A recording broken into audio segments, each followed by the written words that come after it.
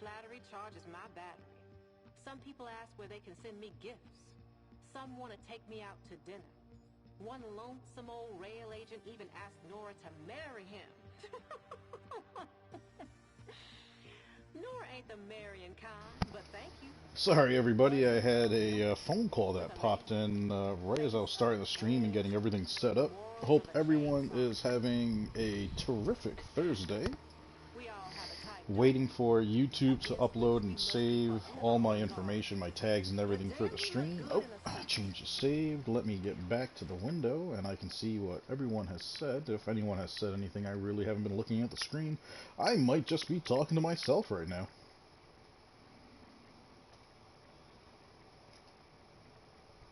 And I totally am.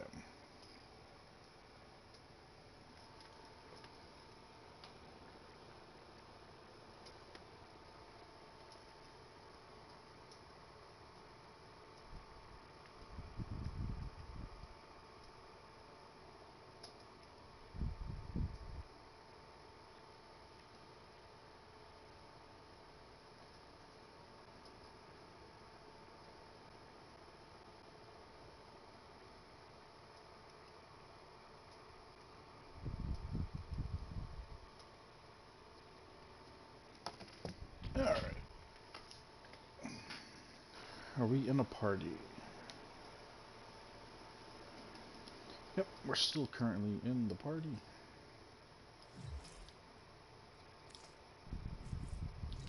This clan looking like leader and one of our new guys are in. Let's see what our sortie is. Hive, mobile, and spy.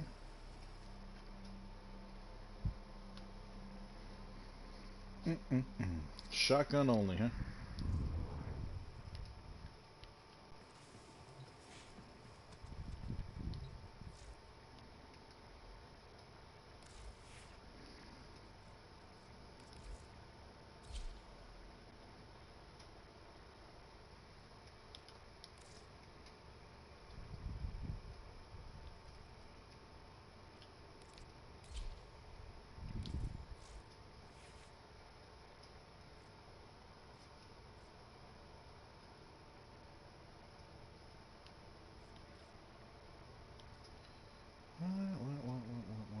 What are we doing here?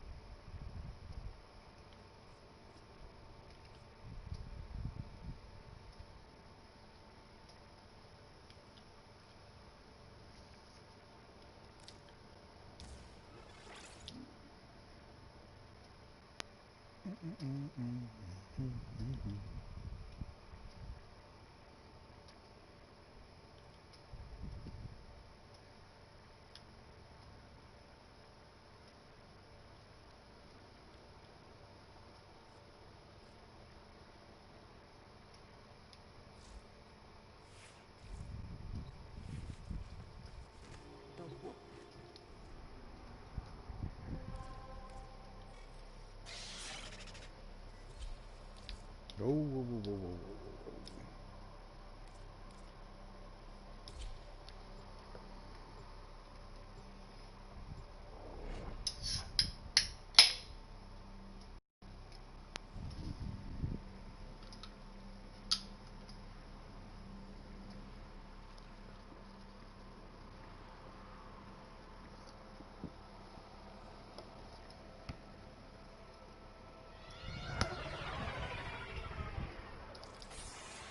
Infestation must be contained.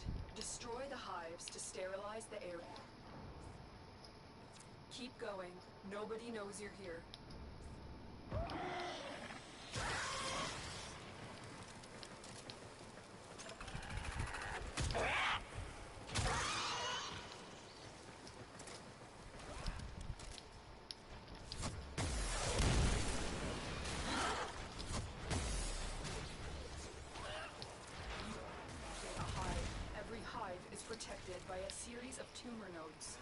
destroy those, and destroy the hive.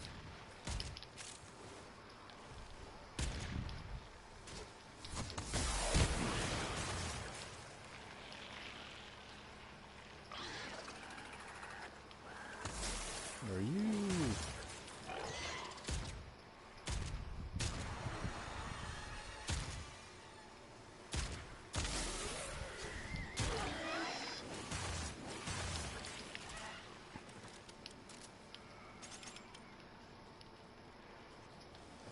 Oh, you're Jesus.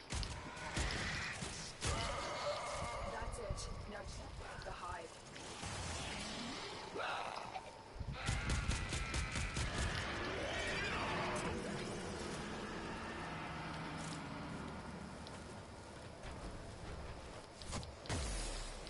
I'll do this. Won't cost any energy. There we go.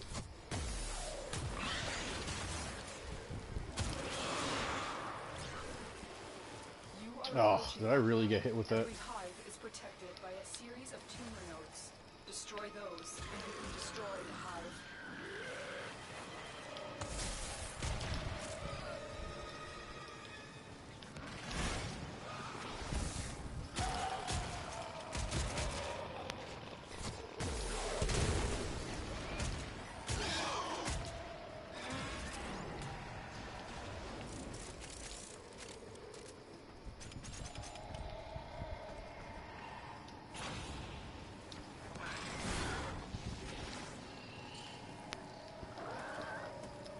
Come on, get out of there.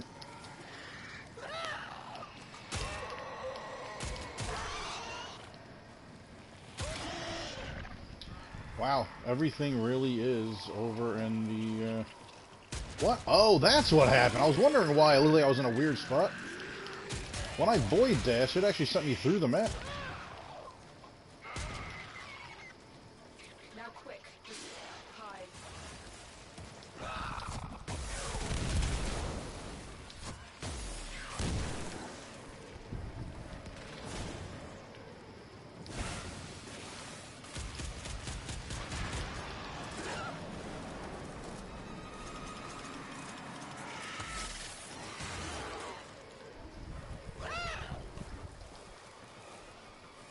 See, you gotta watch out for those. At least in this beginning part.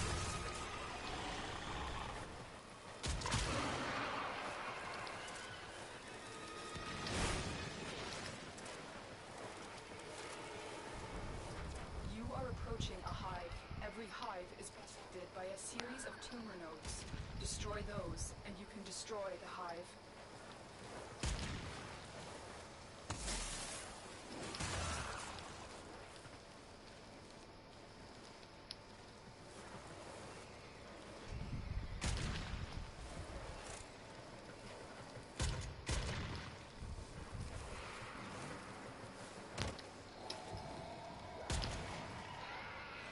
All nodes destroyed. The hive is vulnerable.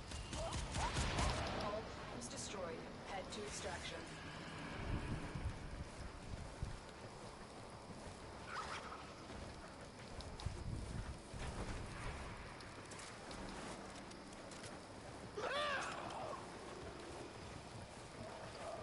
Heads up, people. Lady with a baby coming through.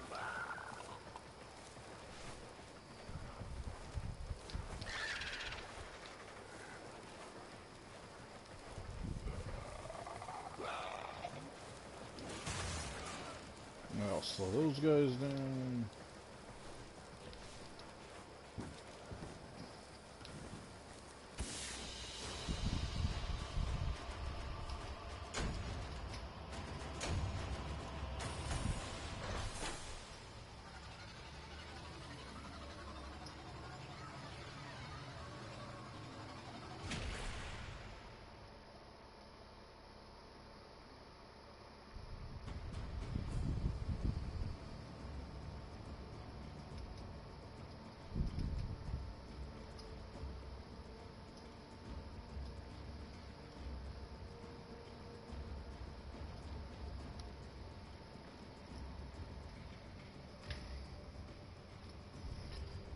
How's everybody's Thursday going so far?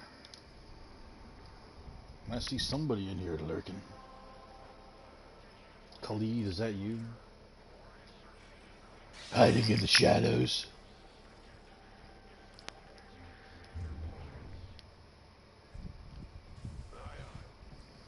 Mobile defense. Well, we're gonna stick with Umber, and let's switch to our newest weapon.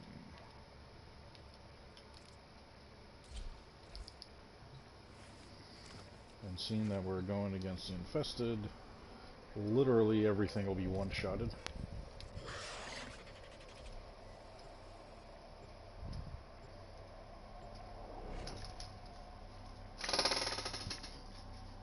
Oh, I can almost reach it. There we go. This chair needs a little lubrication.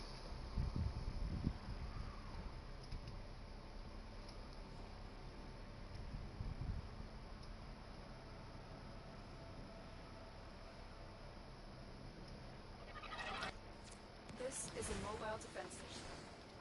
You must deliver payloads and defend a number of locations into the network. Be prepared for heavy resistance. I can't do this without you.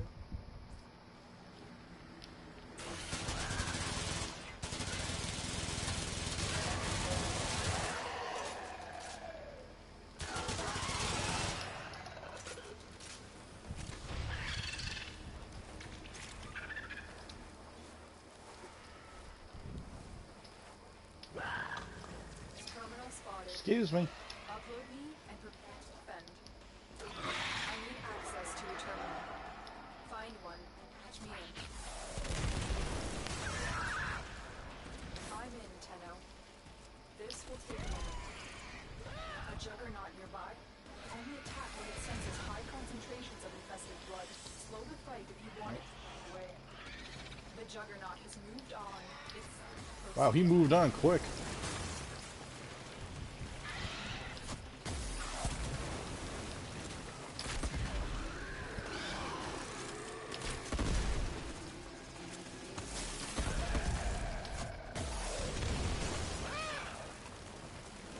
Still working on it. Continue to... What? Oh, there has to be an Eximus somewhere. Drain the fuck out of my energy.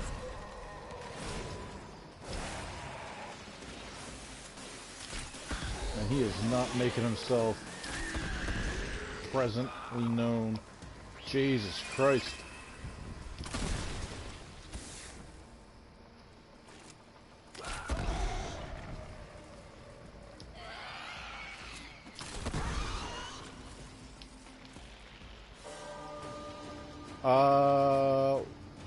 What? My Brahma does damage to what I'm guarding? Alright, fuck that. Dude, that's so much bullshit!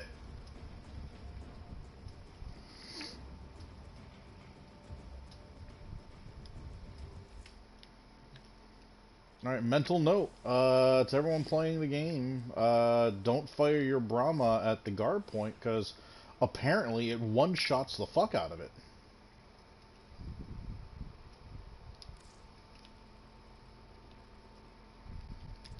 That is incredibly annoying.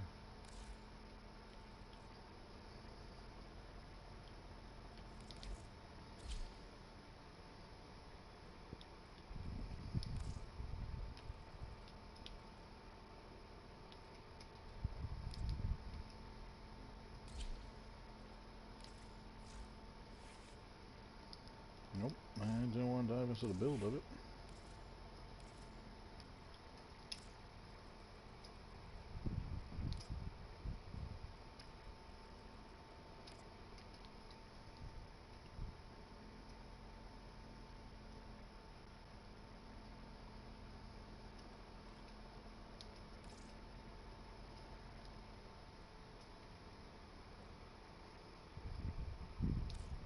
I've been thinking, Operator. I thought you'd want to know.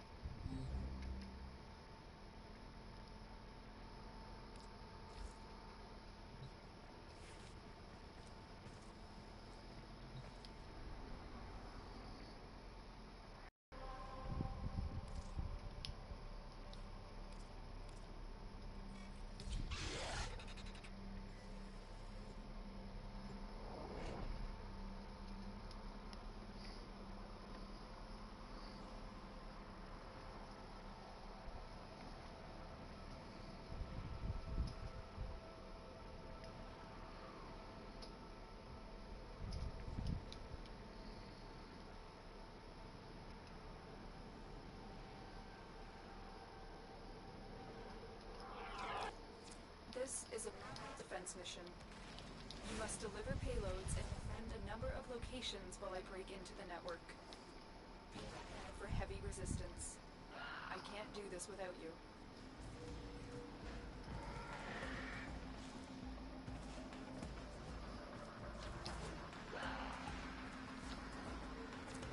Mission reached. Drop me in and defend our position.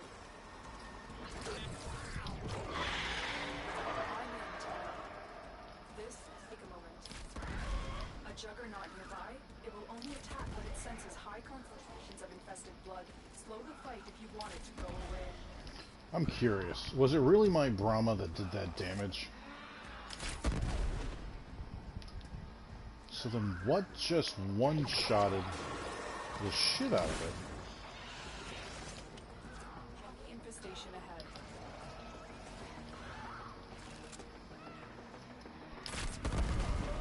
The juggernaut's moved on.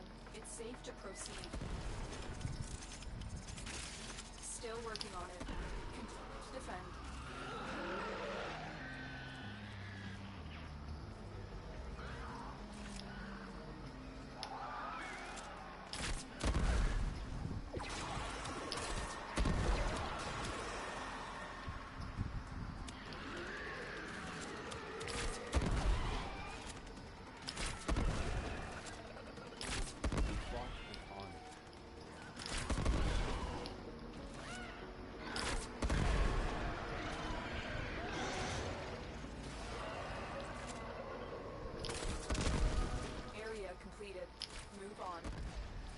I need access to a terminal.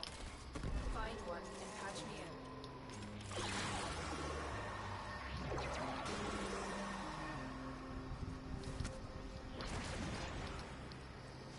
Look at how long it takes for the ammo to be caught up into the Brahma. Yep, radiation doesn't affect me while I'm chilling in limbo. Terminal spotted. Upload me and prepare to defend. I'm in, Tenno. This will take a moment.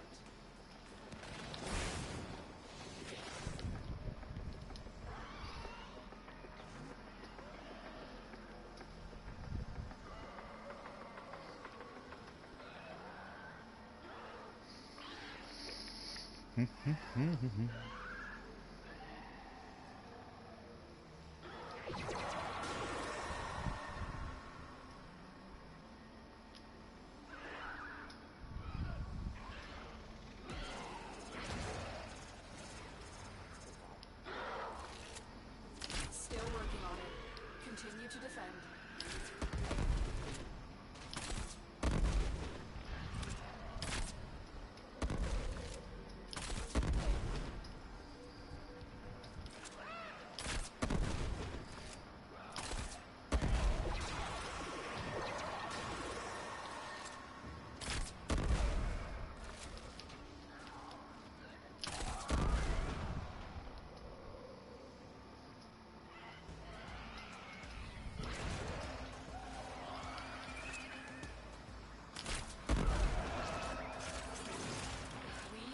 Here. Move on.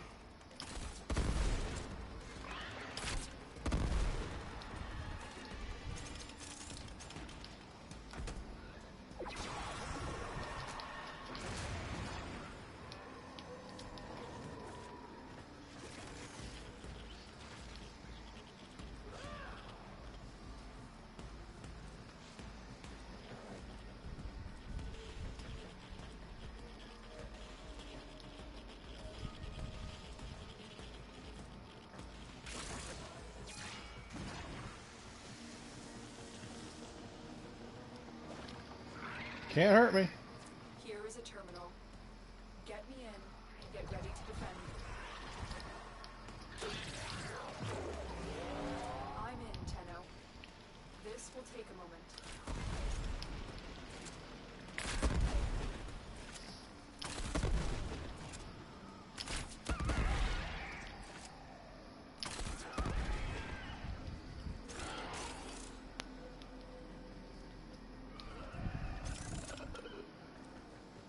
so long until I freaking get my... Oh, I forgot you were even there.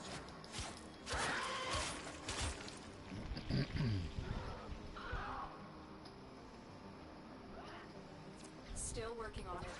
Continue to defend.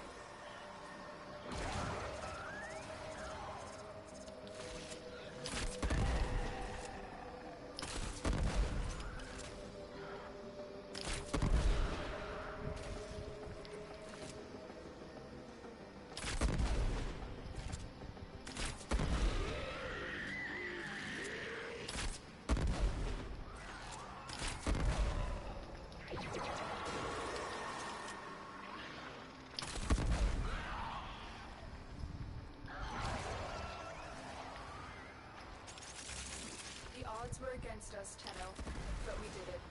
Mission complete.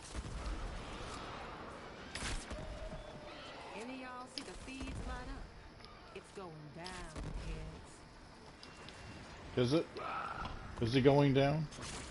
Is it yelling timber?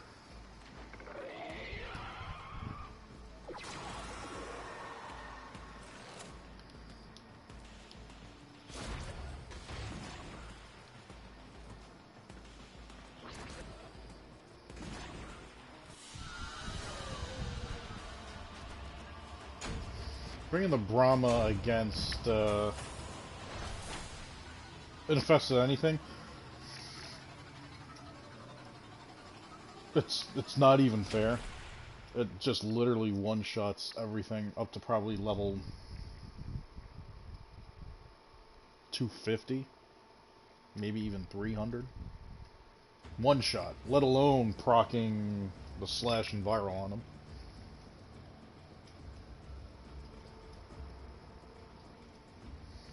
I believe the last part was a spy mission.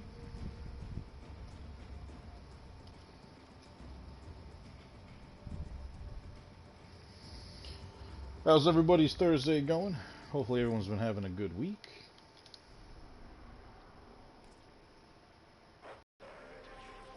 Spy on Jupiter with slash. Navigation has been updated with new invasions.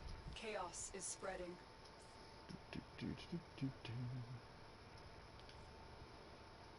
I don't think I have a loadout for Avara. Nope.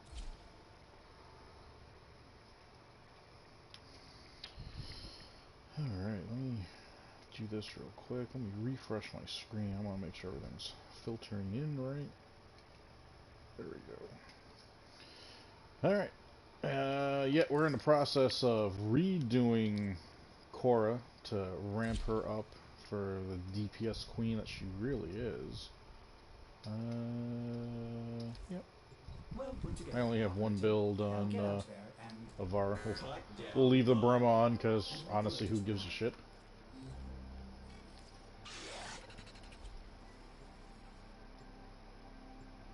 Oh, it's Saturn. Oh, Jupiter was just where I was now. Alright, then we're just gonna bring Loki. Why waste the time?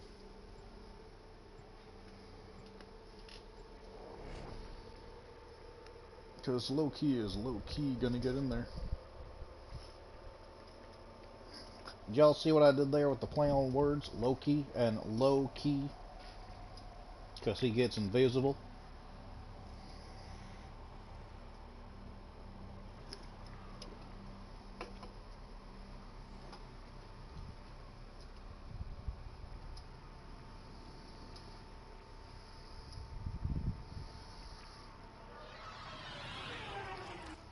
Your mission is to break into enemy data vaults and steal any intelligence files you find. Some explode when killed.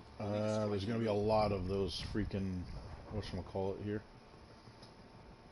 It's either gonna be doors with, the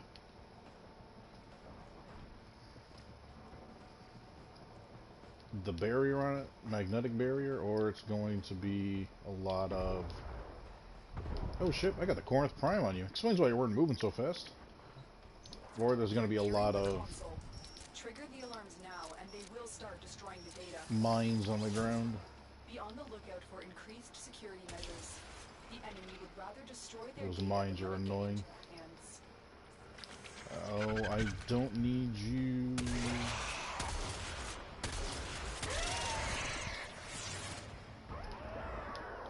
Sucking up my energy.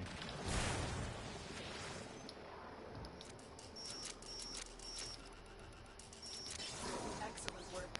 A clean extraction with no alarms. I gotta deal with enough of you guys as it is.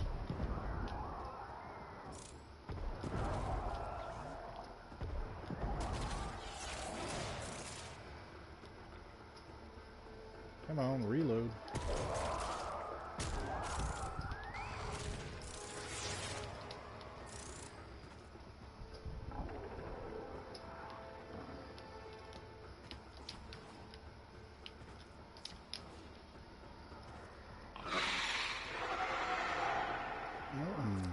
There's our juggernaut. Will only attack when it senses high concentrations of infested blood.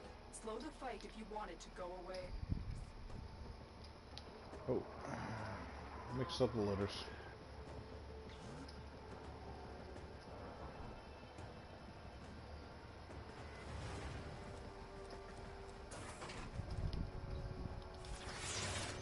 The target console is nearby. If you trigger the alarms now, the enemy will start destroying data.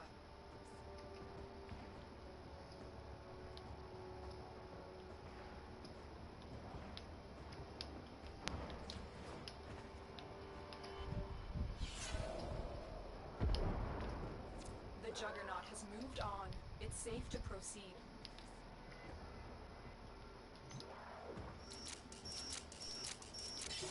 Data extracted. They won't even know it's gone. Eyes open. There's glass resonance in your neighborhood. Why wouldn't there be? Oh, come on, dude. Get out of the way. Nothing left of who they once were.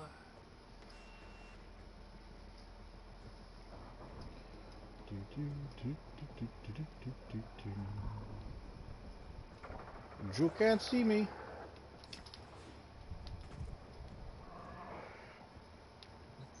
You're nearing the console. Trigger the alarms now, and they will start destroying the data.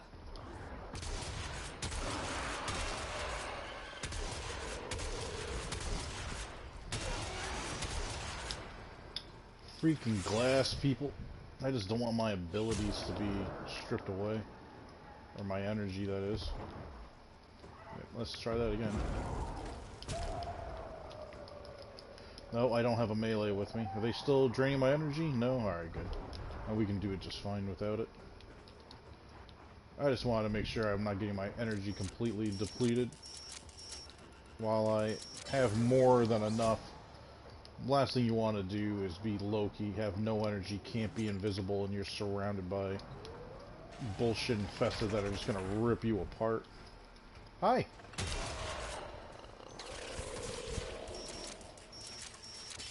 Data extracted. They won't even know it's gone. We have everything we came for. Get to extraction. And we're gonna trigger that because our invisibility off of intruder only gives us 15 seconds, but that speed boost is always You nice. gotta find out what's protecting them and then take your shot.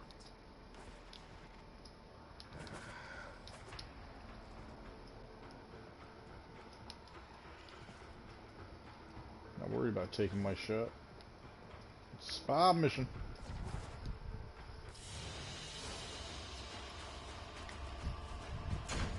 I attain sculpture for how easy this sortie was. Yeah, that's about right. Let's see, I got a booster earlier this week. Sculpture here. Didn't get a ribbon mod.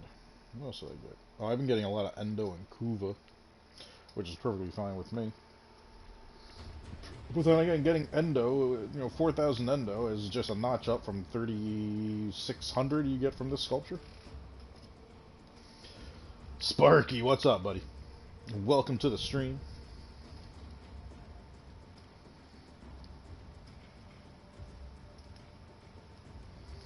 Hope you're having a pleasant Thursday afternoon where I am. But if you're further behind me in the country, it's still morning for you. Mrs. Viper, hello, my love. Oh, with Cora? Yeah.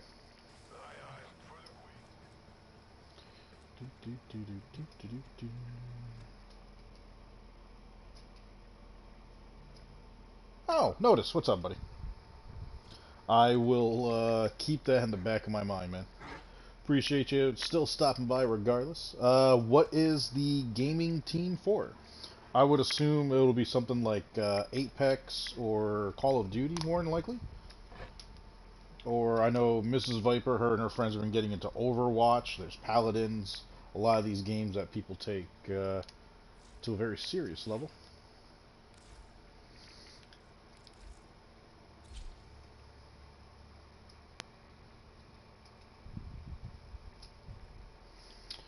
Now, you're supposed to analyze the intelligence profiles of the grenade. keep a melee on her Error, for not a number.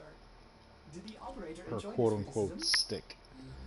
But because of all that, I am going to, and you know what? Let's bump up Benari. COD's the main one. Nice. Ball sack. Man, Benari, you need a lot of Forma. I mean, basically, I want to put Forma in, and still one of your mods is gonna drop.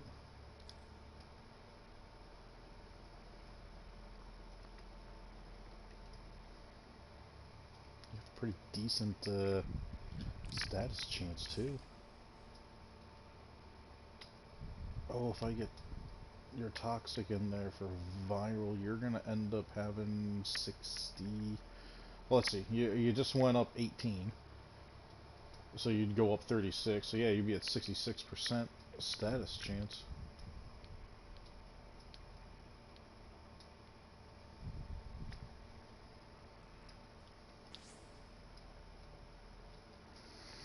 Yeah.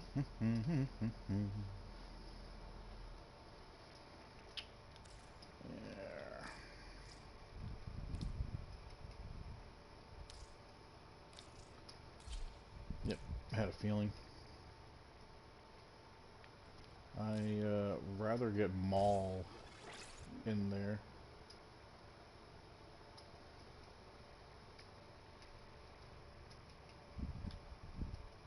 Why did health go? Oh, because I just put Form in her. I'm like, why did her health just get cut in half?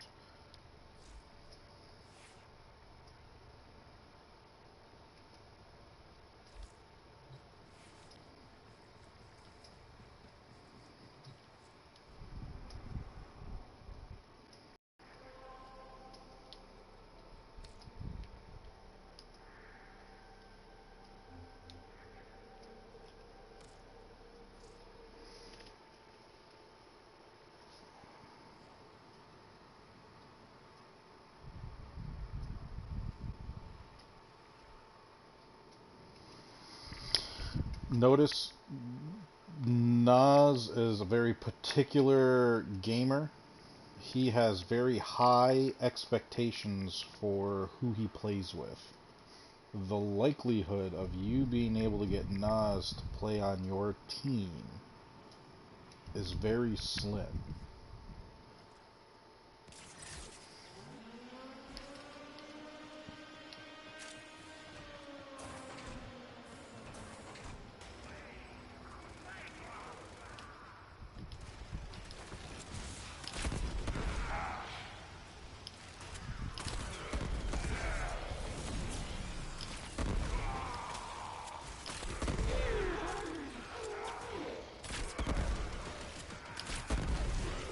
Do we have anyone that can nuke enemies, or is my Brahma going to be the closest thing to that right now?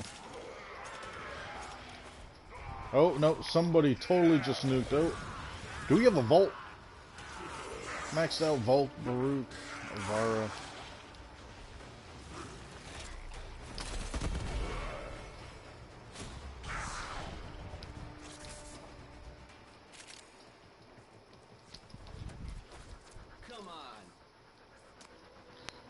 think, yeah, I can't even change how,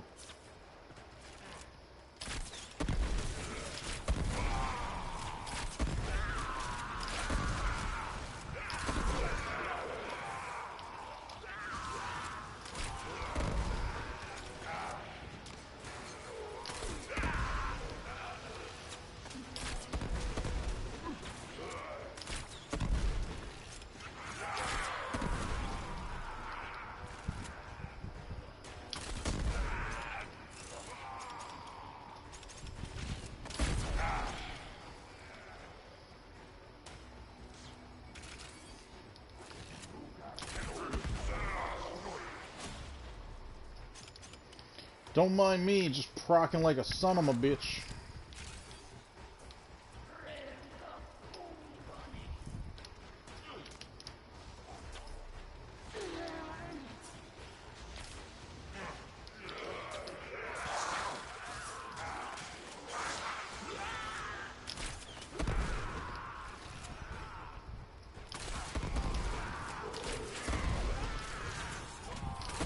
Oh, that was horrible.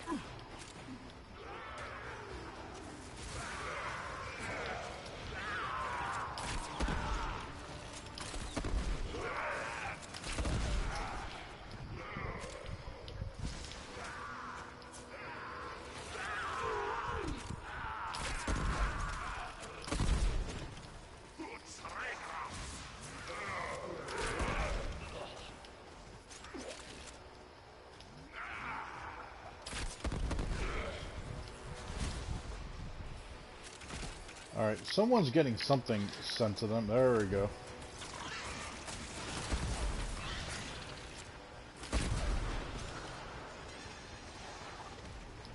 Oh, and I can only imagine who it is. Because I'm about to go fucking down because of them.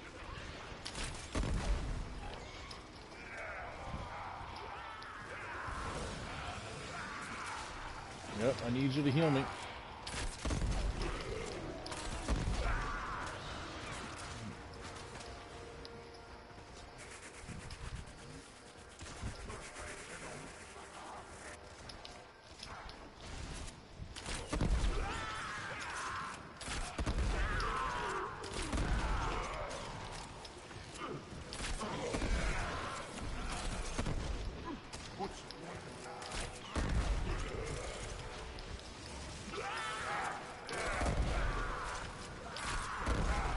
This guy's Vault's doing an alright job nuking, but if he's nuking this moderately right now,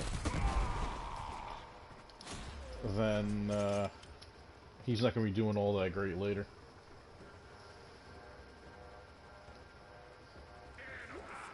Alright, so this guy's up for 15 at least.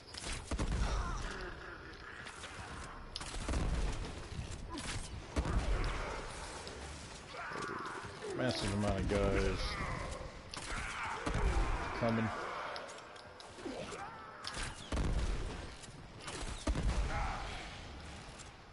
Come on, get over that. And we got one guy that's just, dude, stay tight. Let me guess, our level 7? Like, just stay up with us, man.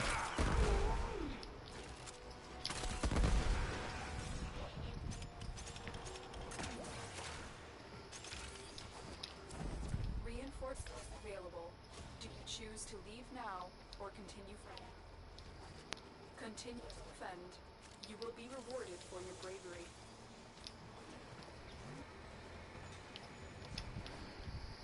Don't have Strangledome yet. That was a close one. I can put Venari on Protect at least.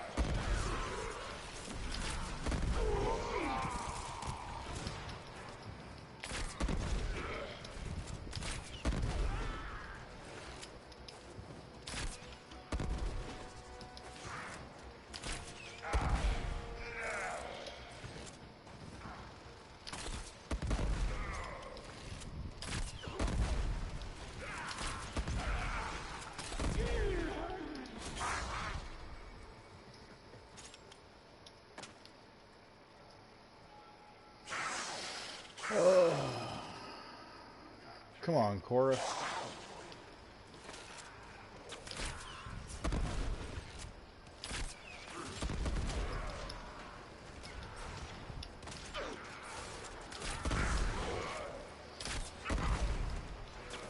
Really?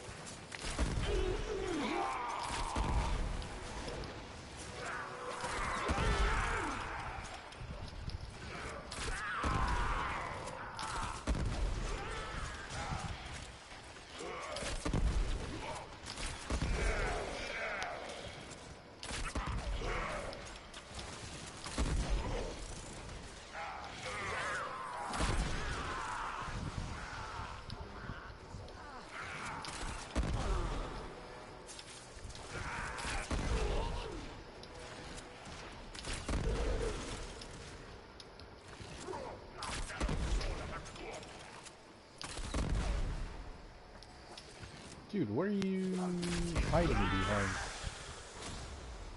Jeez. Let me come out a little bit. Let me heal Venari.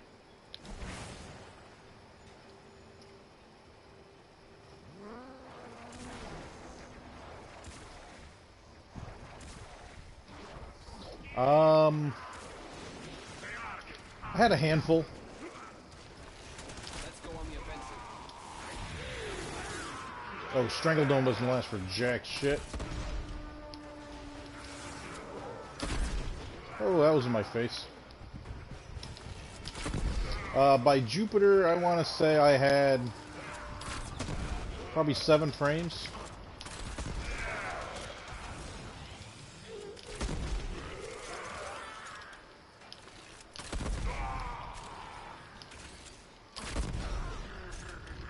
I'll knock myself down, I don't give a shit. I am going to fuck these guys up one way or another.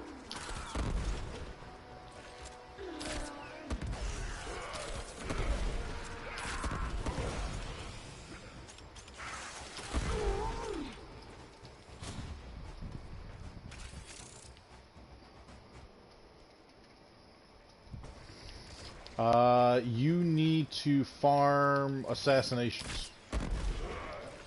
And that is something you and I are going to focus on. For sure. We gotta get you Rhino.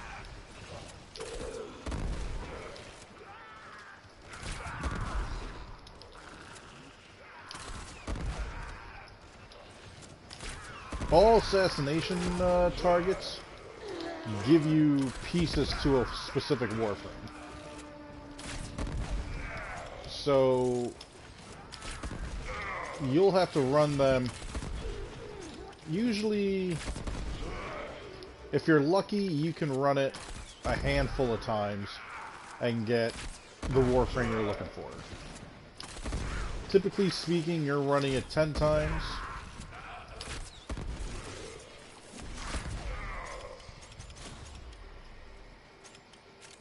Seems to be the key number. I've been plenty lucky a multitude of times, but I'm very lucky in this game to begin with. That actually bothers one of my modders. Hulk!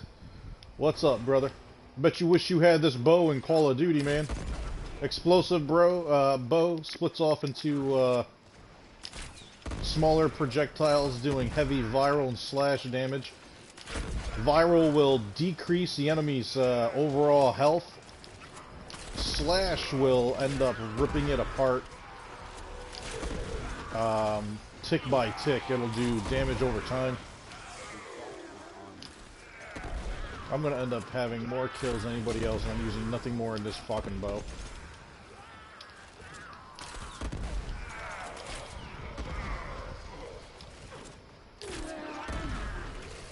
For those of you that are unaware, Hulk over here, he does stream as well. Please make sure you follow him. He's probably one of the better Call of Duty players you will see these days. Him and Naj were running last night, and these guys were finishing off in the top 10, or the top 5 actually, quite a bit. So if you're into any first-person shooter, definitely check out my boy Hulk over here. If anything, he's funny as fuck.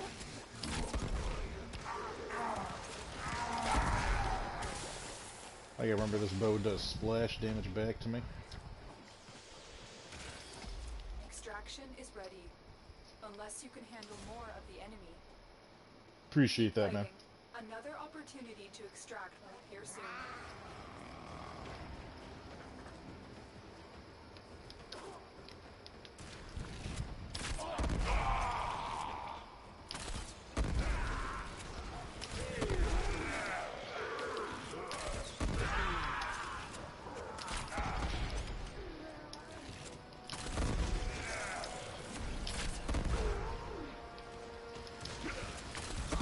These guys, and they're getting overwhelmed a little quick here. And I feel like these guys are not putting up a lot of numbers here.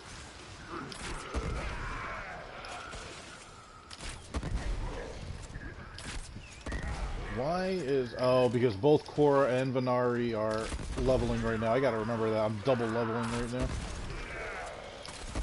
So they are not going to get the same amount of experience.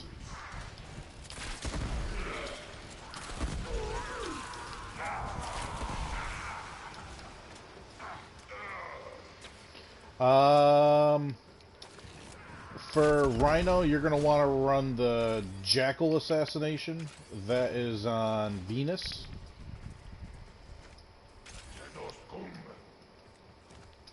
Venari's about to die, but I'll automatically get her back.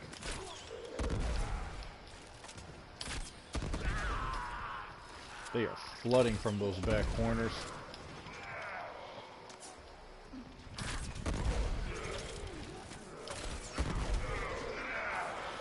Anybody down here? No. Volt's got that on lockdown for us. In case you guys are wondering how and why I'm able to move around the map like I am right now while being accurate and not fucking up too much, at least, I rarely look at the game itself. I am looking at the mini-map, looking where the biggest cluster of marked enemies are, and from there I'm deciding where I'm going. When I see a high concentration of enemies... Oh, you're... Okay, come on. When I see a high concentration of red, that's where I focus on with my weapon that does this massive area of attack damage.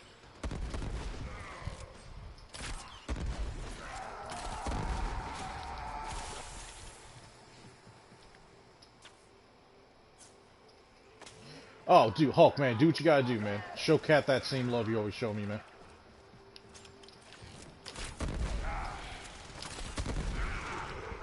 That reminds me, I gotta get you in on the promos that I do.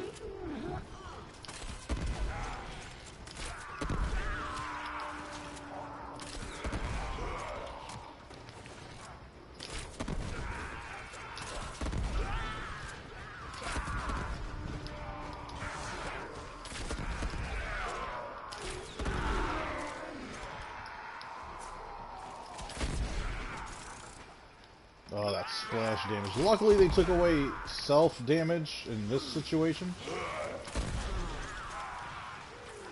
But the only time it really sucks is when you are chroma and you want to self-damage so that you can get yourself bumped up.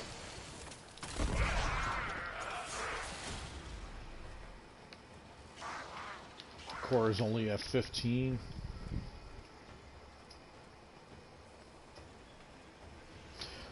And Hulk, yeah, man, Warframe, I've been playing this game for so long, brother. Minimal 5 years.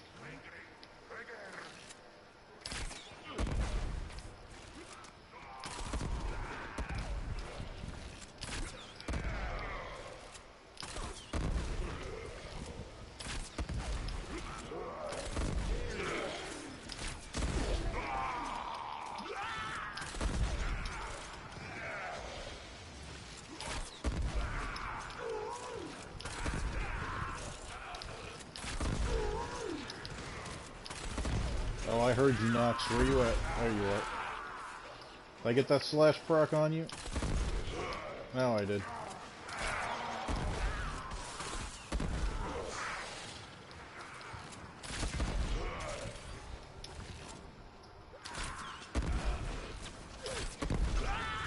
Oh, where are you? Dude, scorpion me right there.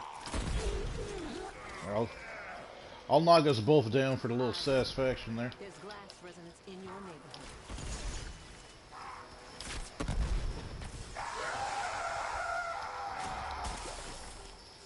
And I want to make sure I'm going to do a quick lap here to collect everything that's dropped. Where are they coming from?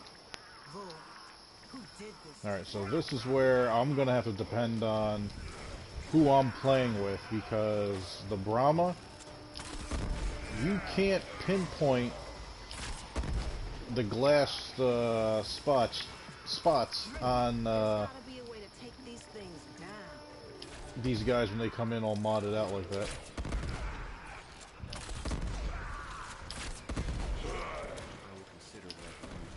Dude, this guy keeps hitting that vault ability on me.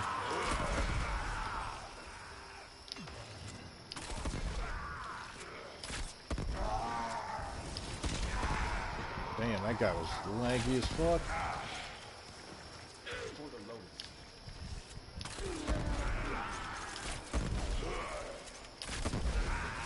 Before you set your shield in place. I want to make sure I get these cats before they start moving up a storm.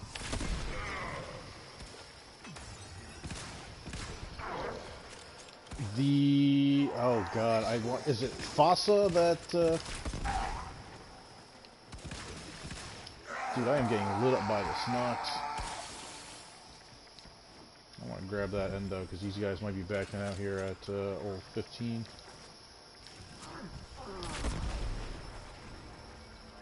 And I did. I don't think it's Fossa. Maybe? Nah. Yeah, it's the Jackal assassination. So if you go over the Jackal a few times, damn, stop at 24. You'll see that at the end of the mission you'll be awarded, when you, like right now the screen that I'm in there you will see either the Rhino chassis, the systems, or the Neuroptics. Neuroptics and chassis have a slightly higher chance of dropping. Systems tends to be the hard drop for it. So if you have a 33% chance for the other two, you get a 26% chance for whatchamacallit, the systems to drop for you.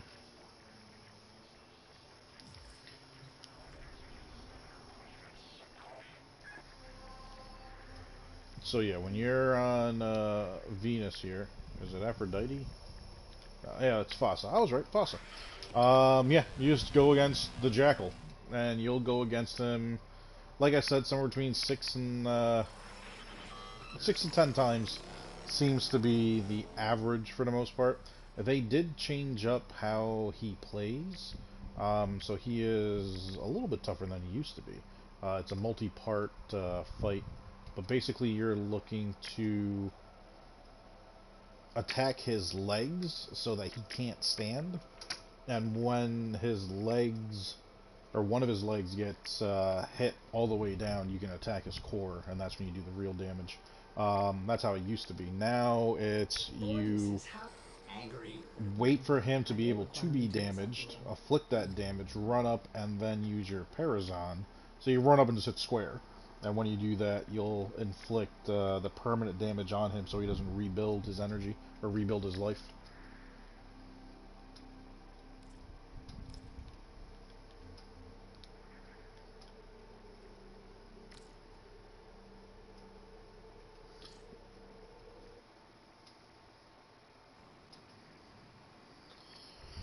Oh, we got two Stingrays, we got ourselves the basic, and then we got ourselves the Zyphos. I don't even remember what the basic ship is called. I know he's got the skin on it that you get from completing Nightwave, but... Oh. Somebody dropped out. Alright, everybody, pay attention to the back of my screen right now and all those stars. At what point in space can you stay, look around, and literally see that many stars? No, I do not. Don't search for the previous mission session, because you're going to... Would you like to reconnect? Nope. Nope. Somebody in there is hot garbage. Oh, look at... Wait a second. What the fuck? Oh, it's showing my last stats from the last one. I'm just going to say, I don't remember doing any of this. I shouldn't be getting anything. So here's the fun thing. If you pay attention to the fact of I was just running around with the brown, like, anytime you go to Hydron and you're going to level something up, you need to bring one of two things. If you are leveling up your Warframe, you need to bring a heavy weapon. A weapon that is modded out, a weapon that has Forma in it, you've put time into it, a weapon that can easily wipe out level 100 and higher enemies. If not, if you are leveling up a weapon, you should be bringing a Warframe that can do the same thing. Typically, I bring Saren, just to help crowd control a little bit, weaken the enemies for everybody. I try not to use her to nuke the entire room, just because of me not getting as much affinity as I would from the group bonus. Now, the reason why I brought that screen up was I brought Cora. Cora doesn't really do anything right now. I'm leveling her up. This guy brought his Volt, if I remember right. Yep, this is the guy that brought Volt. That's why he got as many kills as he did. Not that far behind me. Basically, a little over half the kills that I got. But he was popping with Volt, which means he's using Volt's fourth ability, which is putting electrical damage on everybody, and that electrical damage will arc from that enemy to other enemies when they come into a certain distance, and it chains out. It's great for a board where enemies are going to keep respawning like that, because it can heavily crowd control to a point, at least. But because of that, when you have a Warframe that puts a status on an enemy, regardless of the damage other player might do, the highest chance of that kill is going to the person that put a status on them. Because if that status is constantly draining them or constantly hitting them, if an enemy's hit point is 1,000 and they have 1 hit point left, that status is probably going to take that point before your weapon does, or your Warframe does.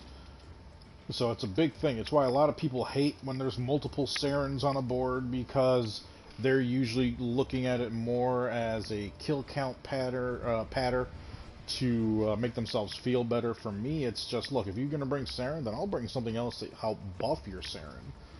Saren should be crowd control 101. She's got probably the best DPS out of any character in the game because of how well her abilities work together. The only reason why I did the damage that I did is because I have my Brahma. I'm hard focused on where the enemies are coming from, and I'm one-shotting groups of guys in no time. Also pay attention to my pickup count. I was mobile. I was moving around, but still staying in close proximity of everybody. I picked up way more ammo because of how my Brahma is. I picked up way more stuff around the board itself. It needed to be done. When our guy went down, me and the other guy went to pick him up. This guy, nowhere to be found. He's also our Mastery Rank 7. He's expected to do the least amount of anything. Chances are he is with one of these other two guys to be Mastery Rank 7 and be able to make it all the way to Hydron. While it's not impossible, it is a little unlikely. But these are all things that you kind of have to pay attention to. Now, I should be able to do Hydron once more. Hopefully these guys will stay 10 waves. That's all I need to guarantee that Venari and Korra will be maxed out. Past that, I'm going to put a little less effort into Venari and just worry about Korra. Because Venari we're going to set up more for support, since she basically never dies. The enemy is at our doorstep. You must defend our equipment until reinforcements arrive.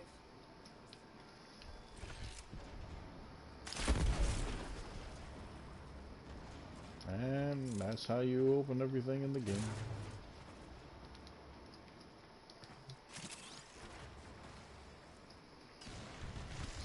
Let's see, a level 8, 18, and 23.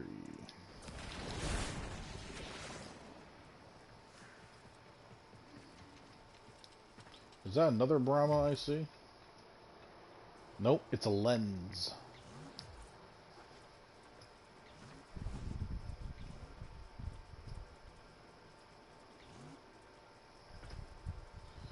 We're all here.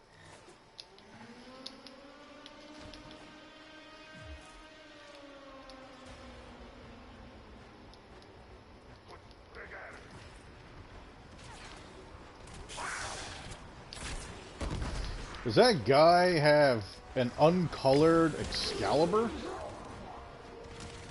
No. It looked it.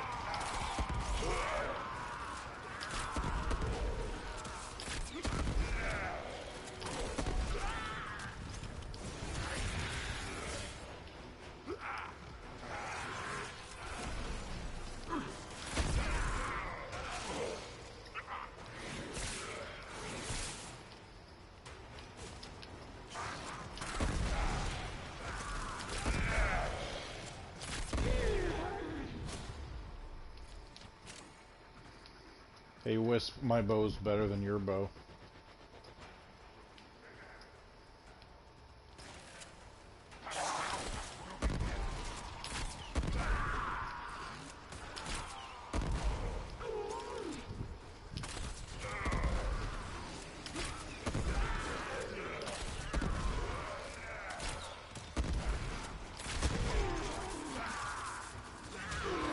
We do not have someone that can crowd control.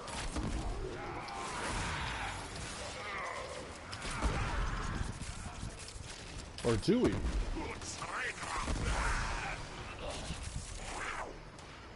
Did somebody just nuke everyone? We have a maxed out Wisp.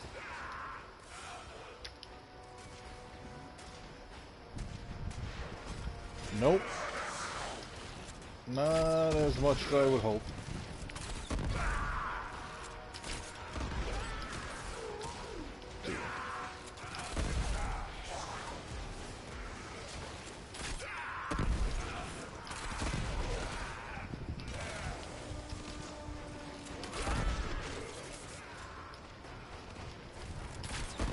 Baby, if you're watching this, this is where sure-footed would come in amazing. Using the Brahma like I am, never have to worry to go down.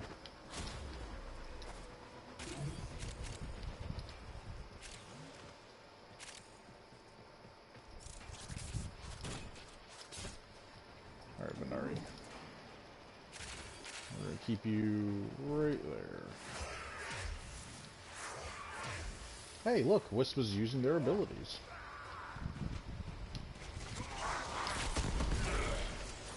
By the looks of it, we're gonna have some friends coming. Oh,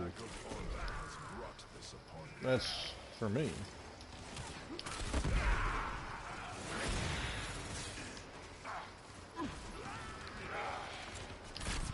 These guys all came for me. Allow me to take care of you.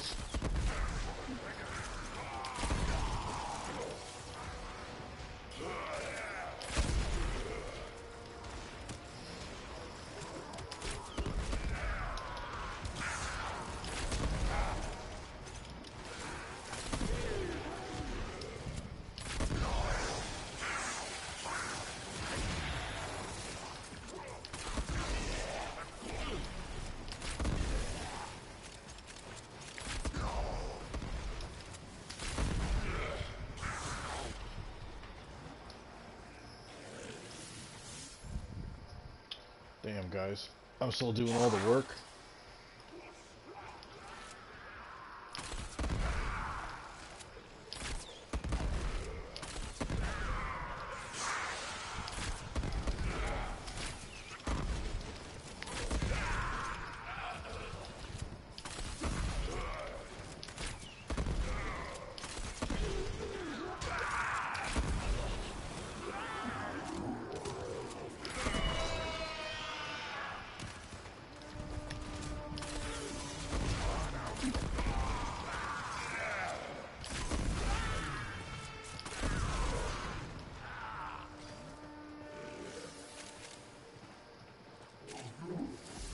Reinforcements available. Do you choose to leave or continue fighting? Well, I guess they're down for the 10. Keep fighting.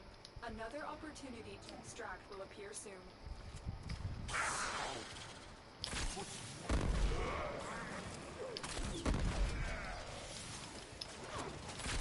Did somebody put their glyph up? They did. Our level 18.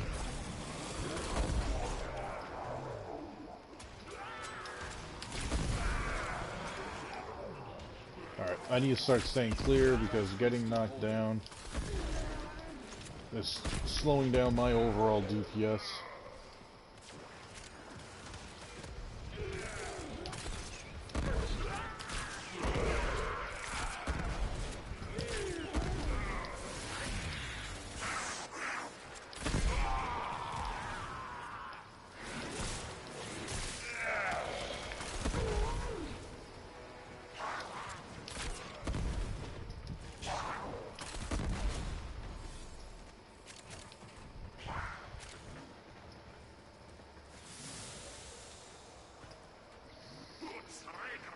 I got Veneri constantly healing me.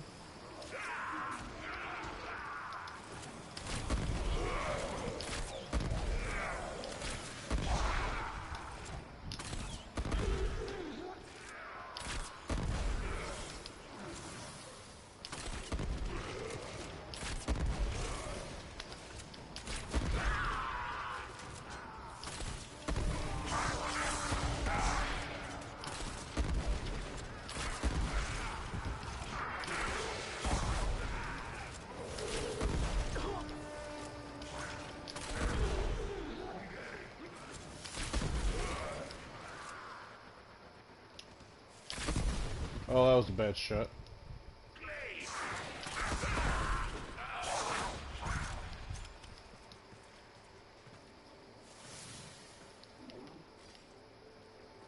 Damn, dude, you can't drop down your other one?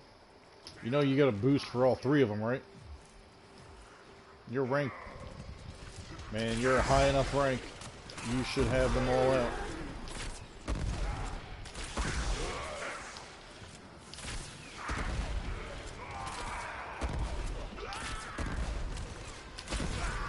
Self-sacrifice.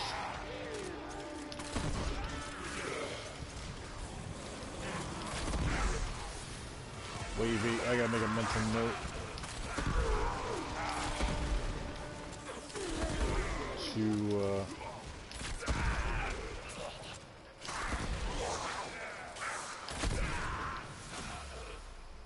Alright, let's go around and collect all these goodies.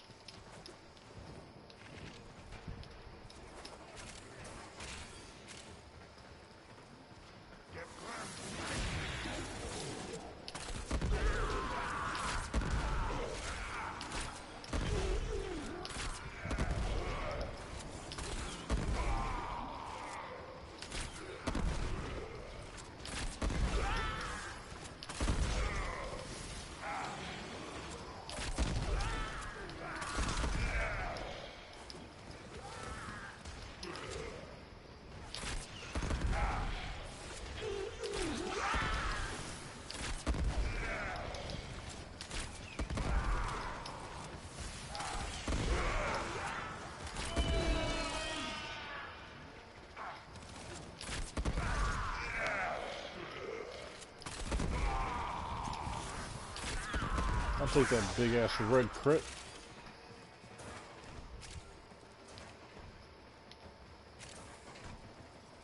Excuse me, people.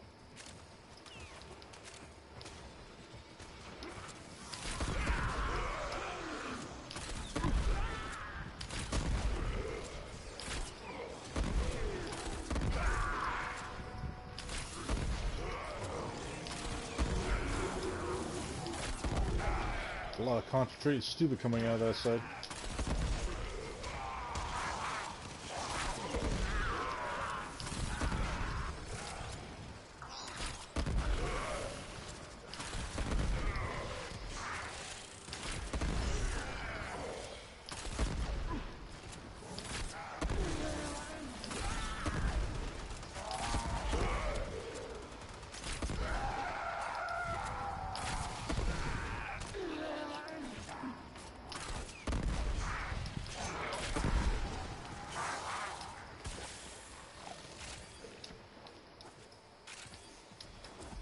Extraction is ready. Oh, got that last one.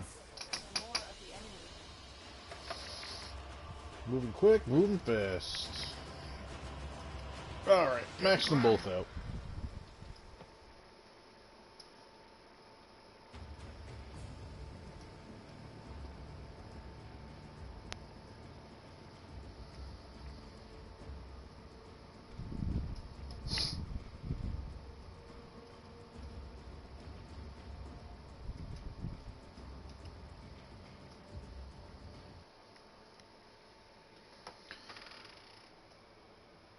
I dealt 72% of the damage. And this is what happens. Look, this guy had a wisp, maxed out, couldn't do it. Like, I don't get people. I don't get why they can't just hammer it right in.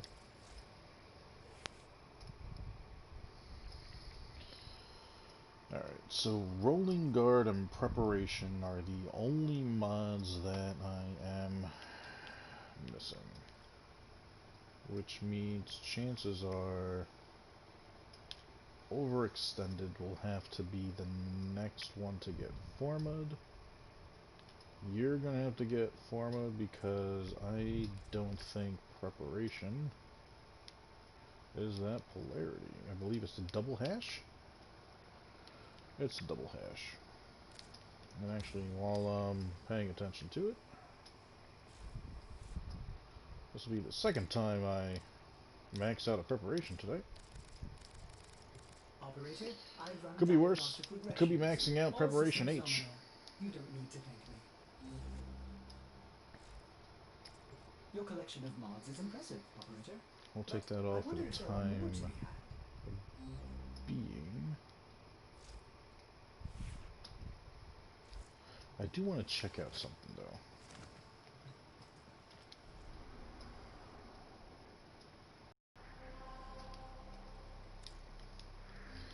Put you on invite only. Let's go here. It just dawned on me before that Hulk said he was going over to Cat Stream, and I haven't jumped in there to throw some love.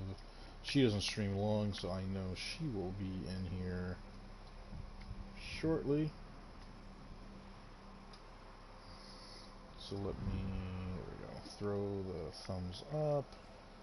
I'll keep her running in the background. There we go. I know at the end of her stream, her and Khalid, they always do a cat raid, and they come in here and jump in and show their love. Alright. Now,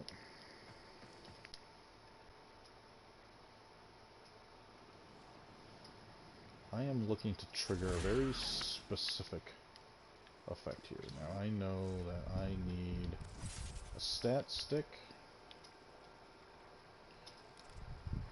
and that is going to be coming off of the Grim that I made here. Specifically this build for it. Oh, nope, nope, nope, nope, nope, nope, nope, nope. Gotta get that reach out of there.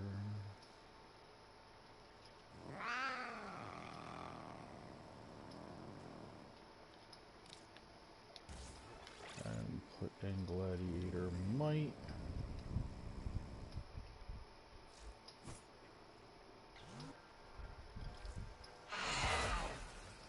Okay. So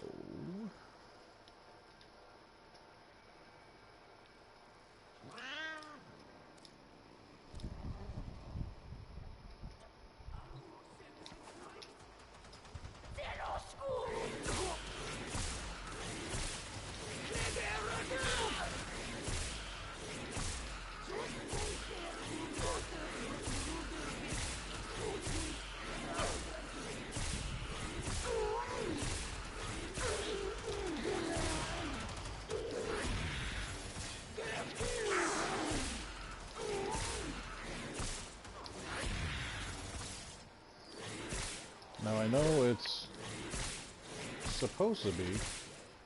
I'm not even... It's weird. I feel like I'm not even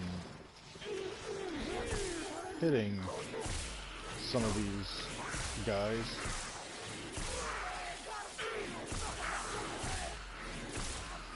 This is not how it's supposed to build. I am getting my bump in damage, but there's clearly something I am missing here about how everything builds up. And the only thing that makes any type of sense is I don't believe this guy was red critting one shot these guys no problem. So there is clearly something that I am missing.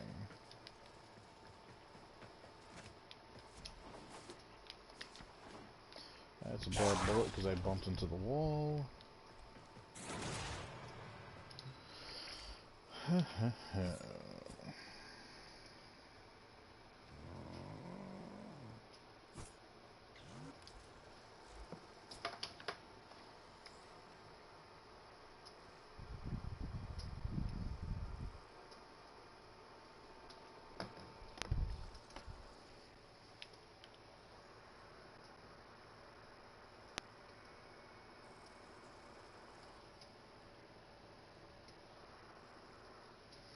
Oh.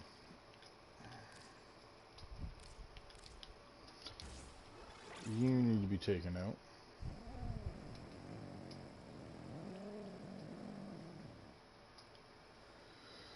I gotta take you out.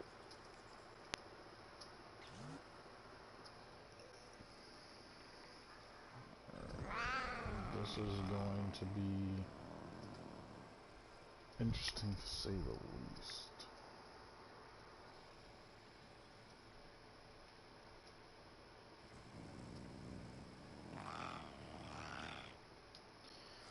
Let me...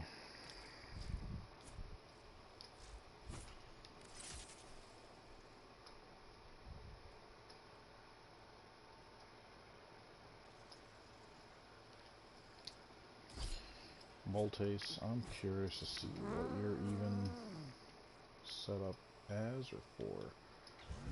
Yeah. Alright, so let's switch that up real quick.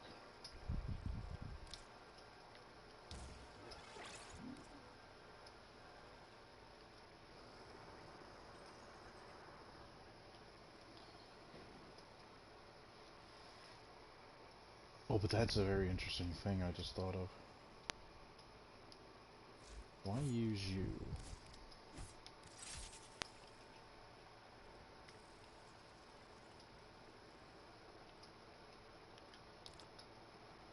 Well, I can use you.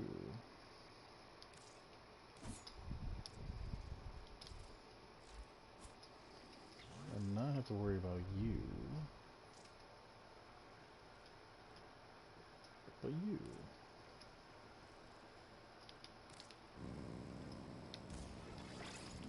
Because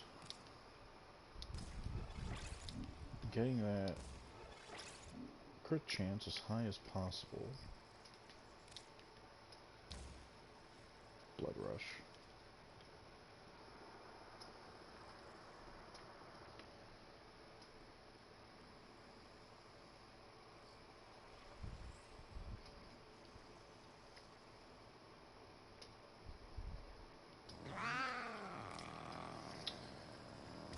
Fever strike.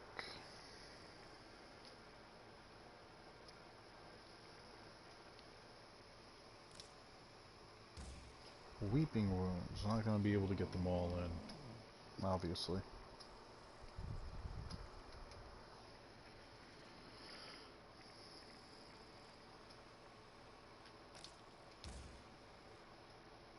I don't have another Vicious Frost, which means Fever Strike, at least primed Fever Strike, is going to have to be substituted for Fever Strike.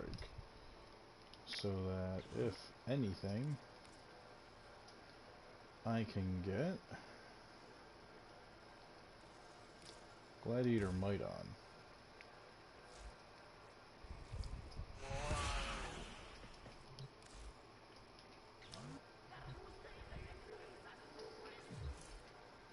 Other things I want to look at is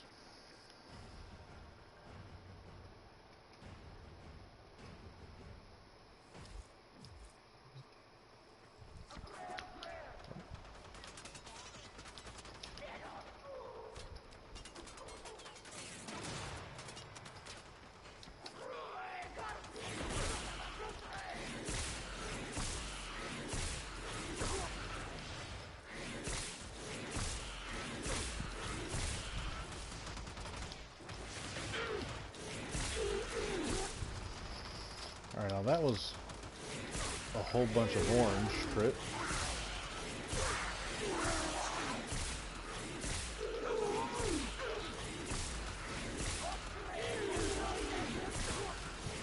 There's our red crit starting to come in finally.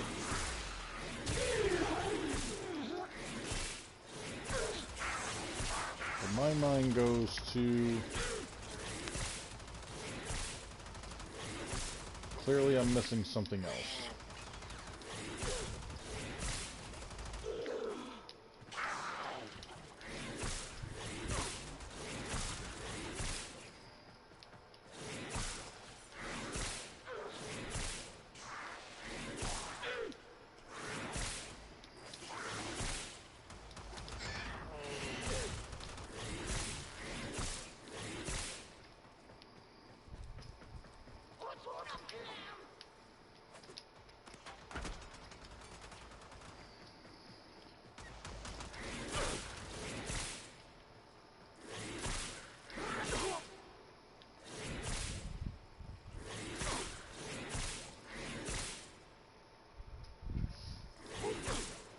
Alright, so that's my bonus going down, shrinking down, because it's every 10 seconds. So the base damage of Whipclaw is going down, based off of that. And for every second that it goes down, it's going to go down by that 10% until... Now it's going to trigger back up.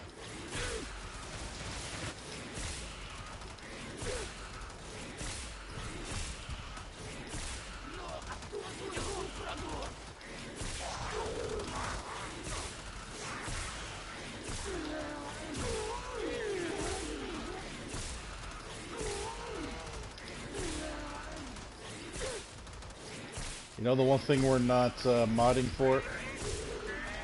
Combo duration.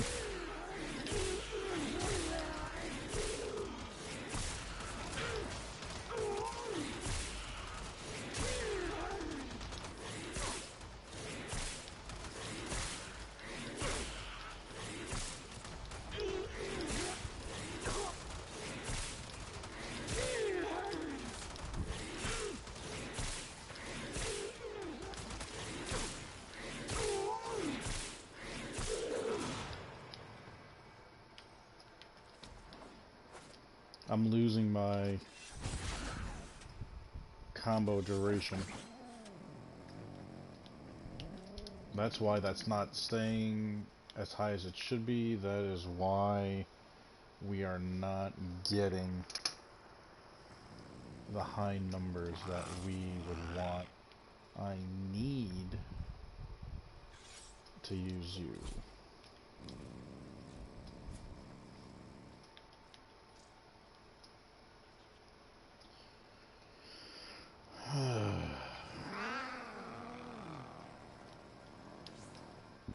I need to do away with the two of you. If anything, actually, I need to do away with you.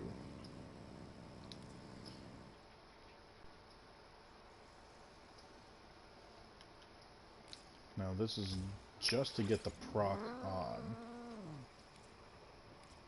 So I don't need to actually worry about...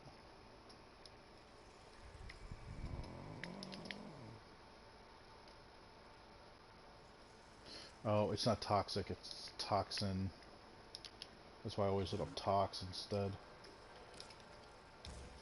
I need you guys just for viral to exist. And beyond that, Gladiator Rush increase my duration. Not just increase my combo duration, but to also add the multiplier. And that will combo on top of it all. So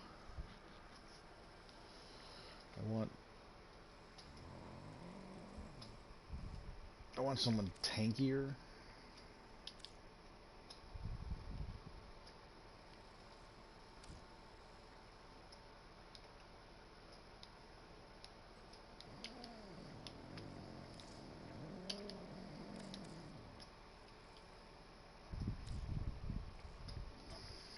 Well, I don't want to lose.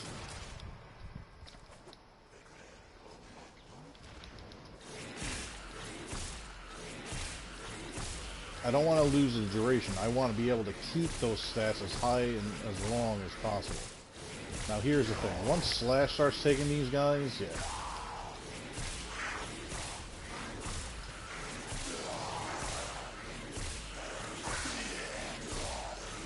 But we can see the effects of Blood Rush kicking on. Because we can see our... God, does this hit through?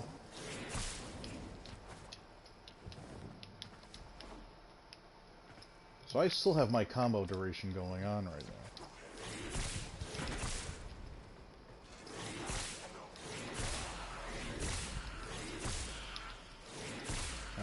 So I lost my combo because I wasn't paying attention.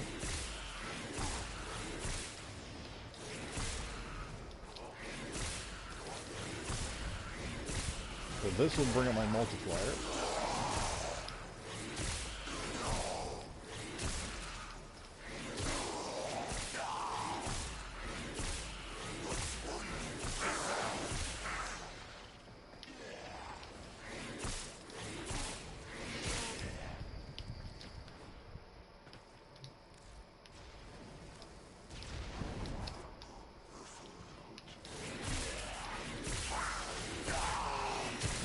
So combo multiplier, or combo duration, is something we definitely have to mod when it comes to Forma.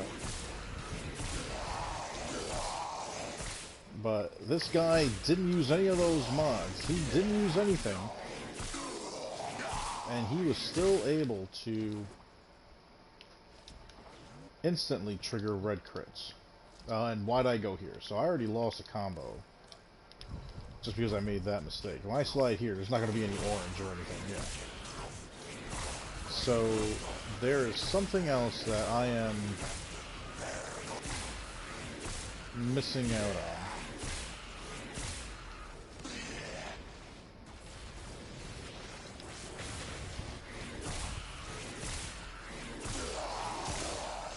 There's something in this layered cake I'm missing. Somewhere in there I forgot an egg.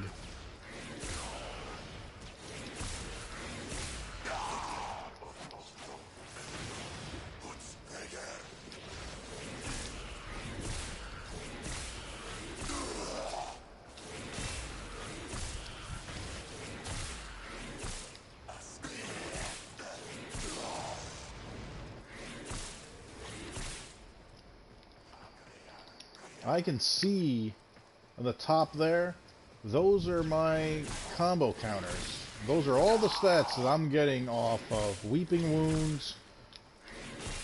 Yeah, I can hit, yeah, I'm hitting these guys through the wall. So this is easily going to be having the ability to wipe a room just because you don't have to worry about anything being in the way. It's like this has like infinite punch through or something. But it's also a matter of building up the stacks. He did it without having anything on for combo duration. Now I'm getting my red stacks. I am just about one-shotting some of these bombards now. They're at a times 11.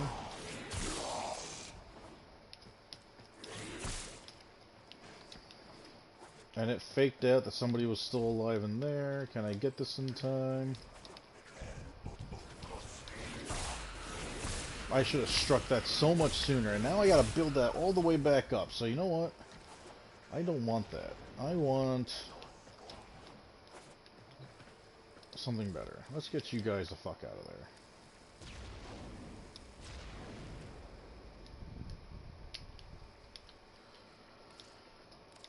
Give me Nox.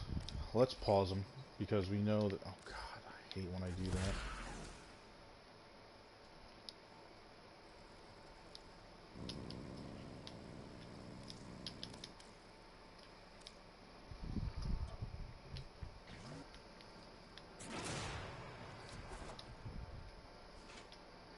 So what is it in this loop that we are missing?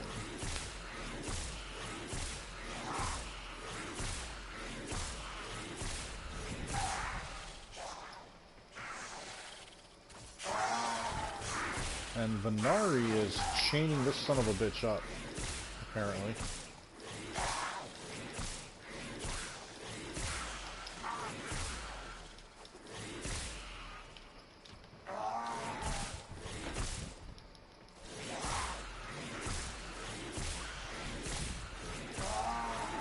So we are at rank 7.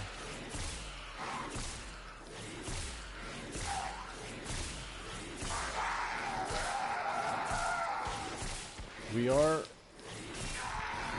weakening the shit out of them. I'm wondering, probably be smarter if I used... Alright, so here's our red crits. It did build up just like any other melee weapon would have. I'm still at only a times 11.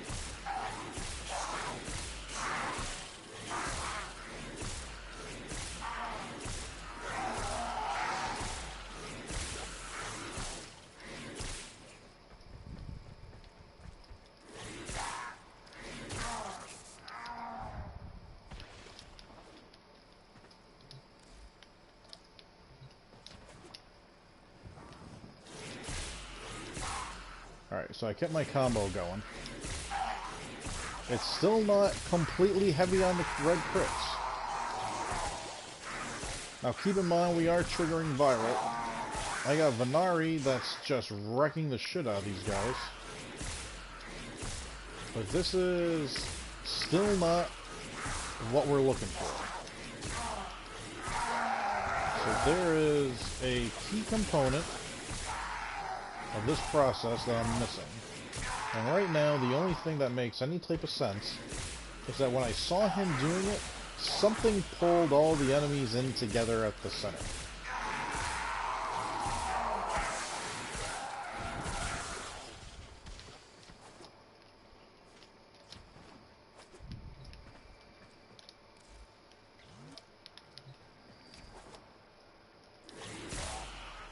Couldn't get it in time. I was hoping for it.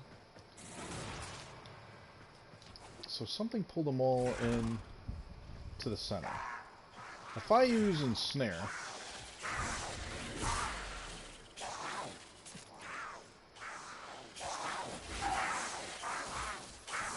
that's what he used. Ensnare. So is there a multiplier when Ensnare is on and you whip them? I want to say yes.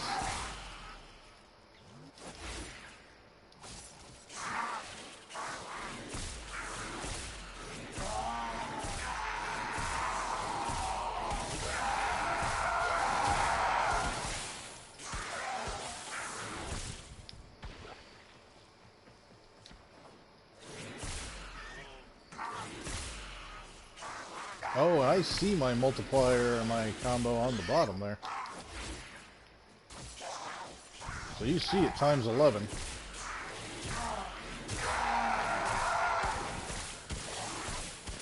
And I want to say that...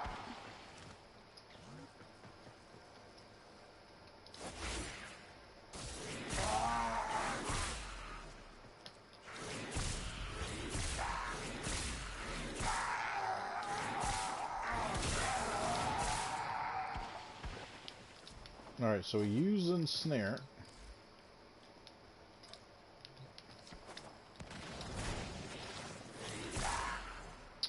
Damn, it's just not enough time.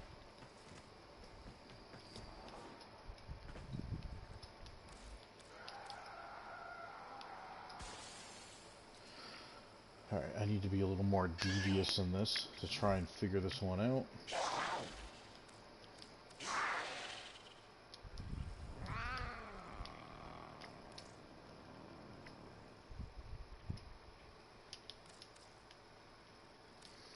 Juggernaut.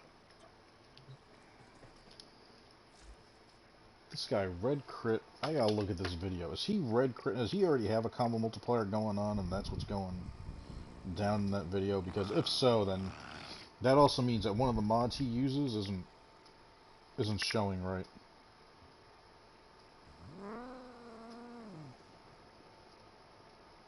We'll have the $5.99 steak special. What if everyone did?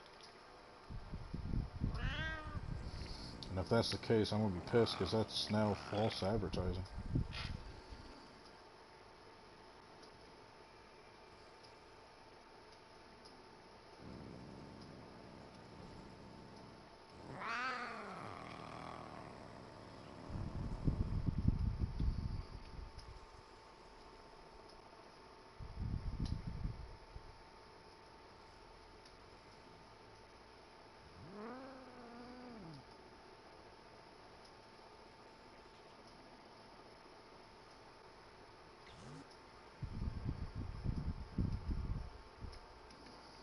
Yeah, he is not showing the fact that he does have something on there for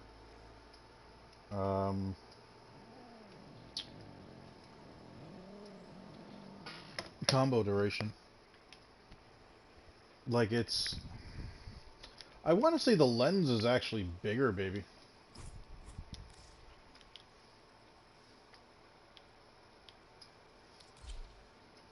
Yeah, the lens is bigger. The Brahma is just harder hitting. I mean, it looks more like an actual bow, but I mean the Brahma it just slaps so much harder. All right, so this guy is definitely using something to keep everything going. Now, the other thing I saw that he possibly used was Spoil Strike. Now, that is the one thing that I don't believe I have my hands on.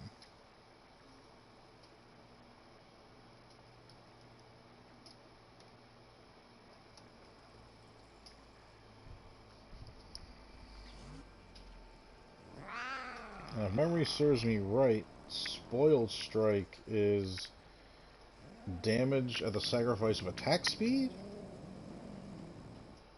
Yeah. 100% damage minus 20% attack speed. And that is definitely a huge bump. But here's the other thing. It's completely worthless unless you get something that is going to give you a high enough status chance.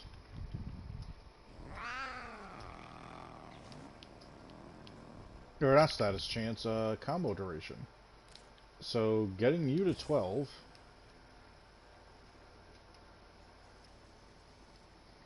You know what, instead of Fever Strike, I'd rather increase stat. Well, I'm getting increased status off of Weeping Wounds, so you know what? Just because I'm just doing that just for the effect of it. And you know what? I can fit you on anyways.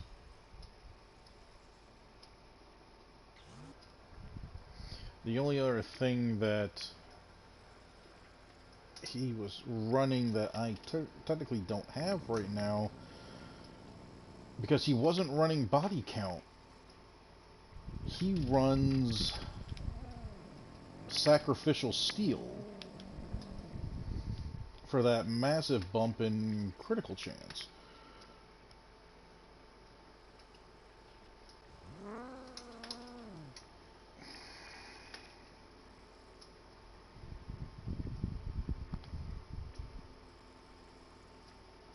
It's a 5-second...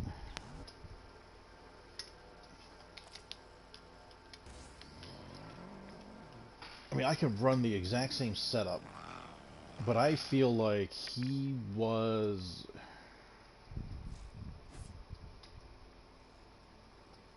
Alright,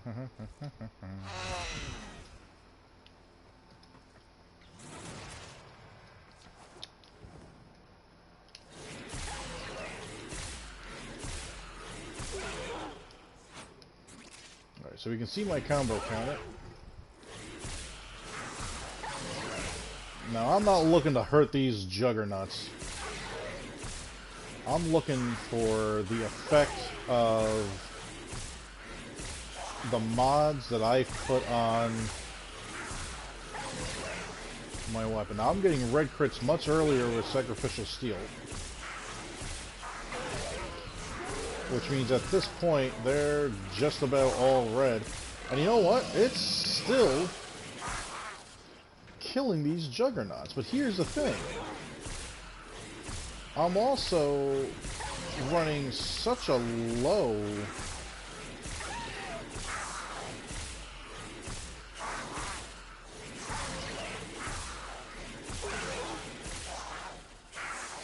I'm running such a low...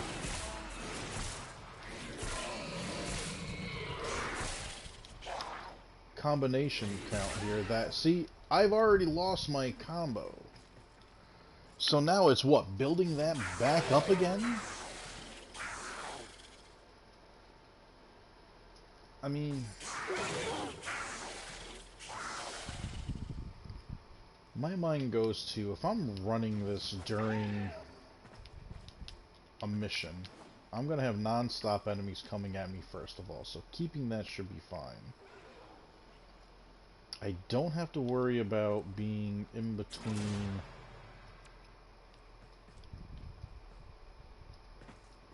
stuff and whatnot because, oh, I don't have to actually go up there. I can just see right here. The range on this is 23 meters.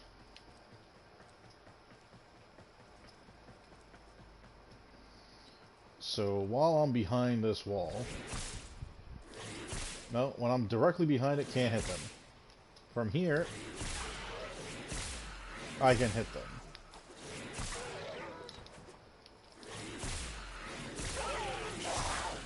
So the claw does act like an actual whip that is going around and hitting the enemies.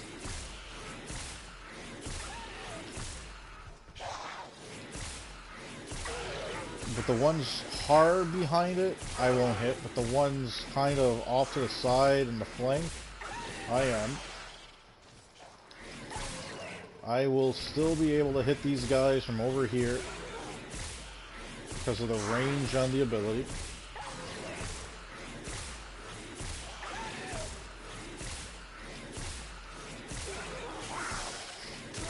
I mean, I can kind of get it, but it's just like, now I have no combo count. That's it. It's gone. So it disappears quick. 5 seconds is not a long time. I mean, if you have enemies non-stop coming at you, I can kind of see it. But I mean, why would you leave yourself at that disadvantage? And the other thing being, how is he able to maintain that? I gotta dive much deeper into that. Maybe there is a weapon that has a higher innate combo duration. Maybe there's something I can put on to give me higher combo duration. Do I have a weapon that has a ribbon for combo duration? I need to see that. Like, if I were to look up right now, and I suggest everybody do this often, when you need to find something out, just go to the Warframe wiki page. And if I just type in combo duration,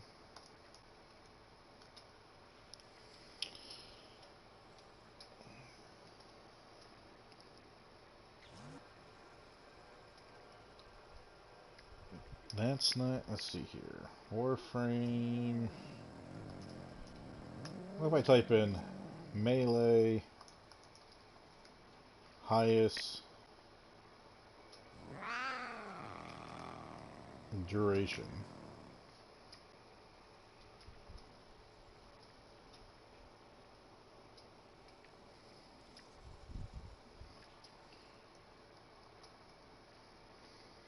Did somebody put up...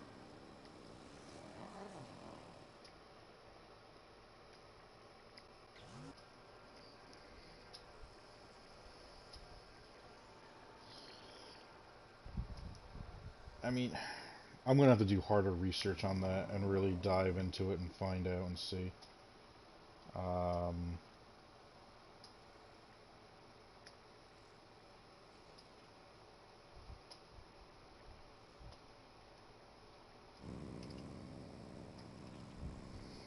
It's...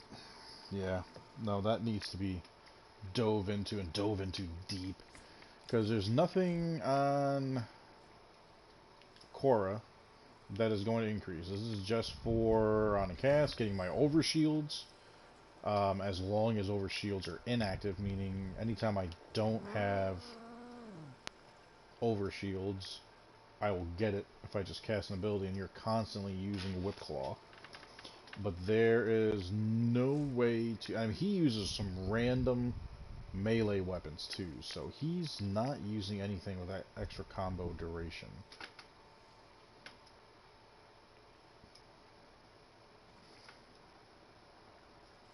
Yeah, arcanes are spot on, but there's no arcane that's going to keep the combo duration going.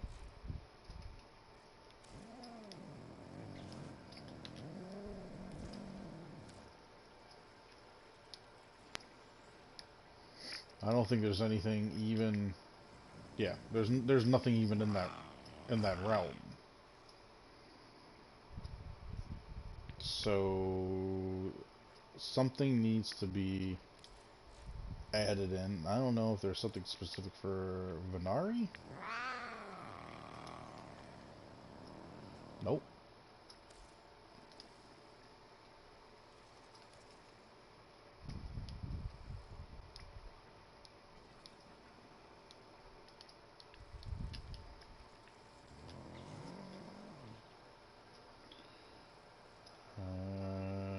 Ability duration, whatnot. Yeah, so I mean it's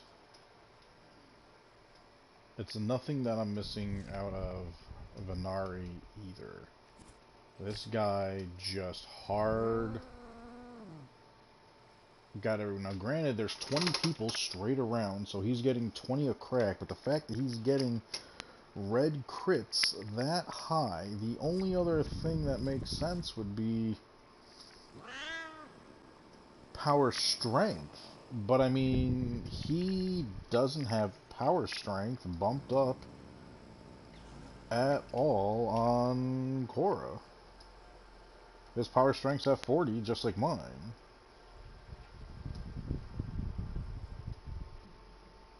Duration is the only thing that's higher? Why? What do we have that's different here? His duration's higher. Oh, because his fleeting expertise isn't maxed rank.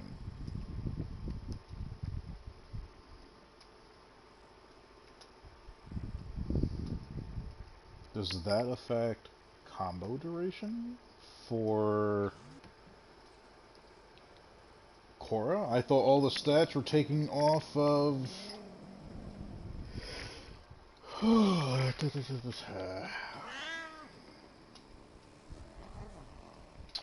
Curious.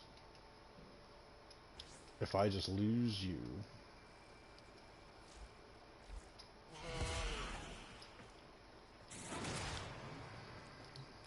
If there's something about the stat being over 100%,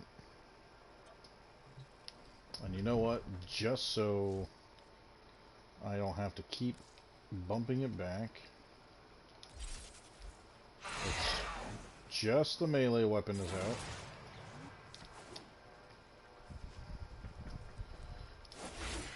He starts off by putting Ensnare in, bringing them all in.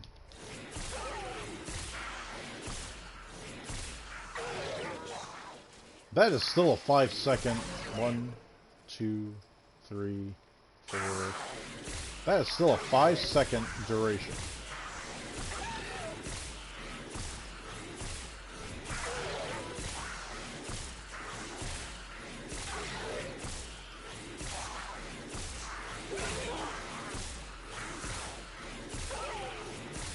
And if anything, all I'm doing is ripping through my energy even faster. But that is a 5-second duration.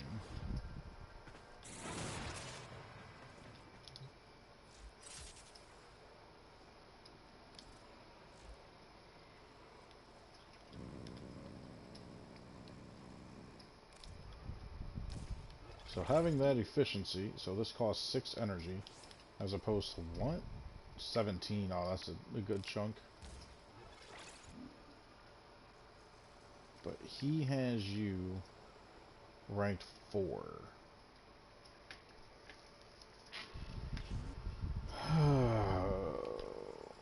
That's not changing. It makes 0 sense. 0 sense he's able to do it. I gotta reach out to him and talk to him and find out why.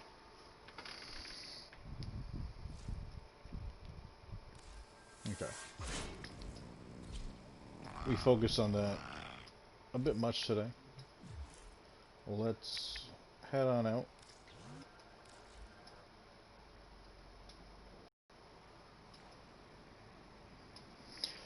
Baby, it wouldn't matter how fast he made the video, because either way, in real time, in real life, he would still have the same combo duration. And he was able to... Something is different. He had to... This is the only thing that makes sense, and it sucks, because this is now someone that has now shown me that I couldn't trust them, because they're lying about what they're doing.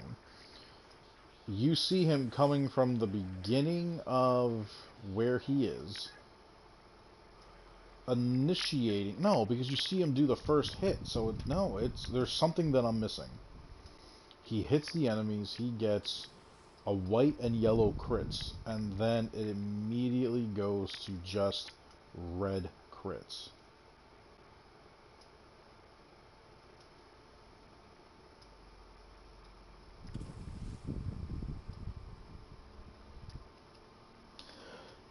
And I think I just figured it out. Going back.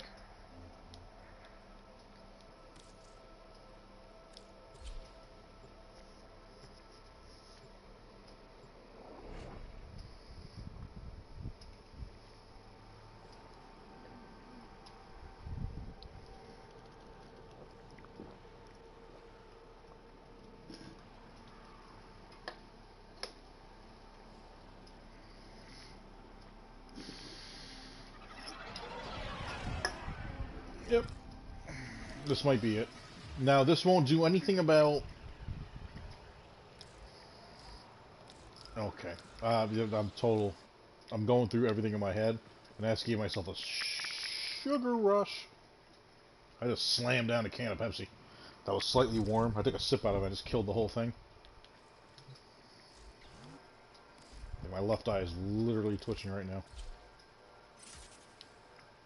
Yeah, if we're going with a melee build for you...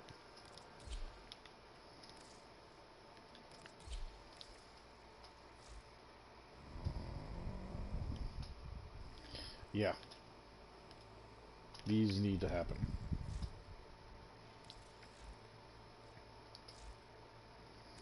That also means that running Gladiator... Hang on.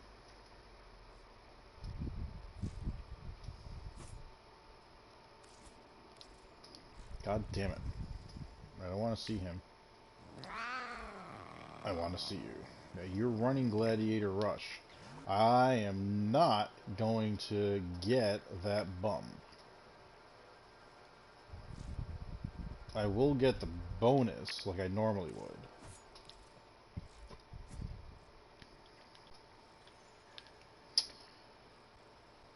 The crit... I will get that crit multiplier, but you know what?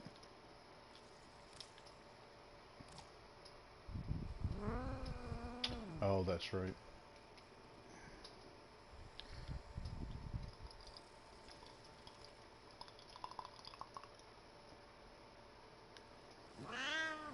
But if I'm not getting the bonus off of that, I might as well run you and get higher crit damage.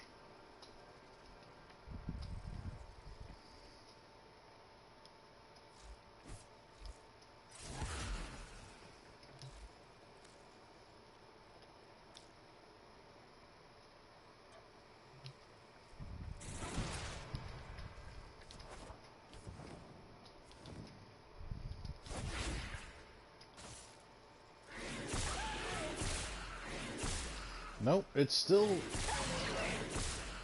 Now, he did hit more enemies in the first try.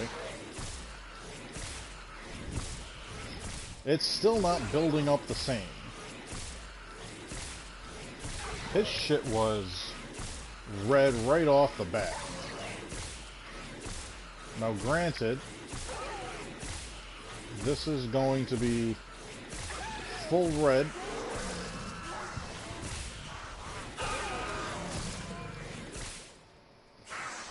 These are level 150 juggernauts that we are just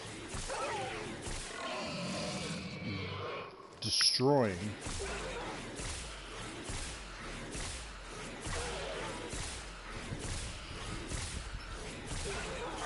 And what I should do is, I mean, look how fast that life is going down on them.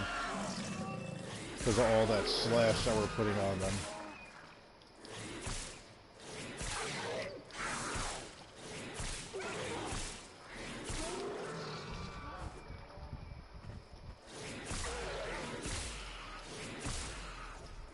I can understand being able to do this during the game. I cannot understand how he did that instant build up to red crits in the video. As you can see, my combo multiplier is gone. Boom.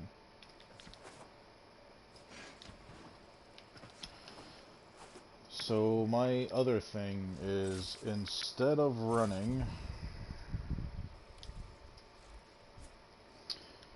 viral off of you,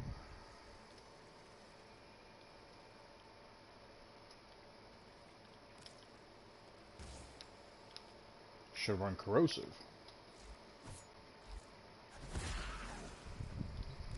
Now, if anything, corrosive viral with these guys should actually run faster.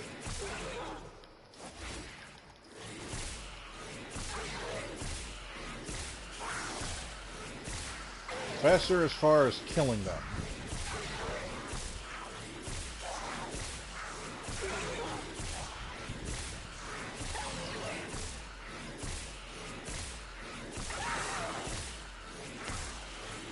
Now this maxes out at 80%. They died pretty quick. Now these are all red crits, so let's see how long these guys last.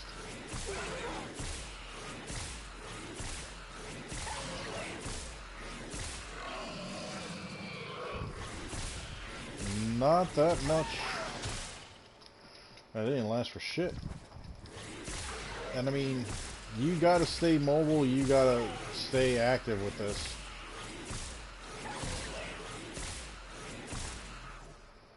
But these guys are ripping apart. These are juggernauts. I just don't understand how he was able to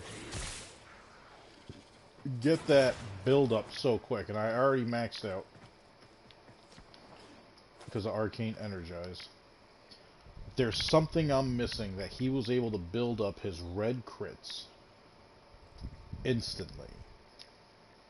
That is the bridge that is missing the rope. Something that's tying it all together. However, running Deconstructor on her is definitely the best. I still have Venari, and I still have whatchamacallit, deconstruct. So the two of them working together, I have no worries about that. I would say that because of this, I should be still running.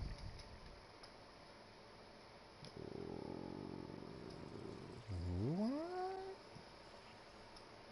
Am I not seeing?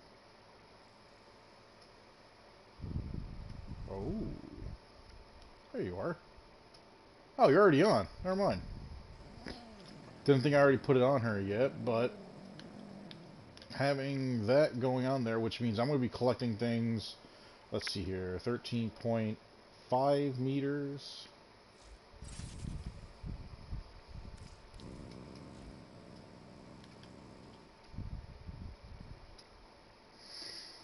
$24 25 meters away, I'll be pulling in everything.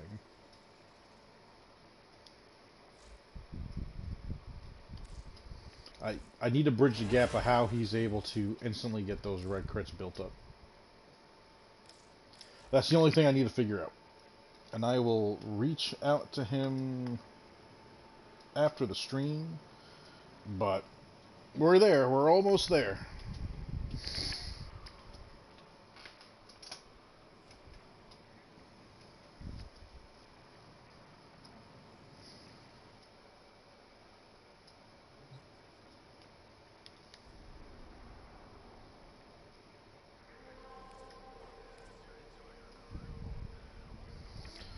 Defense against the oh, Haro. Damn. That is tempting as fuck. To bring Haro, at least. I'm probably still going to run that. And it's in Eris.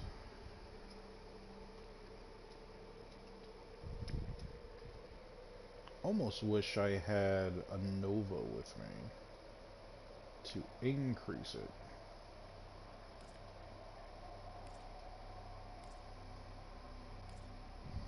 Alright, you're already finished. I don't have to worry about you.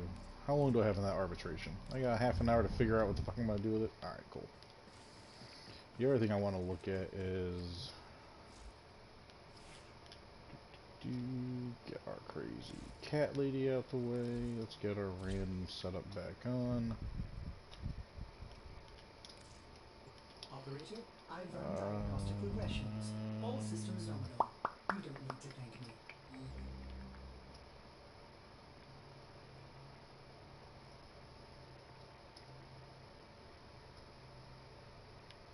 Ash is another one. His shuriken are a pseudo weapon as well that can be modded up.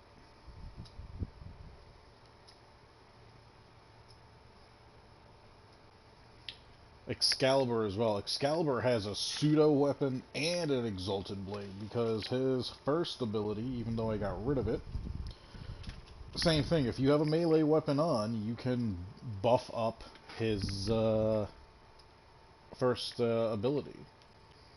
Gara's third ability, same thing.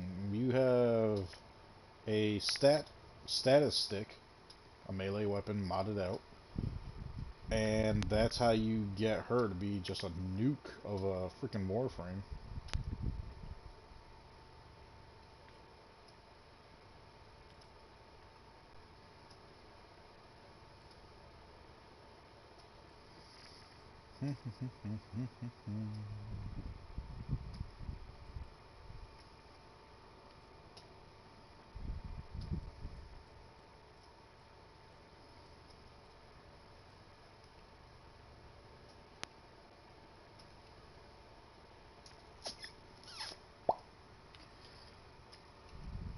Contemplating.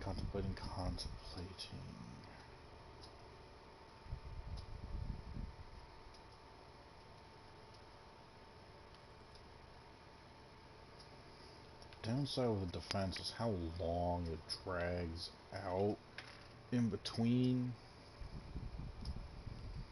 I want to be able to speed through it.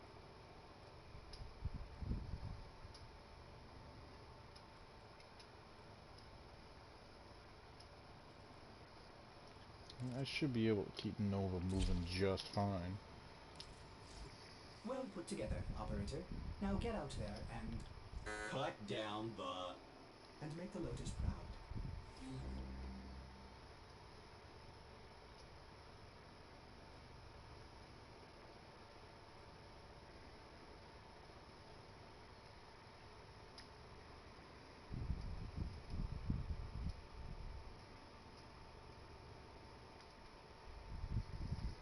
The drone's gonna slow down the enemies affected by my abilities.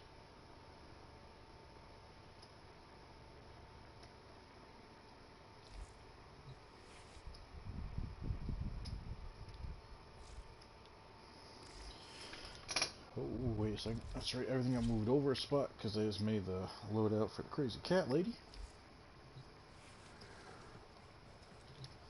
I also want to take a peek at... actually start unveiling a ribbon or two just to get them out. I did just get a second. This is the one I already had for the twin Grakatas. Reload speed, cold, and impact. Nice for a viral. What did I get yesterday? Another one. Status chance, critical damage, and toxin. Which is much better than this one. Granted, you gotta like cold. But this is... I understand if you have to sell mods. That's something that's gonna take them to a different level.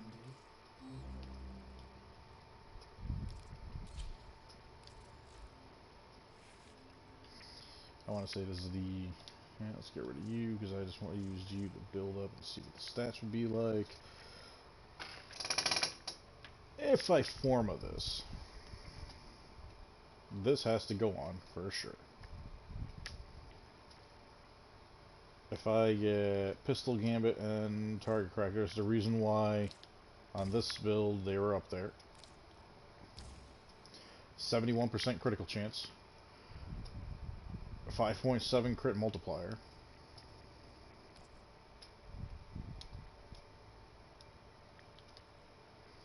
On top of that, if we throw on Hollow Point, if we get our Ribbon on, this is going to increase critical chance. That's going to increase critical damage. This, in and of itself, it's actually pretty freaking huge. It is huge to the point where I should have just stayed in the simulacrum. Today is test day.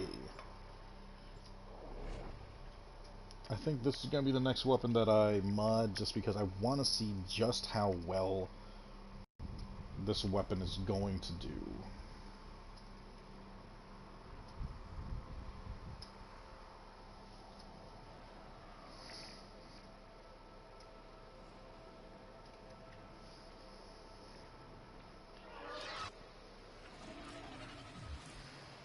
And I'm going to use a frame that you wouldn't think I would use to test it.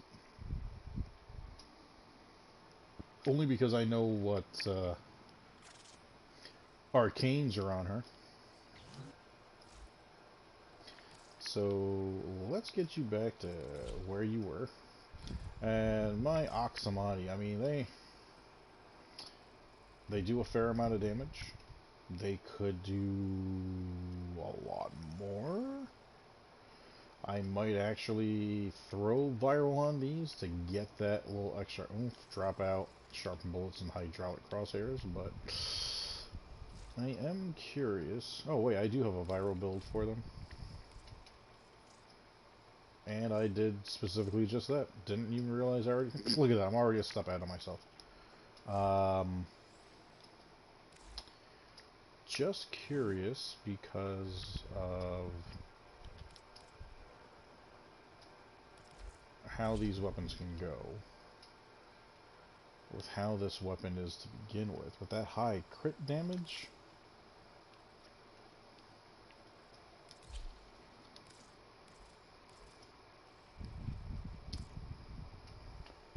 Oh, that is too much yellow.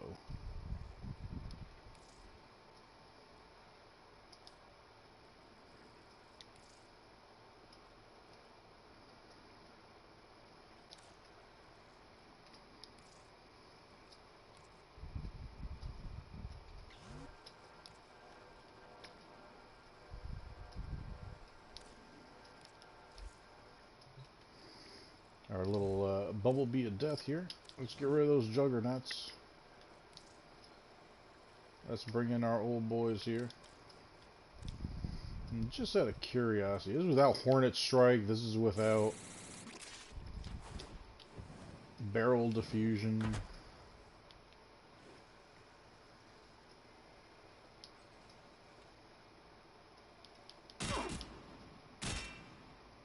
Jeez, this thing wants to throw up bullets. I'm barely touching the trigger. And it's...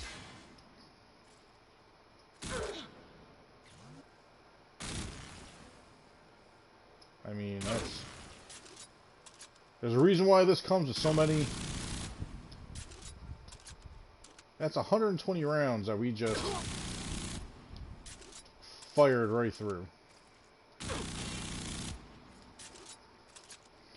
That's without Hornet Strike. That is without...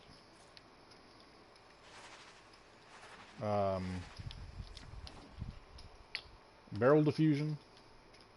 There's no multi-shot on this weapon. There's no base damage buff, anything. It's just... Oh, wait a second. What the... Oh my god. I'm so annoyed with myself because of that. That does answer a couple of questions why the damage wasn't as high as it should have been. Let's kill those guys off. Let's try that again when I'm not being an idiot. I was wondering why the fire rate was that high, but this is still going to trigger it. Oh, let's wait until that wears off, and we'll start on this side, not using the Ignis. This is still putting on a fair amount of... I mean, we're still ripping through the clip. There's no doubt about that. Are we doing an S-Fast? No, because there's no lethal terrain on.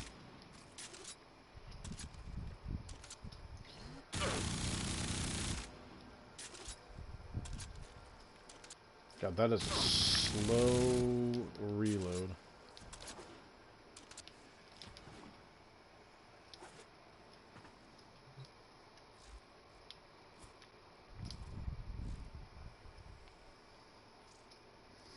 And that's got to be coming off of you and stunning speed. Yep.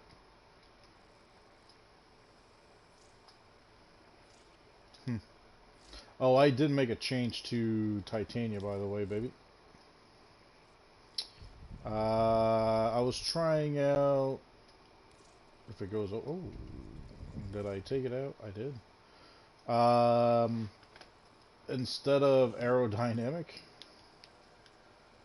growing power.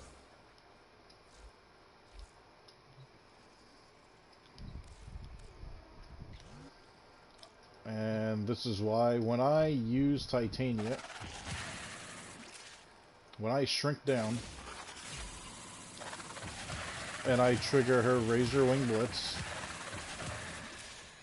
I am getting 217% are my butterflies triggering precision?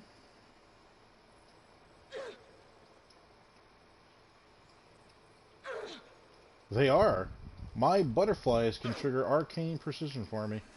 Interesting. So, it's 217%.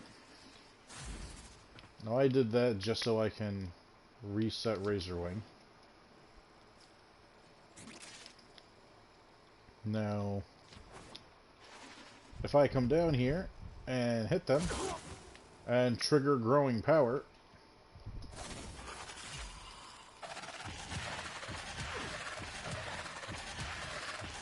now it's 243%. 243% flight speed, 243% fire rate.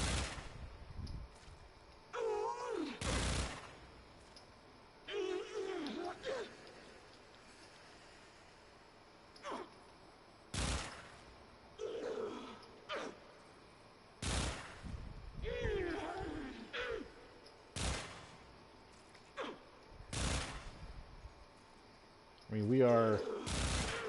And I didn't even hit Baby Roar on yet. Just get her with body shots and just make her disappear.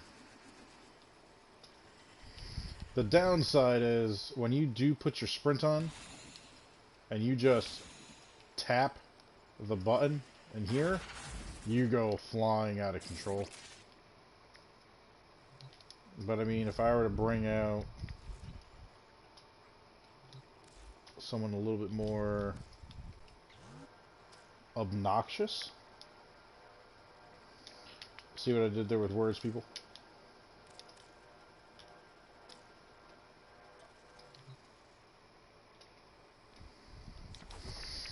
Now, while I'll take more damage while I'm in the air,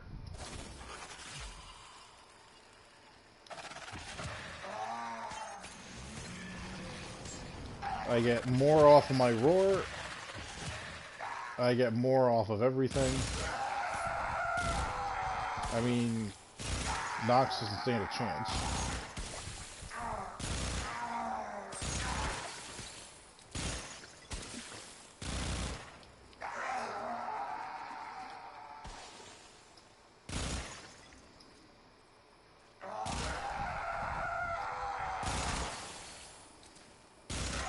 I mean, we're literally two-shotting him at this point.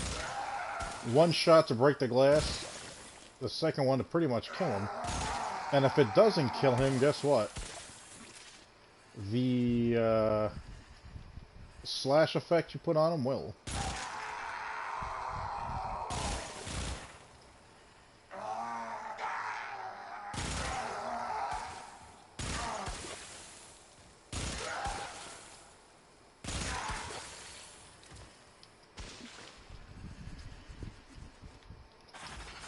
Khalid, what's up, buddy?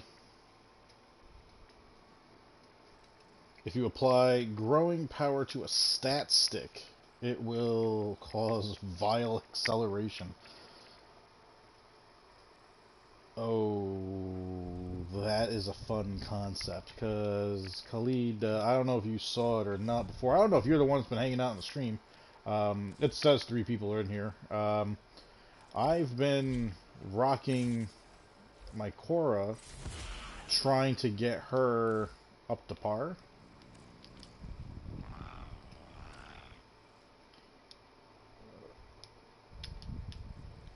So what I've been doing is using my Zaw, my original Zaw that I made that you've seen a few times, changed out the mods that I'm using with it just to be based off of what I would need it to do. Blood Rush, Weeping Wounds, Organ Shatter for the crit damage and whatnot. Obviously you want your speed with Berserker so you can cast it faster. Brilliant Scourge, Voltic so we can get our viral, and then Weeping Wounds just to be able to proc it.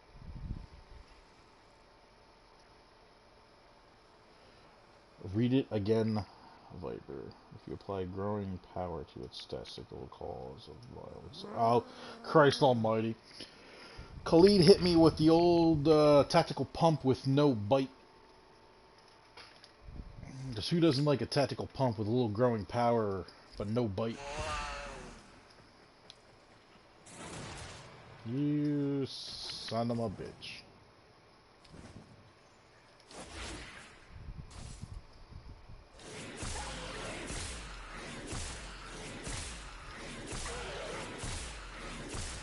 So,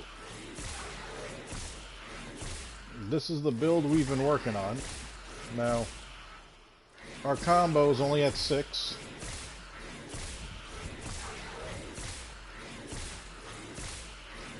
Now these are 150 juggernauts.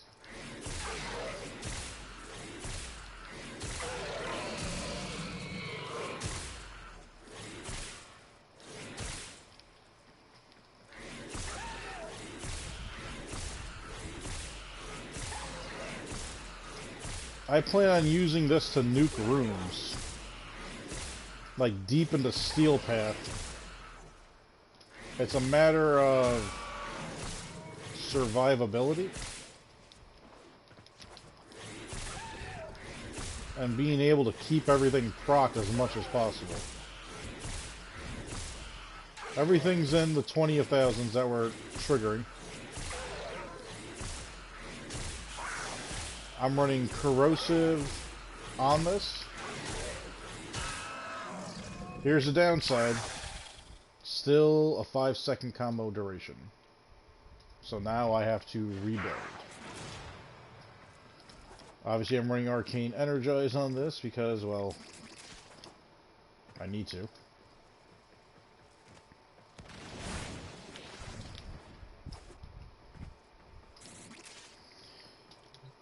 But I watched this guy, Nightmare Warframe, or Nightmare Frame, whichever he goes by. I can't think of it off the top of my head, but I plan on reaching out to him. He starts off with just doing the same white damage, yellow crit hits that I'm doing. And then the next set of shots, all red crits. I need to figure out what it is I am missing that he is able to generate that type of a bump. Now, I know, I mean, he shows his build. I know he's not using Relentless Combination here. Every time you get slash, and every time slash triggers, you're bumping up your combo. He literally goes out there, fires out 3 shots. One, he gets his snare out. The first one's his whip claw. The second one's his whip claw, and the third one is red crit whip claw.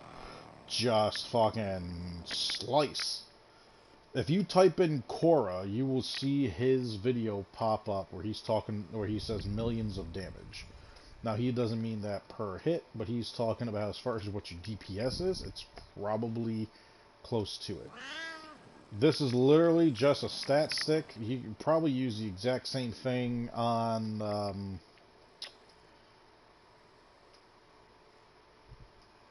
Gara. No problem. Khalid, correct me if I'm wrong. He's incredibly knowledgeable in the game. I mean, I've been subscribed to him for some time. I really haven't put a lot of time into looking into his videos because, oh my god, I gotta get Venari off of here because if I hear her growl like another time, I'm gonna lose my shit. It's overly aggressive for no reason.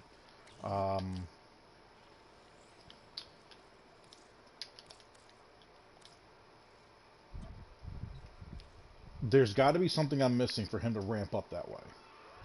But correct me if I'm wrong, Khalid. Is Ash's shuriken, are they not a pseudo weapon as well that will gain stats based off of your melee weapon?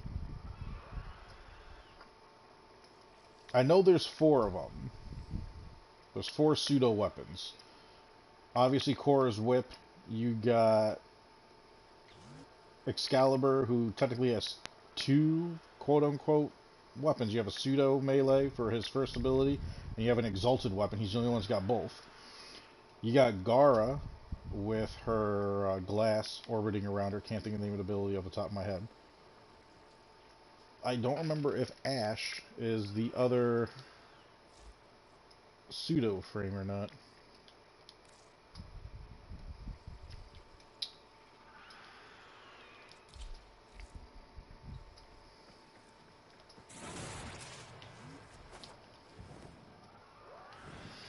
Oh yeah, I also put on Breach Surge to Ember. Because I can.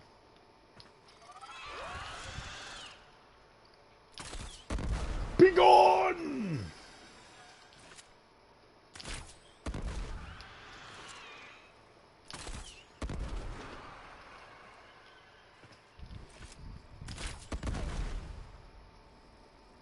Atlas, that's it.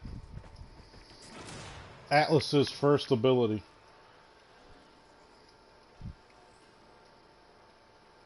So it's Korra, Atlas, Gara, and Excalibur.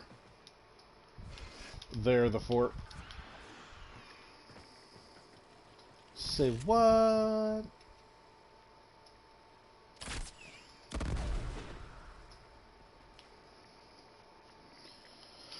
It's incredible how much of a drop these arrows have.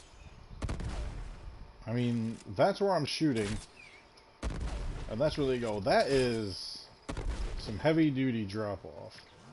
And if you're wondering how I got 81 rounds in my Brahma, simulacrum glitch. Gotta love it.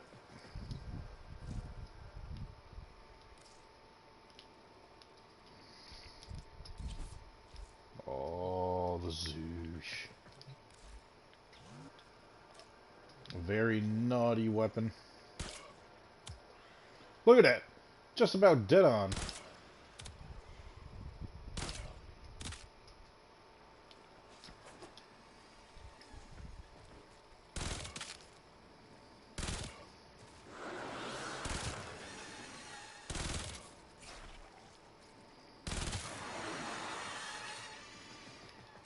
You kill one with the actual bullets, you kill another one with the explosion from them.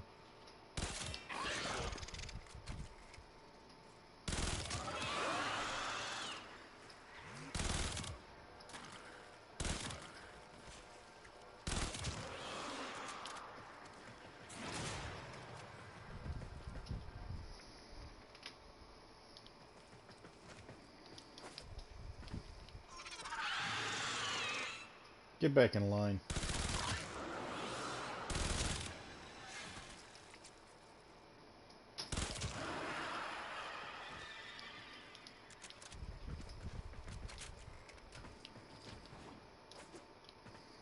I mean, come on, look at this thing. You pull the trigger. Is there a drop? Absolutely there's a drop. Look at that. Now, is it because it's a crossbow? Sure, it's a crossbow. It's pent up. You figure, most crossbows are shooting at like 450 feet per second. So, oh, baby. Coolest arc shot I've ever fired was in Grand Theft Auto, using the damn grenade launcher. Just this money shot of a Hail Mary that I fired up for a mission because we were running low on time. But it's just like, I just don't, you know, what's the first bow? Rack the Cernos?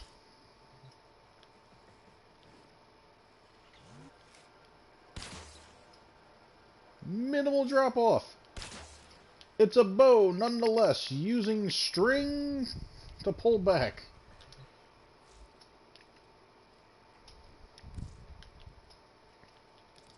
Bear's Prime.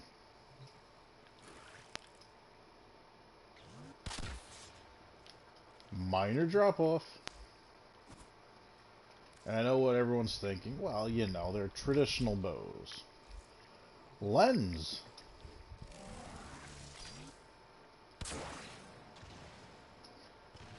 A decent amount of drop off. But let me tell you, man, you want to talk about drop off in this game?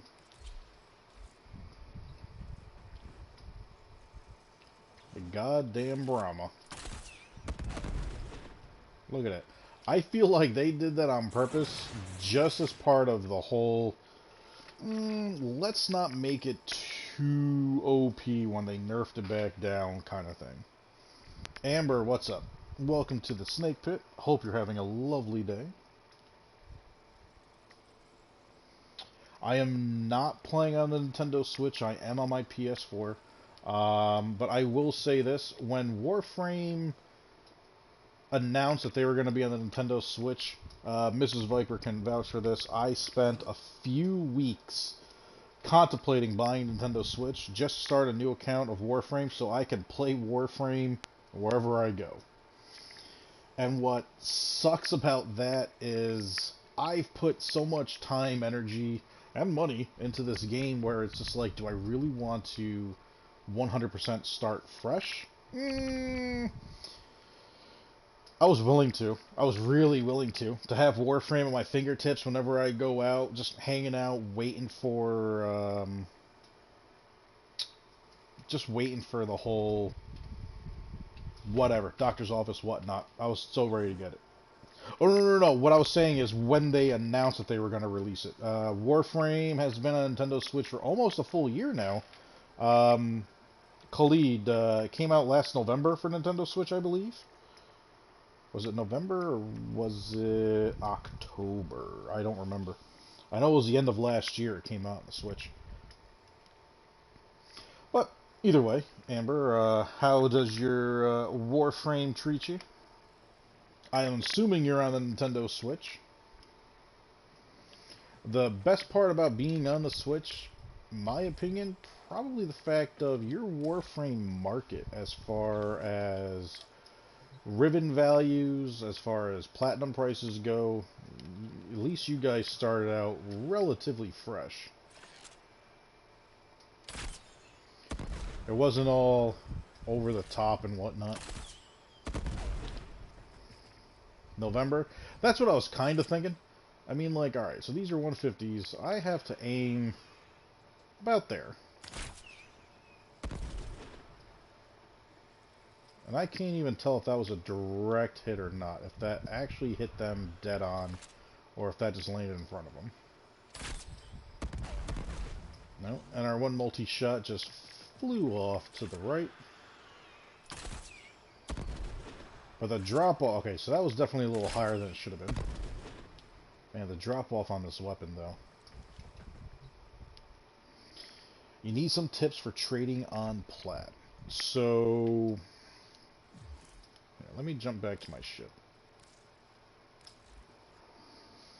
So, are you looking at... how do I word this? Alright, Amber. Are you looking to make platinum? Or are you looking to trade with platinum? Are you looking for the sell value and how you should be working on that? Or are you looking for the buy value? Because the fact of the trade market in this game is an open and free market, it really is kind of up to the person that's selling and the person that's trading. You're trying to get platinum. It is up to that person that's selling it, that has the item that is needed. They kind of set the tone. So just like any other market system, it's kind of up to the two people of what the value truly is. Now, I can and I will send you, or at least put it in the chat, a couple of websites. The main one is Warframe Nexus. If you were to type in any Warframe's name, like if you were to type in Ember Prime, like Warframe Ember Prime price, and Google that, a website that'll come up that's going to be called the Nexus. The Nexus will take the value of that Warframe across all the platforms, and whatever it's being sold at, it'll give you the median price. So wherever the lowest is and wherever the highest is, it'll give you the number that's in the middle. Operator, the system needs The way that I've always conducted it, and I'll bring it up, you can see I got 7,400 platinum. Probably about 2 or 3 weeks ago, I was just north of 11,000, so I've been spending a good amount of plat. I've been getting some ribbon mods. I've been buying some stuff for myself to either make myself look a little more stylish in the game, or just to get what I need at a faster pace. What you're looking to do is, if you're selling, find that median price and try to be a little north of it. Not super high, because you don't want to sit there and not get anyone to hit you back. You won't always be able to sell something exactly when you want to. There are times where I literally, and I'll do this off stream, I have spent 6 to 7 hours just hanging out, waiting for someone to sell either certain sets or whatnot of mine to make platinum. And it takes some time to find that right person. I always tell people, if you are patient enough, you'll be able to sell high and buy low. Now, you kind of just don't want to be on the raw end of it. Now, I am curious, because I have the Brahma up. If I keep the trade chat up, because I was originally looking for a ribbon for the Brahma, which I got, and I'm also trying to stack my Brahma. Eventually, once this starts filtering in that people are typing in that they're trading the Brahma or its ribbon, there are always going to be people selling prices at an astronomical high. We're talking right now with the Brahma, the Rivens for it, people are trying to sell them for anywhere from 800 platinum to the highest I've seen is 1500 platinum. I will always tell people I strongly recommend not buying any Riven for higher than probably 250, 275 platinum, unless you're someone like myself that has platinum at their disposal. But still, the smartest play is to not let those people be the ones that will set the pace. These are the people that are just like, well, this is what it's worth. That's what it's worth to them.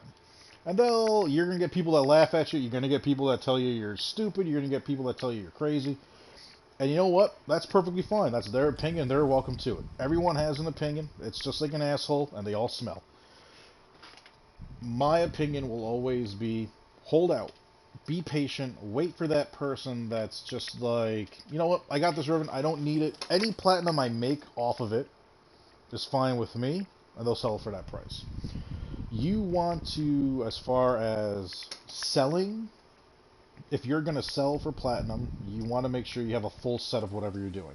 If you're going to sell Ember Prime, like the character that I have out right now, grind for Ember Prime.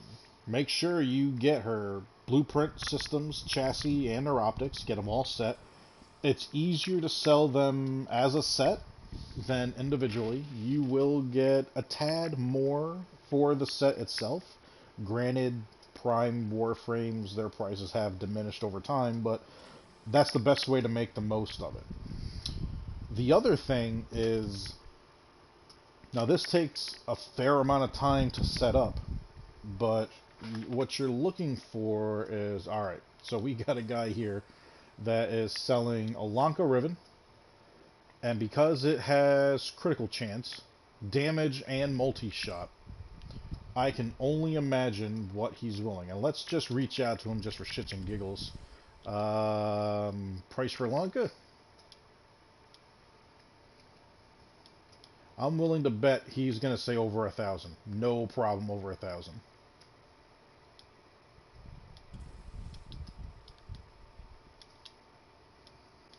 These are the people that are going to make trading annoying.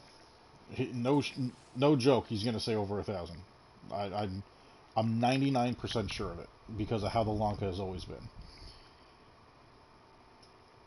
What I do myself, and this is what I was going to show you, and we'll wait for him to get back to us. I will grind relics as they come out.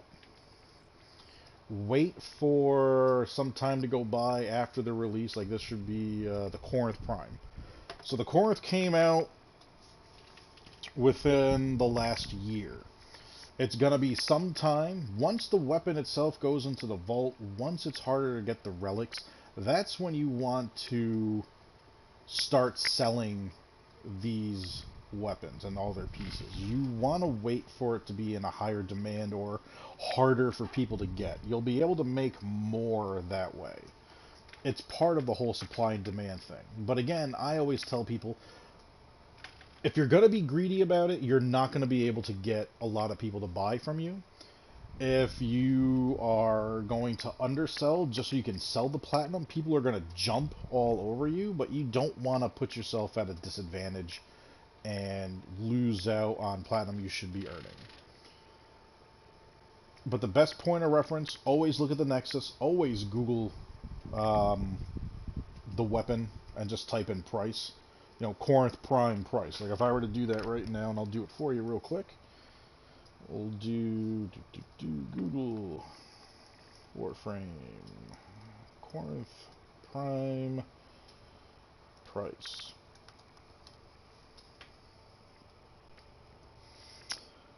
So the overall price for the weapon right now, as far as it being a median price, is 77 platinum is what the website's telling me right now. 77 it's, you know, it's not that horrible. Oh, I'm sorry. 77 is what it was. It's actually down to 61 platinum. So using that as a basis, so if it's saying, let's say 70, can you friend me? There's no cross-platform on here. But I tell you what, Amber, you're more than welcome to join my Discord. I just kind of reactivated it and got it back up and running. I'm going to be cleaning house a little bit, updating my builds and everything that I have there that I share. I have a good community of people that are still a part of it. You're more than welcome just to jump into the Discord. You can always talk Warframe or any game, really. It's an easy way to get in touch with me. You're more than welcome to message me. And if you need to pick my brain about something, you're always more than welcome to reach out to me. I still have several of my... this guy never got back to me about the price of the Lanka. I still have several of my old subscribers before I took my break. Reach out to me. Hey, man, what do you think about this? Viper, what's your opinion on the Stradivar Prime? Something that Khalid gave me the heads up about. You know, what's your opinion? You know, what's a good build to run with Mesa? I got no problem taking screenshots of what I use. I got no problem showing everybody the key warframes that I use and for what reasons and what situations. You know, this is my build that I use for Mesa Prime. Mesa Prime is one of my more proud warframes that I use because her DPS is at an insane high rate. I mean, she is probably like, with the exception of some other people that take a little bit more, she's probably like the DPS queen in here. With her, you want to base everything off of duration and strength. You want her second and third ability to last as long as possible.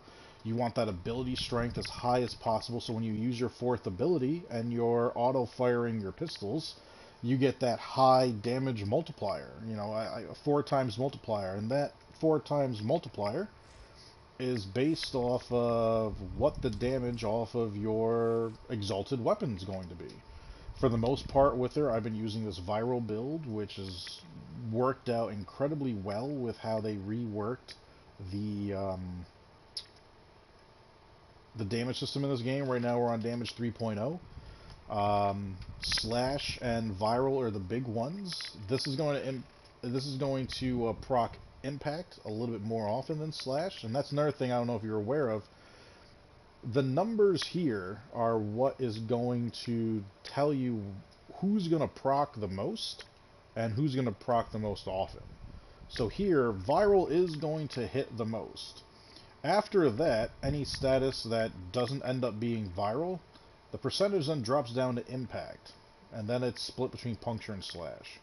So this weapon is going to hit enemies, it's going to stagger them, which is great for crowd control, and it's definitely going to proc viral. Now, the status is only 22%. It's not a high status chance, but for how fast this weapon shoots, for the fact of us running multi-shot with barrel diffusion and lethal turret, that gives us a 2.8 multi-shot. So basically what that means is every weapon's multi-shot starts at 0 for the most part. Meaning you pull the trigger, you fire a bullet, one bullet comes out. If you have a 1.5 multi-shot, you pull the trigger, a bullet is definitely going to come out. That 0.5 means you have a 50% chance that when you pull the trigger and that bullet comes out, 50% chance, 2 bullets are actually going to come out. So, for her, I have, when I pull the trigger, or when I'm firing her pistols, her regulators, her fourth ability, guaranteed that 2 bullets are constantly going to be coming out of her pistols, with an 80% chance that a third bullet is also going to come out. Meaning when she's firing both her pistols, there's a high chance that 6 bullets are going to come out, pinpointed on the enemy. Each one of those bullets that comes out gets their own 22% chance to trigger a status. So you don't need it to be that high to proc all these on here. And the easiest way to really explain that is to really just show you.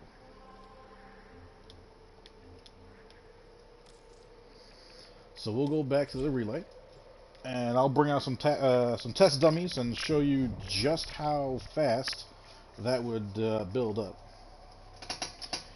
Okay, tell me how much a Gram Prime, an Mesa Prime chassis, and a Vasto Prime blueprint, and some relics and mods.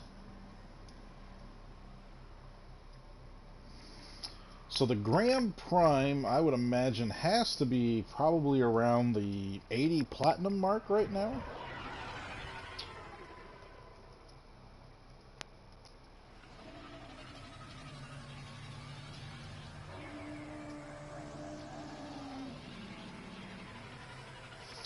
Oh, it's actually a little bit lower than that. Gram Prime. Huh. Interesting. And I think that's only because of how people...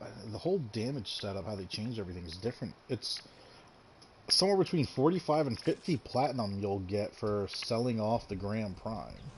Selling off a piece of... 80 plat is what I figured it would be. And here's the thing, you might still be able to sell it for 80. You could sell high. But understand the fact of, if you're selling it that high compared to where that middle price kind of is, you're not going to get a lot of people going for it. The people that will go for it will end up being lower, less experienced players, because they won't know any better. And there is the chance of that happening. There are a lot of older players that will take full advantage of that, counting on someone with no real experience to buy in and just be like, oh yeah, I'll pay 80 platinum for that, and then find out they overpaid to buy 40 platinum. So we're in Mesa's 4th ability here. I move at 50% my normal speed. I literally hold down R2. Now I barely pulled the trigger, but because so many bullets just came out and hit this guy, I procced Impact, Slash, Viral, and Puncture. All just in that short period of time. But yeah, as far as the Gram Prime, I think the highest you could go without people just kind of laughing it off at you and not bothering with you could probably sell it for 60 platinum. And you should be able to turn a profit just fine. Now the great thing about her ability is it will ramp up real quick, because the fire rate is so high that you're literally just melting these guys. Now that was with the Viral build. Viral will decrease their overall health. Once that circle really shrinks down, she's firing at her fastest rate. And just melting these level 150 Noxus here. So if I trade all the things for 50 plat, would that be higher? If you sell everything that you just named for 50 platinum, you'll sell it for 50 platinum, but you're going to be underselling the hell out of it. So you're going to be costing yourself some platinum you could have made. I mean, if you're talking about just the... oh, look at that. He finally got back to me about the Lanka. 5,000 platinum for a Lanka Riven. For a Riven that no longer has the value it once did. For a weapon that has been out for some time and can easily get around. And for a Riven mod that doesn't have the best stats out there. 5,000 platinum. Why? Because the word critical and multi-shot was in there. And that's it. If it doesn't have electric, or if it doesn't have toxic, it's useless. Yep. Mrs. Viper there just posted up the link to take a peek at. I believe she forgot the M there, but the Nexus Hub. You'll find a lot of good information in there. Your best bet, though, because there's quite a few sites, I always do this, just Google how much you sell all that for, total, to find one person that would want all those random things. I mean, the relics and mods, I mean, it depends on what relic it is. It depends on what the mod is. I mean, if you're looking at all your mods, and I'll jump into the ones I have for my Warframe. There's a difference between selling primed vigor. Oh, well, you can't sell primed vigor. Let me make that clear because it's one of the milestone ones. But if you sell primed continuity, you know, you're looking at a higher value for that than you are vitality. Vitality is one of the most common mods in the game. Prime continuity, on the other hand, fully ranked, meaning you put 2 million credits in it and you put 40,000 endo in it. You know, that would sell for a much higher price, probably about 60 to 80 platinum itself.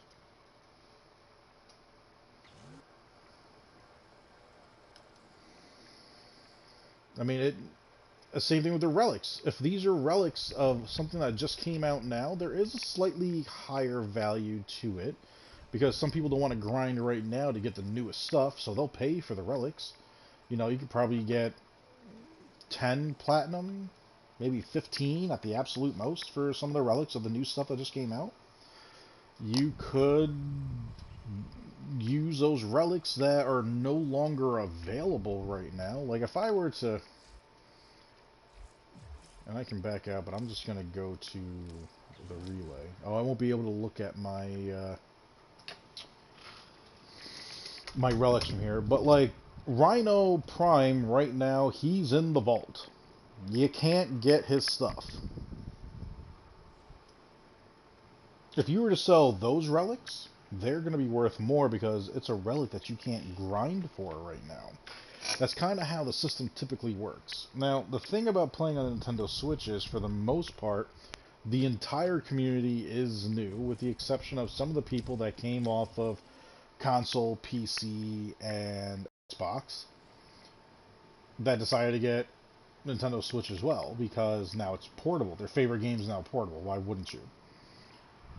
Let's see here. Miso K3 and N9, Neo M3R4, T2, a Lith C6, D1, D2. Let's see, Destreza. Let's take a peek here. So some of these relics, they've been out for some time now. I gotta see what's in them to know for sure.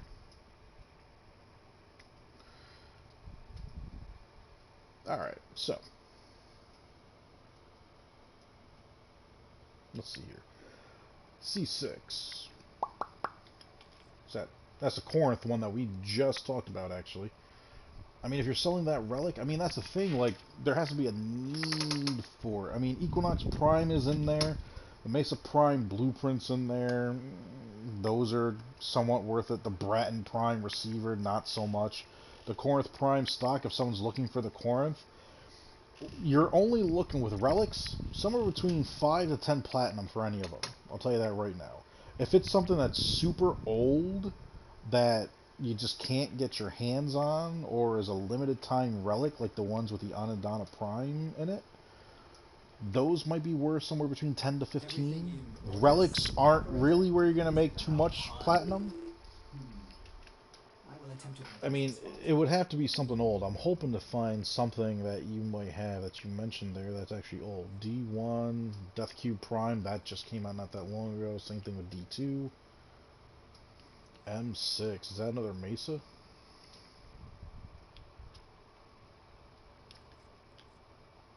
Yep, Mesa Prime Blueprint. P3 and S10. Don't even have a P3, couldn't even tell you what's in there. S10, the Stradivar Prime. I mean, that'd be worth a lot to, like, Cleed, because he loves Stradivar.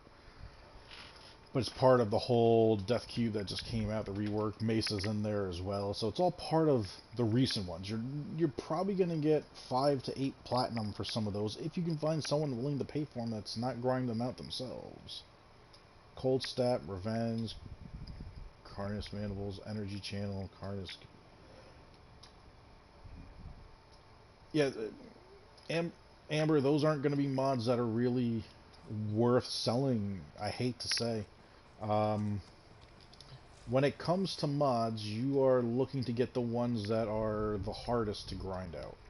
You're looking to sell mods like... I already passed you, didn't I? A mod like Bite. This is probably the rarest mod in the game right now, because it has a 0.01% chance to drop off of any Kubro in the game, primarily Earth. That increases its crit chance and damage, obviously, by 330 and 220%. This used to sell for 100 platinum. Now I think it sells for 50 to 60.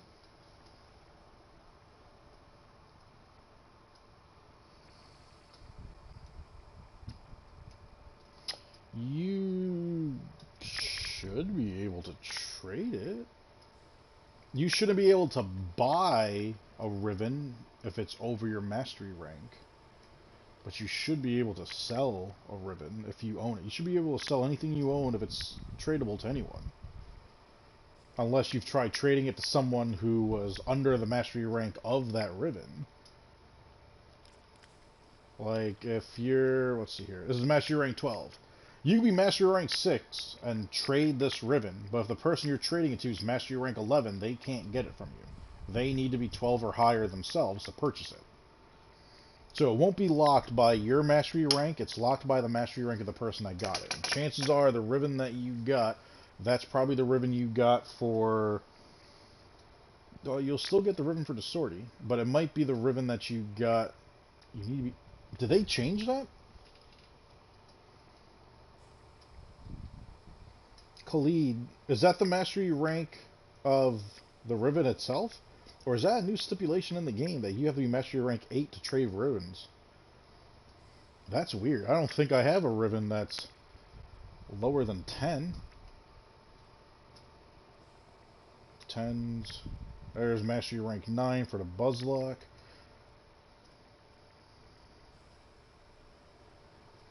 Let's see, do Ether, mastery rank 9. I think 9 is gonna be the low... oh! Mastery rank 8! The one that I have for my Cronin. And the Lanka's mastery rank 8. No shit.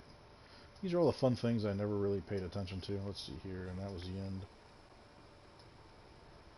A whole bunch of 9s and 8s. No shit. Actually, kind of glad you came in here. Sigma and Octanus. Same thing. Khalid, don't look at this. Don't look at this Riven. Khalid, if you're looking, stop. Because that's unrolled.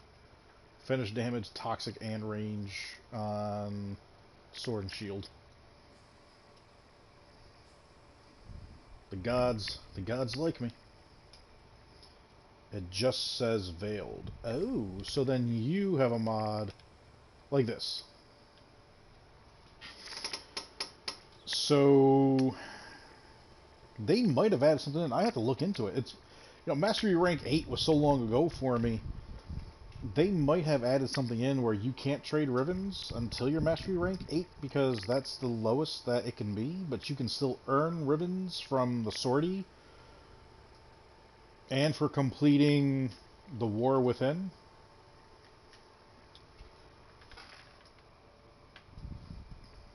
To unveil them, all you have to do is put this on, like, I have to put this on any melee weapon, and then I have to make sure that I kill 6 sentients without an ally becoming down. You know, this one, 60 finishers, kill 60 enemies with finishers in 1 day. Like, I mean, I could fly through and do this right now with anyone carrying the Skajati, or just freaking, whatchamacallit there, run around with Loki, acting all low-key. But as far as your mods and your... you got it from completing the War Within, that's what I kind of figured. So, the Arcanes and the Rivens, unless you see somebody, or the Relics and the mods, unless you see somebody specifically asking for it in the trade chat, the likelihood of you being able just to sell those random relics by going into the trade chat, not going to happen. It's such a low likelihood of that happening. On top of that, you're only going to make, like I said, for the most part, somewhere between 5 to 8, 5 to 10 platinum. You know, if it's something super rare, 10 platinum, or 10 to 15. But if you're on Nintendo Switch, you guys don't have that yet. Like, you guys have only been out for a year, so to have relics that nobody else have access to right now it doesn't exist just yet. Once you guys hit like the 2-year mark, that's when you'll have that. Because all the relics that were there the first year, they're going to start getting cycled out. Because the game is only going to be able to keep certain relics in at a time just to save room on the server. Your best bet, Prime Warframes, higher end mods, corrupted mods, those are always solid mods to try and get and trade for. The 6060 mods are always good, and in case you're wondering what 6060 mods are, actually, you'll see I already had that in there. Oh, because I'm an idiot. Oh, no, it really just doesn't want to... Oh, because that doesn't exist in the game. Putting in that bit. So, this is a 6060 mod. It's any mod that gives you a status chance, and they all give you a 60% status chance, and then there's one for each type of element for each type of platform. Cold, toxin, heat, electric. You know, the fastest ones I can show you are the melee ones, because they all start with V. You have your Vicious Spread, Vicious Frost, Voltic Strike, Volcanic Edge, Brilliant Scourge. These are the 6060 mods for melee weapons. You could sell these for probably 20 to 25 a plat. If you're selling a complete Graham Prime, you can sell that for probably 60 platinum. If you're selling a complete Mesa Prime, let me double check and look that up. Again, your best bet is to sell, grind and get the full set. That is the best advice I can give you. People will look for the whole set as opposed to one piece.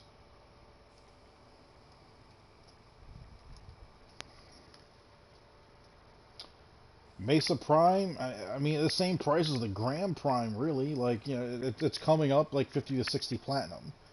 So you could be able to sell both the Graham Prime and Mesa Prime for 60 platinum each.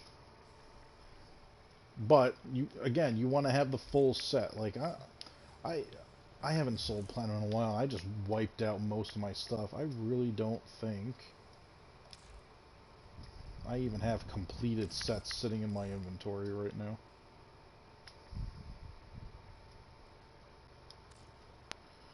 That's the amp. Do prime parts, but that doesn't include the blueprints. Let's see, the Akbalto Prime, I got everything minus the receiver set up. Pieces for the Lex Prime that you're going to need. The Death Cube Prime, I got the blueprint, I got the Carapace, I got the Prime Systems, I just need the one other piece. The Paris Prime pieces, Grand Prime, Blueprint. I mean, these are just a handful of stuff. Volt Prime, Zephyr Prime. I mean, I just got rid of a whole bunch of pieces, selling off set after set. I mean, for the most part now, it's, the Silva and Aegis. I remember I ground this out for somebody, and I still have to get the guard for myself. That person will remain nameless, Mrs. Viper. That's kind of what you're looking to do. You get the whole set. You sell it as one piece, like one whole transaction. It's the fastest way you're going to be able to sell. If you just put up that you're selling Graham Prime handle, the likelihood of getting that is not going to happen, because somebody's going to want the whole set, because it's just easier for them to get all in one shot.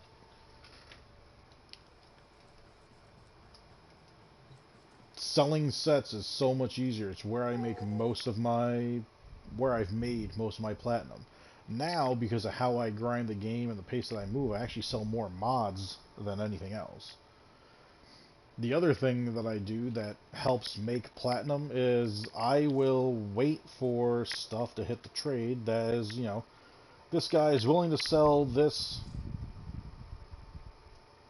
just damage and multi-shot, and he wants to sell this for 300, still overpriced.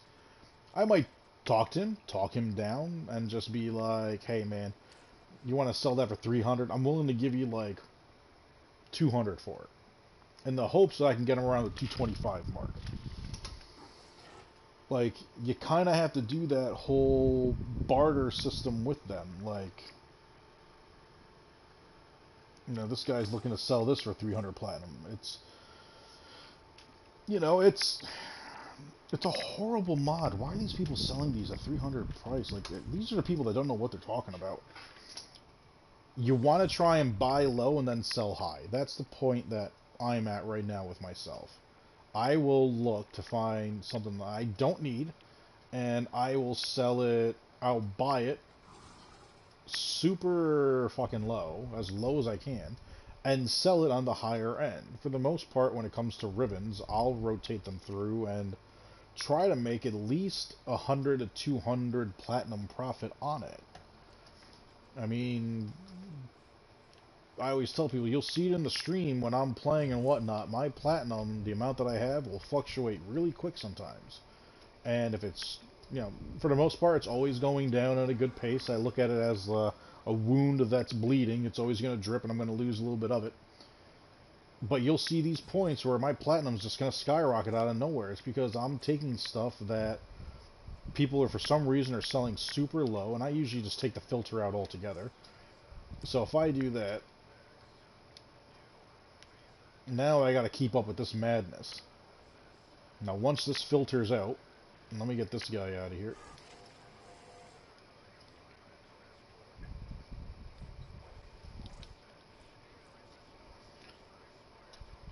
Is the trade chat just not moving at all today?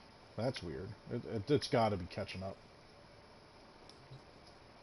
Let me jump in a menu and back out. But you're looking to...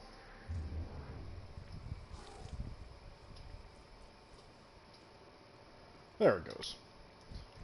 You know, this person right here, willing to sell Graham Prime, the full amount, 45 platinum. Let's pretend this guy said 20 platinum. I'm jumping on that immediately. Immediately. Because I know I could probably end up selling it for 55, 60 platinum. This person wants to buy Rolling Guard. I know I have the mod, I could sell it to him. This person wants to sell this Rubico ribbon. Let's see what it has on there. I know it's going to have... Look at... That's not a bad ribbon for the Rubico. Khalid, I'm sure you'll agree. Crit chance, damage, and multi-shot. And he's selling that for 100 platinum. There's going to be somebody out there that I could probably sell that to for 200 to 300, 400 platinum if I really put the effort into it and just wait and wait and wait. But here's the thing. You're going to have people out there like myself that are going to look at that and just go, well, you kind of want it to have electric to it. Or you want it to have, you know, you want it to have some type of an element to it, in my opinion, where you can build off of it even greater. You also want to have a negative stat. Like, even if it's negative reload speed, and throw on the arcane on there to increase the reload speed when you get a hit off of a sniper rifle. Just to counteract that. Because when you have a Riven that has 3 positives like this, if they were to add in a negative, these stats for the positives would actually be higher. It will increase their chances. The other thing that will increase that chance is if like multi-shot wasn't there, crit chance and damage would be higher as well. You know, you have to almost look at it as they only allow a certain amount of percentage overall for the stats of a Riven. And what's on there or not on there, or what's taken away, will affect the stats of the ones that are there. So if you can get rid of multi-shot, quote-unquote, get rid of it, critical damage and chance would be higher. If you had negative damage to infested, all 3 of them would be slightly higher. Let's say if you got rid of multi-shot and everything else went up 20%, if you had negative infested, you know, these would all go up maybe 10%. That's how the game kind of balances out the whole Riven disposition and the whole Riven market. But now you can see my bars all the way at the top. This chat is moving. This guy's got a Snipetron Riven, selling it for 300 multi-damage and electric. That's a pretty solid Riven. You know, this person wants to sell, and they disappeared because I'm so far behind the chat. I need to like drop down here. You're gonna watch that bar fly up. This guy's selling a rank 5 Magus Elevate. So when you go into your Warframe, 30% chance to restore health to your Warframe, transferring in. Meaning when you're in your operator, when you go back to your Warframe, 95% chance, 300 health. It's going to help you survive. This guy right here, willing to sell Necros Prime 140 Platinum, Vault Prime 150. My opinion, a little high for those two frames, but let's take a peek and see how that's going in the market anyways. So I'll type in Warframe, Vault Prime price. For the full set, it's actually going for 170 as a median price. This other website's saying 162. So, I mean, like, all these sites, you kind of got to play it out and feel out just how much they're going to go for. The fact that Vault Prime is selling at 150 Platinum, to me, is a bit high. Is he good at nuking the room? To a degree. He's great for crowd control.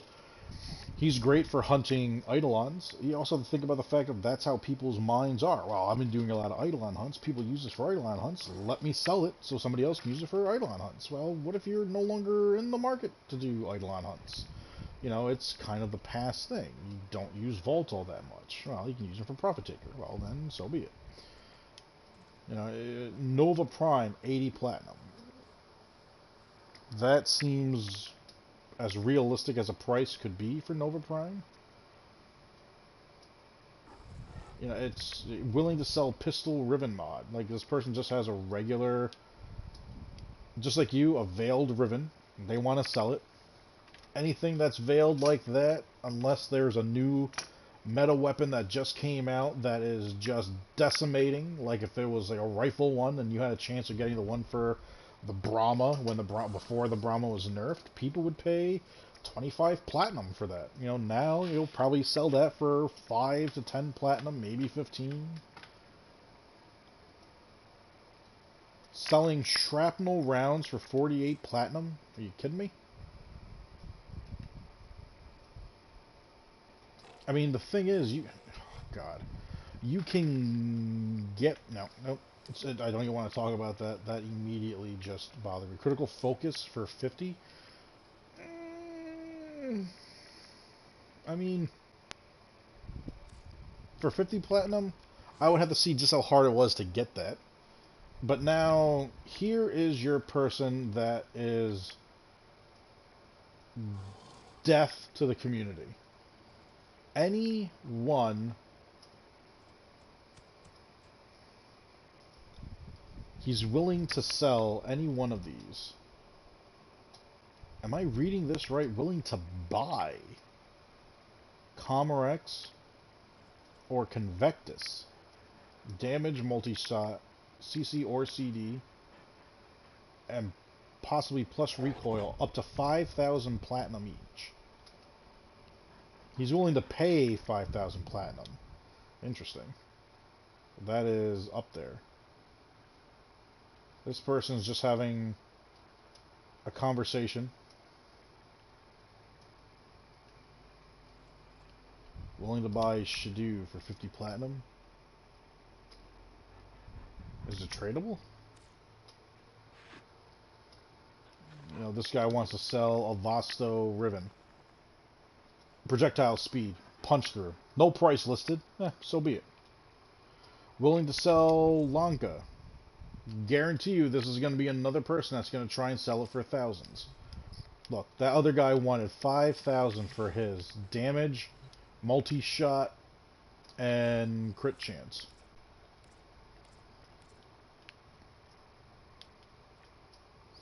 Crit chance, heat, multi-shot.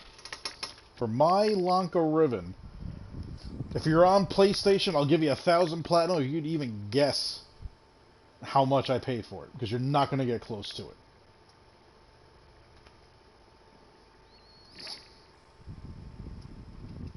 Definitely didn't pay 5,000 for it. Definitely didn't pay 1,000 for it. Certainly didn't even pay 500 for it. Lanka Riven. Crit chance, heat, multi-shot. In the point where Lanka Rivens were at 8,000, because that's what people deemed it to be, because this is pre-Orb, Valis, and Fortuna update, so there's only one open world and one real reason to have the Lanka, and to have, it's the only Riven being sold at that price. I paid, it was either 235 or 245 platinum for it.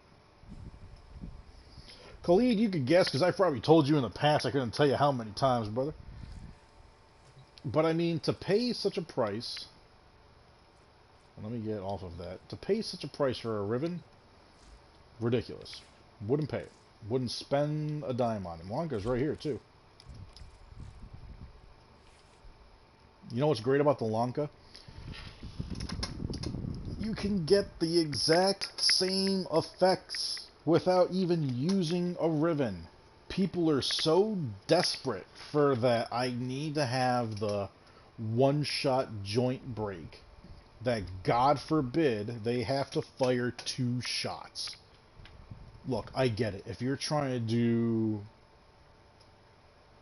a Tridolon by 3, you know, kill all 3 Eidolons 3 times in one evening, I can get it. I totally get it. But you could double that without using the ribbon. You could have 2 people designated for a joint, and those 2 people could have a pattern preset if you're working as a squad together of which joint to pop out next. You know, you start from the left knee, you go up, you work from left to right, and then you pop the right knee. Boom. Pattern.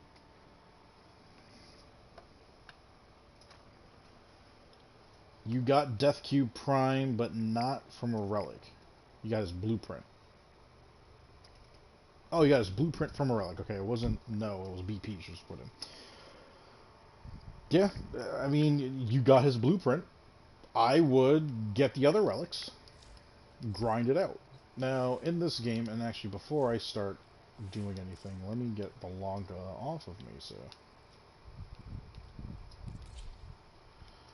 Let me switch back to how I want everything set up, and let me do this.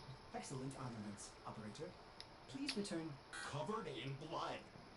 Safe and sound. Use the codex to your advantage every chance you get. Khalid and I have spent many nights having conversations and whatnot, and him and I have gone to the codex to compare weapons to, you know, the regular weapons like the Boltar to the Boltar Prime, for example. Use this for arcanes and relics. Use it just as much. If you go in here and just type in death. Wow, really? You're not going to bring it up? Let's try that again.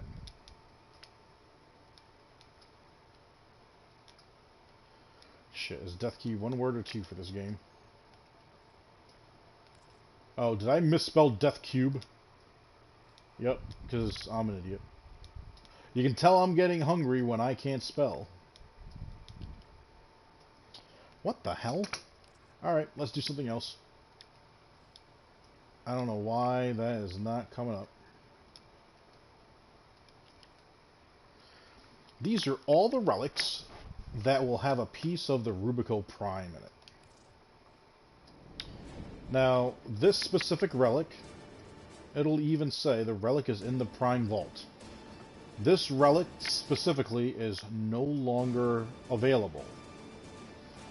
For the reason of one of the weapons here named, probably the Paris Prime, I think, at this point, is in the vault. Can't get it. Oh, that's right. There's no actual death in it. Alright, so there's no A in Death Cube. Come on, clear out.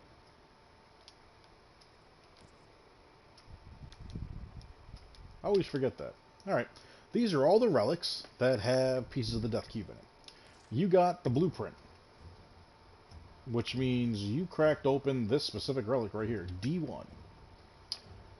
If you scroll down, this map, or this list, will tell you every known location that this can drop off of as a reward. Your best bet is to look for any defenses, to look for any survivals, because you can get into that match, you can run it for a long period of time, so long as you can survive, and you could grab anywhere from, depending how long you're in there, anywhere from 1 to 100 of these. Myself, Annie is the one that sticks out. It's in the void. It's a harder defense, but it does drop relics fairly easy there. You could take a peek and also look that Teshub is one of them. So if we look at the map, we can look at the void. Teshub is an exterminate, level 10 to 15. You will get a chance to get this relic just for flying through this mission and completing it. If you do it quick, there's a chance you can get that relic. There is also... is it Stromberg? No, where are you? Yuko, isn't it? Yeah. This capture mission. This is a very fast capture mission. If you can do this capture mission and don't have to worry about that whole extra point where you have to worry about doing an exterminate, you can do this in a minute, 2 minutes tops. My fastest run at this was 52 seconds. Or was it 48? 48 seconds that I flew through this. Found the guy, short map, perfect parkour, two-shot him, one-shot him with whatever weapon I was using, probably a sniper or whatever. Got him, picked him up, and took off running. You're going to trade? Hey, Amber, best of luck. Make sure you jump into the Discord. Anytime you have questions or whatnot, definitely hit me up or anyone in there. We'll gladly help you out. Best of luck to you. Alright, I ran off on that whole focus and tangent for some time. Old Viper here needs a drink. You never seen a snake go up to a pond and just have itself a drink?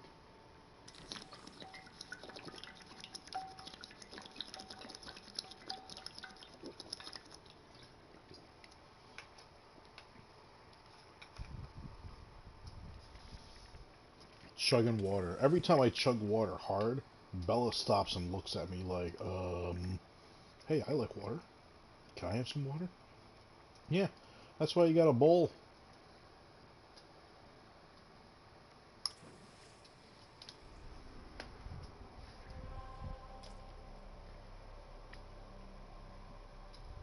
Nightbot, don't you start. There you go. Survival against the infested. Trinity strength. Alright, because I know I'm going to need Vita Essence and whatnot, and I'm going to need some Endo. Let us dive into that, shall we? Let's get our random build. We're going to get rid of you.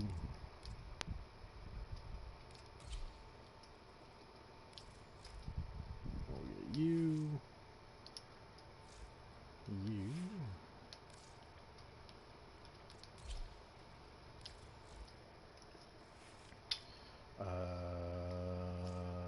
You. I'm using Sovereign Outcast at this point instead of Gemini Cross.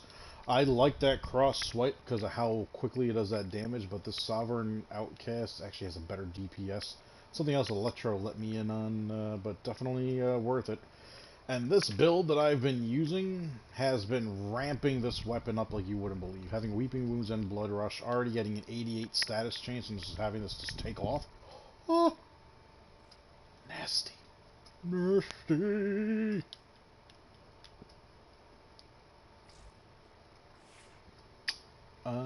And we'll keep the Brahma on just for nuking some fucking areas. And or blasting the shit out of that damn drone as it comes out. The other thing... It's a good boy. Duke, do you need some loving? No, you need some belly scratches times two.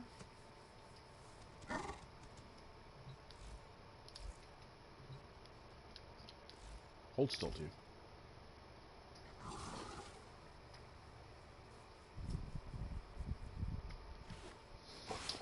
Khalid, don't forget to download Ghost Wars, dude, if you haven't already. It's Thursday.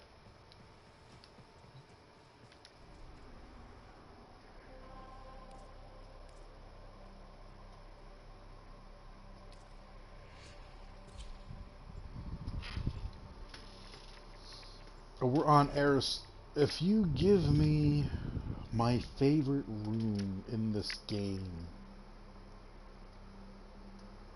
I would be so happy. See, this is where the RNG gods balance everything out, because I never really get the tile set that I always want. It's usually a struggle.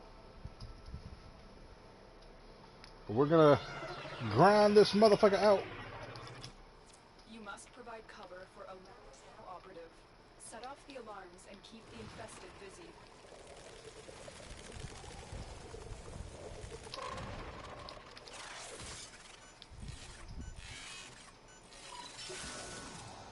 A steady stream of toxic Nice. spores is being released. Yeah, I'm probably gonna do a warm-up myself. Emergency life support is inbound.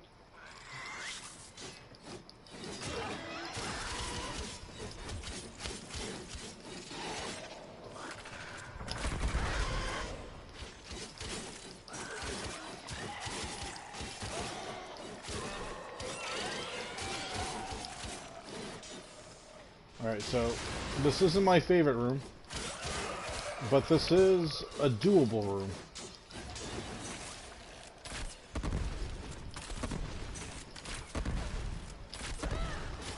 Just looking to break some breakables.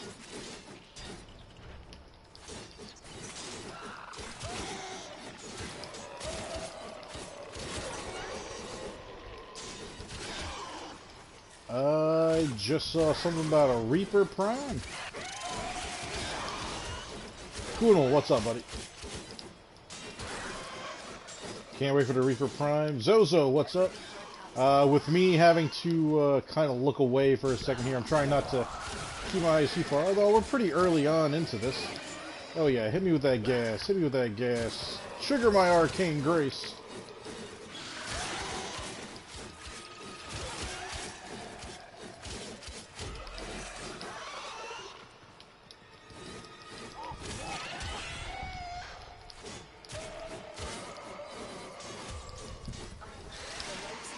How's everybody doing this Thursday? You'll always know when I'm looking down at the screen, because I'll do stupid shit all the time where it's just like, what's Viper doing? Is Viper playing drunk? Alright, so this is actually going to be an easier and tighter room to maintain. Oh, I'm near extraction.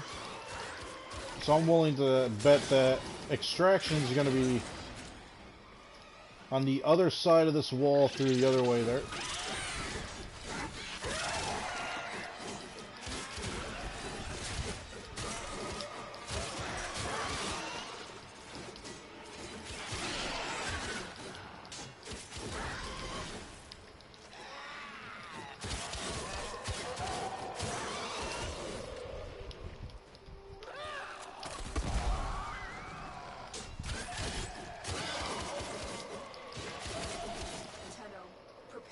Support.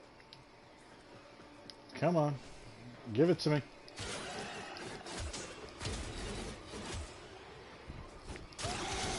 I like panicked. I was like, did the game just glitch out on me?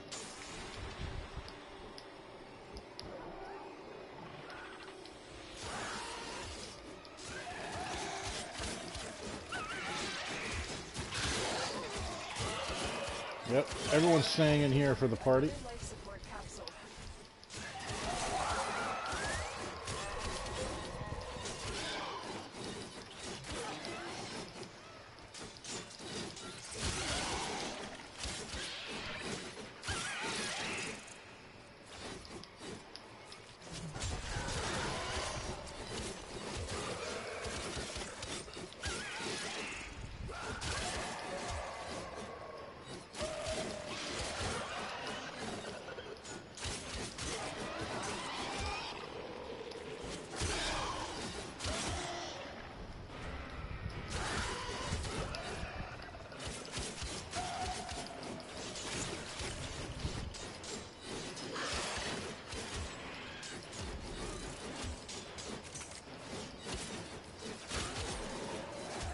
I gotta lower my headset just a little bit. Man, that music was just drowning me out. I want to make sure I'm not screaming at everybody like, huh? Yeah? Reaper Prime! Awesome!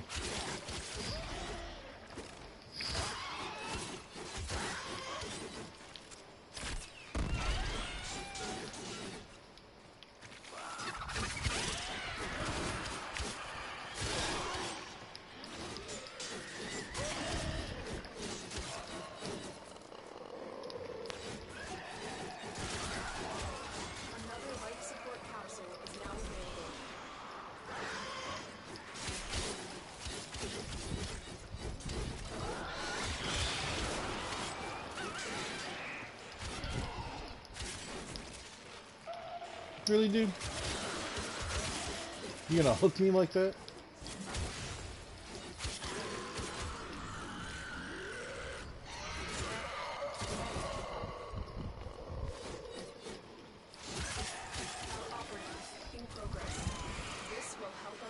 What?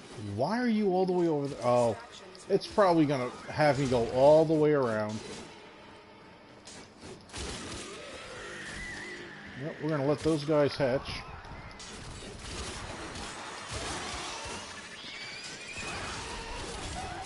Anytime you come across a boiler in a survival, man, let those things hatch. Each one has a chance of giving you life support.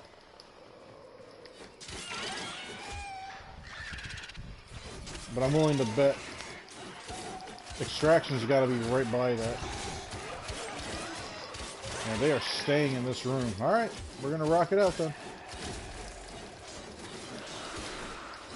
Nothing like 140,000 red crit slash. Oh, I'll take that gas. Come on. Hit that grace.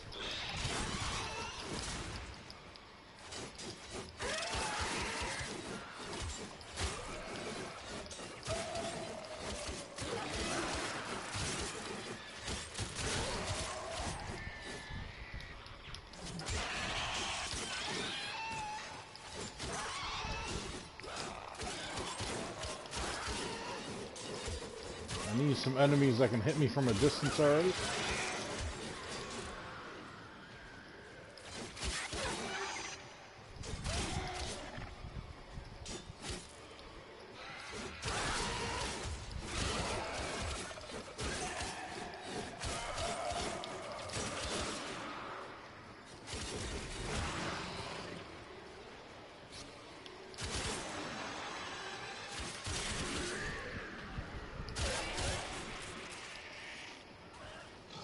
And there's the hatch.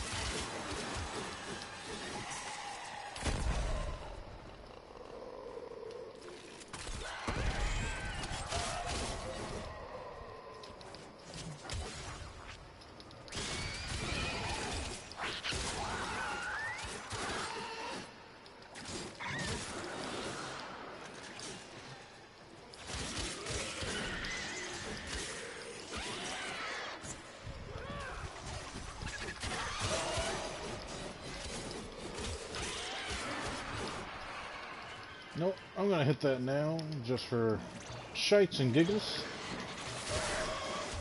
Life sleep activated.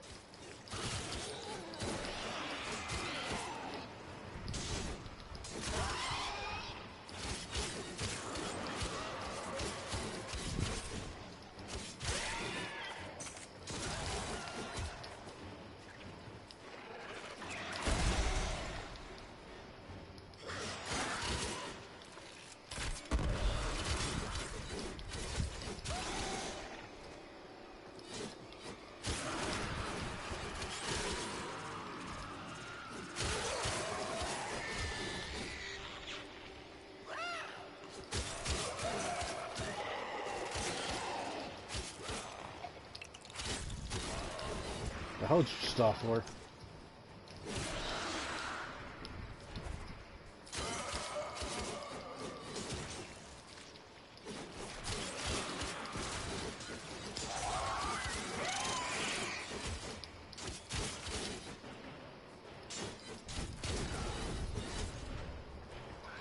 Do do do do.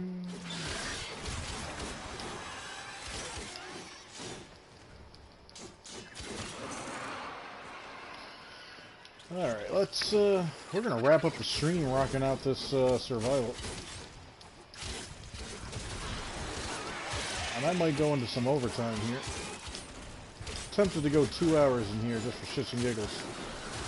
Really max out, some endo.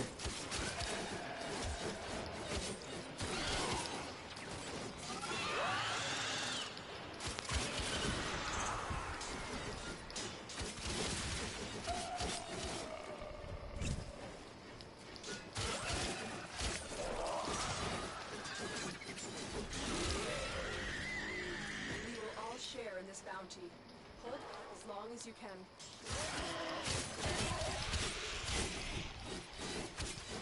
Hold out for some pustules.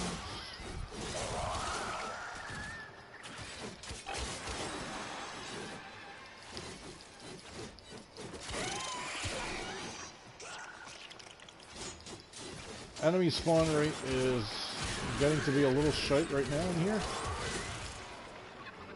I'm actually curious Life support has arrived. about The other spores rooms. have almost completely saturated the atmosphere. You need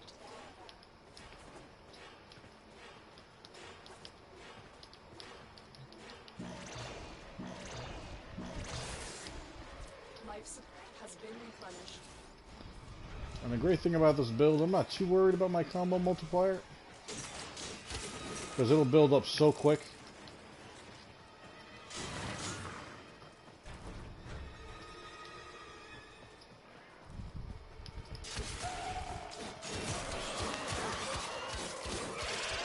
And the way this weapon is set up, even having the full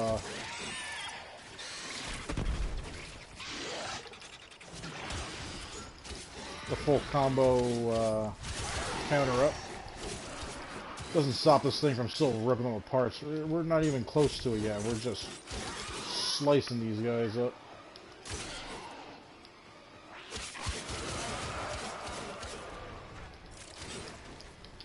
Yep, see, now we're on the back side of the room that we were just in. Here's extraction right here. Knew it.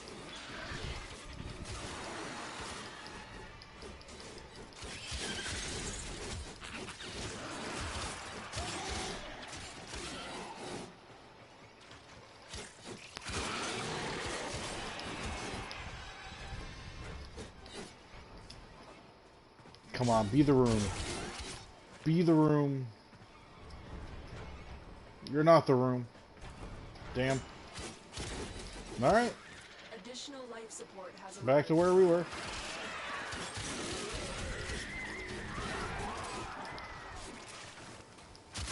I'm convinced that certain rooms have a much better DPS than others. As far as being able to keep up with the spawn rate of enemies.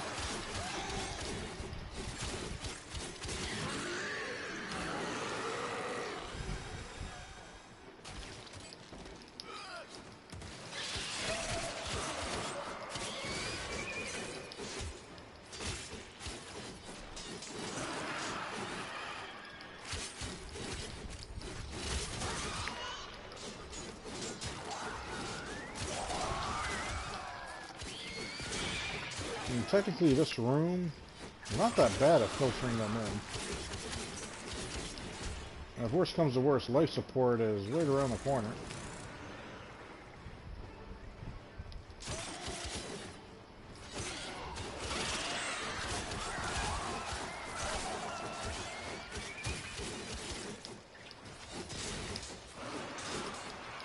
It's a tighter room, which does mean that if there is an arbitration drone that pops in,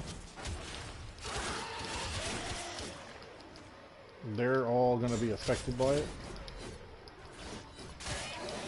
Definitely want to try and avoid that happening, because I feel like when you have an arbitration drone and you kill it and it kills the enemies, there's a less of a chance of you getting life support modules. Welcome back, Amber. Any luck with the trade?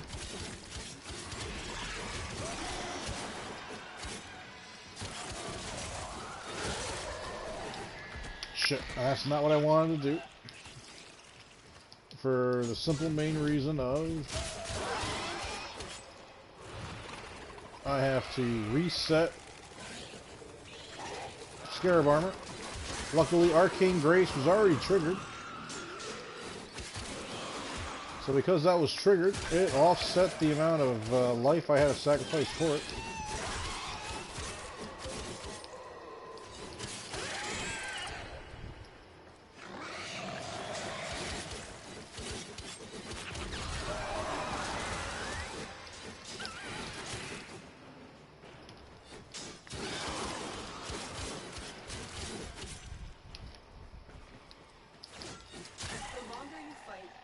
1200 endo.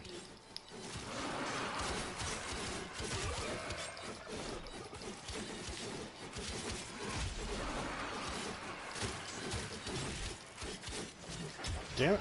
Oh, saved it. Dumb luck saved it.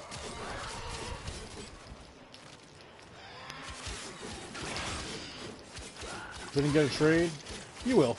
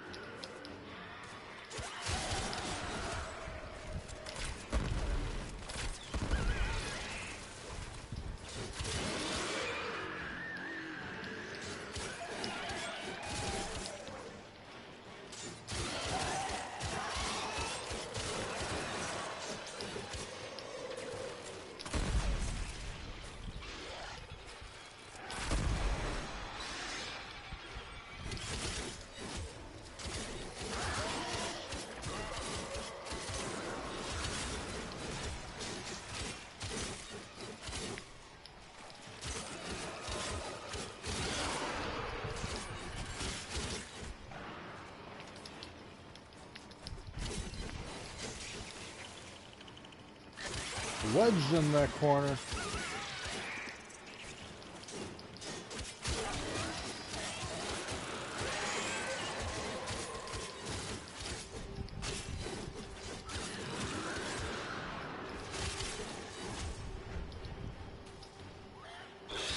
It'll take time. You gotta be able to weed out the people that are trying to screw you. And here's the thing. Someone's always gonna get kind of screwed. You're just looking to minimalize it for everybody.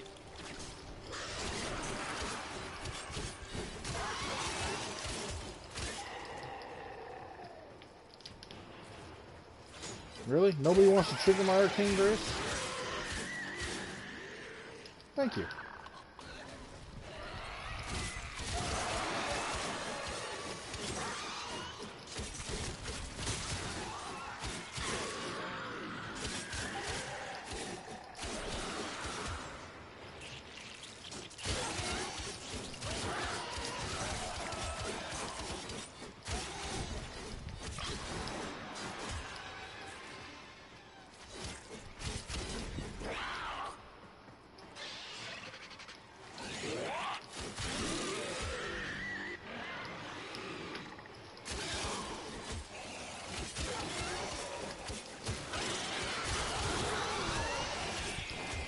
Amber, I will say this, please bear with me as far as being able to focus on chat and maintain this survival that I'm running solo. I'm minimal going to be in here for an hour.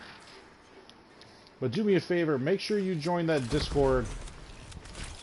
Reap all the benefits you can. Reach out to me any chance or anytime you need or want to. We will happily give you a hand. I want to say I might have 1 or 2 Nintendo players in my Discord. But again, my Discord's been kind of inactive for some time, so I got to go through and see who's really still in there or not. It's not a lot of people right now, I won't lie to you. Quite a few people left once I deactivated it for, well, quote-unquote deactivated it for a little bit of time.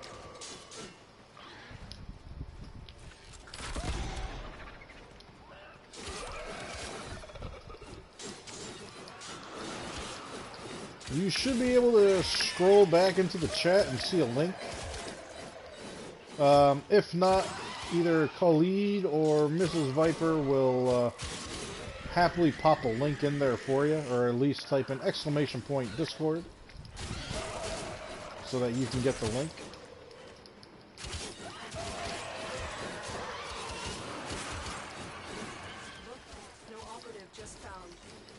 combat discipline.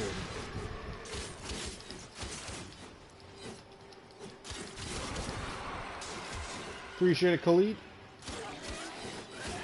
Can you tell me something? What's up, Amber?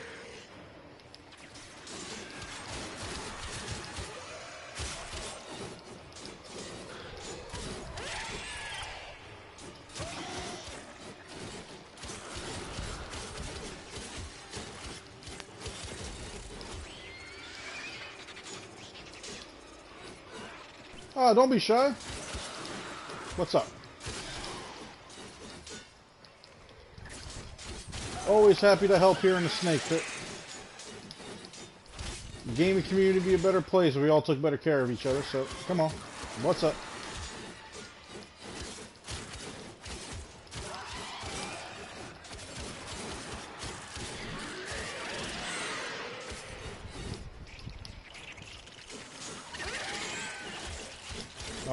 I'm waiting for the Imrana effect.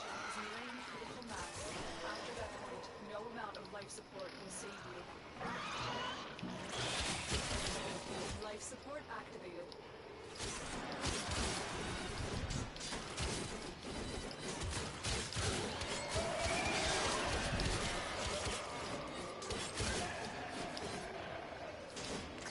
No, I wish I hit that gas. Trigger my, well, I mean, I could always just put up the old blood altar and get stuck behind a rail.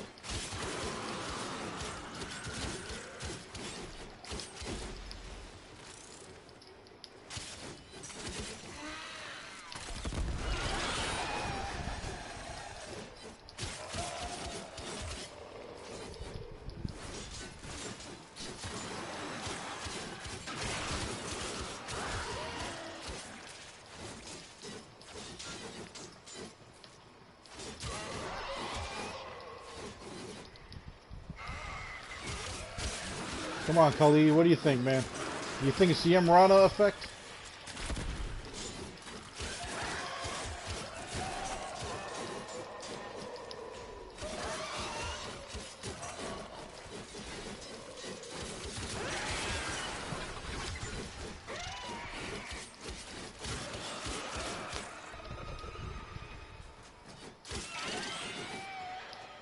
Another life support capsule is now available. You guys all stuck underneath me?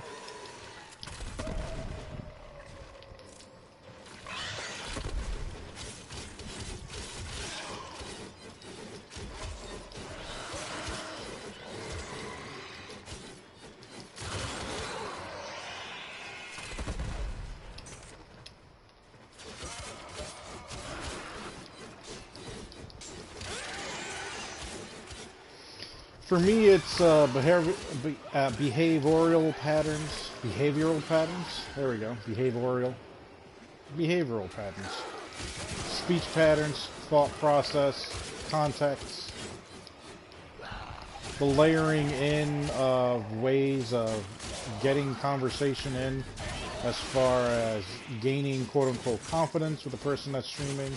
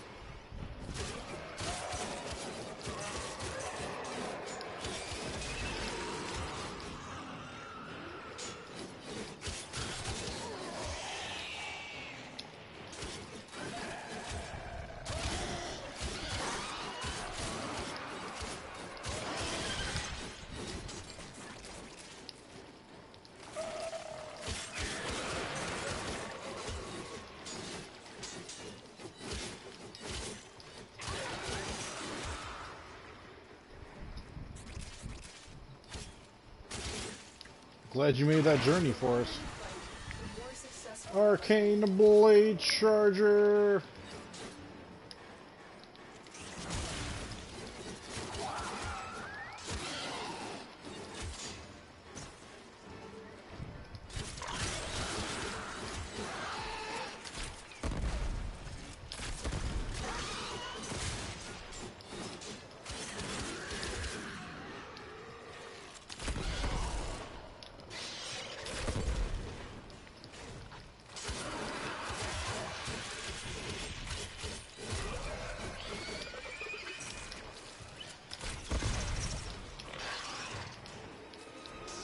Oh, I love it when you trigger my arcane grace.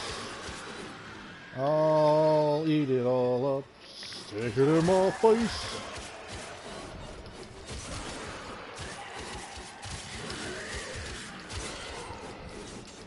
Does that sound bad to everybody else? Good.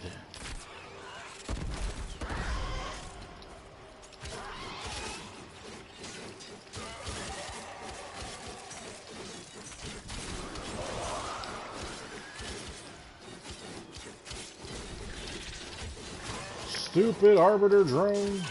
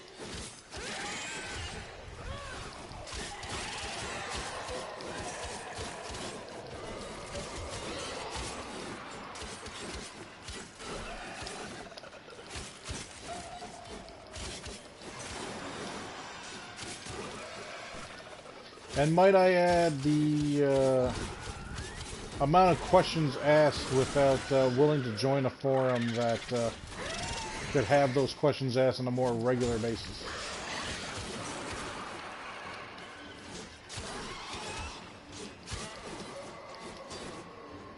Why? Because certain platforms don't allow that too many times.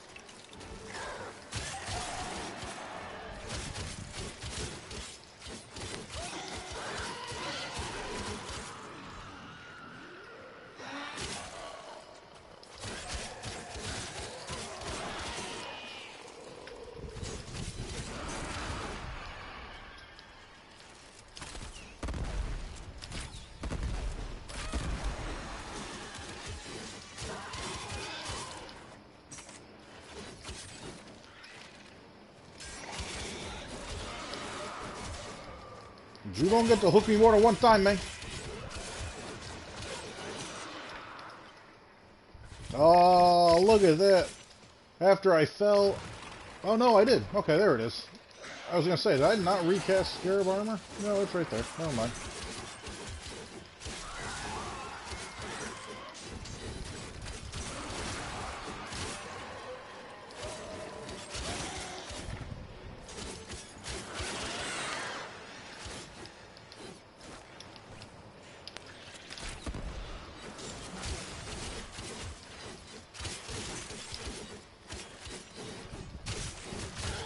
You know what? If you're going to drop all those maggots there, bro, mother, I need you to have them each drop their own possible life support.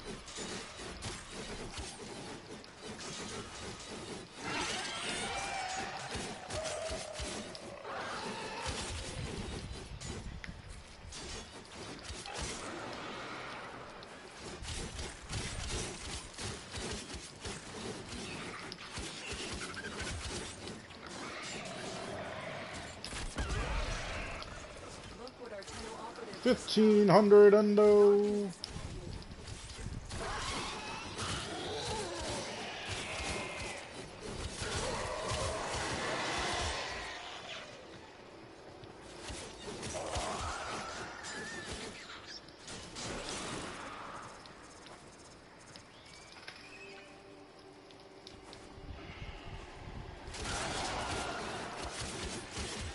Come on, Toxic. Damn, didn't trigger my Arcane Grace. But that did.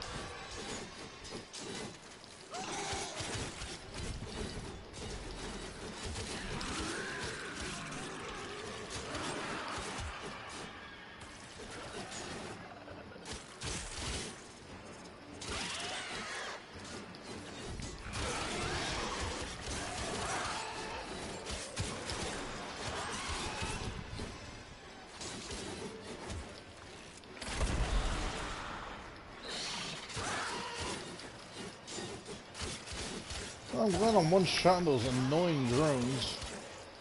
I know those things are... It can't be affected by any abilities. Splash damage, status proc, stuff like that. You need to directly just punch them in the face. Really, mid-air while doing a ground slam, you hooked me.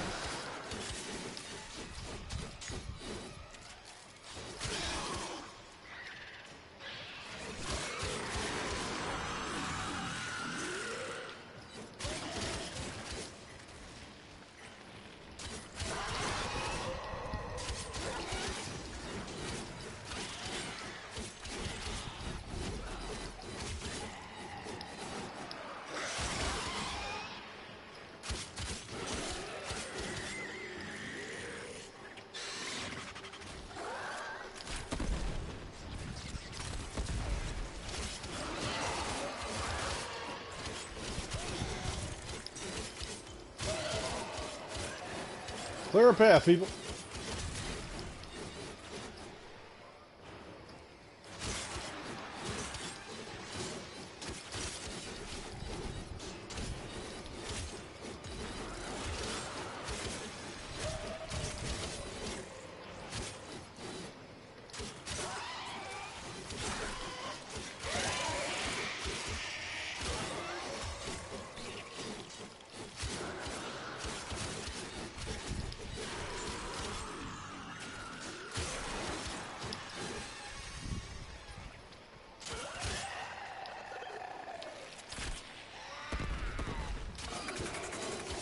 What did I just hit for blue shields?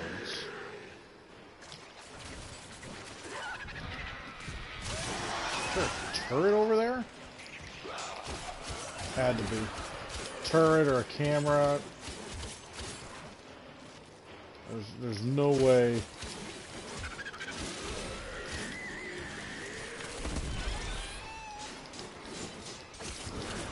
There's no way anything here is gonna have a blue shield. At least in this room.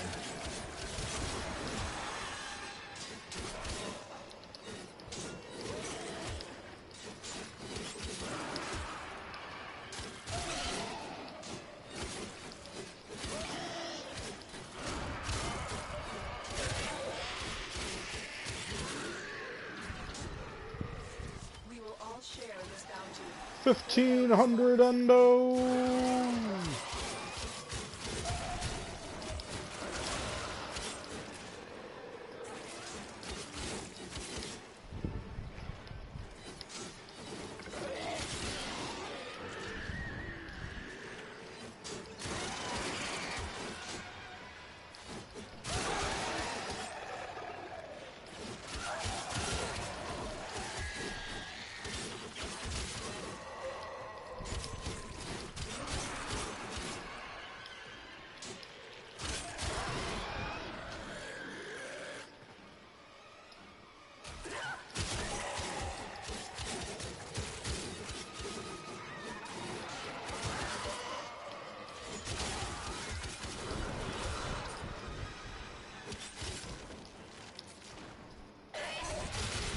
Let's lure you away from the enemies.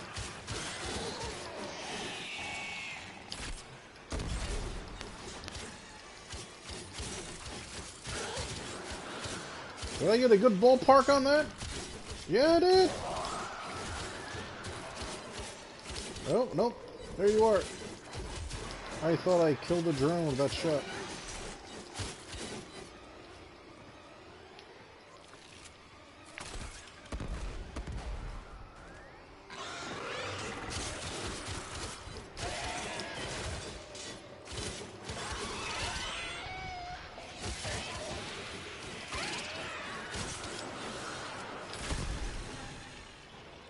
Maggots.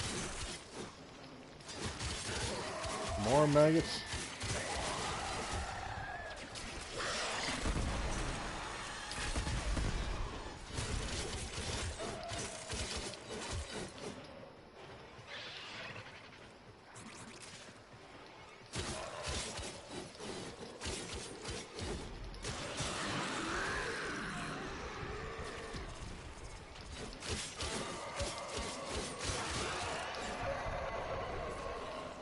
We're holding up survival just fine, man. Life support in this room, man, they've been flooding me with a good amount of enemies.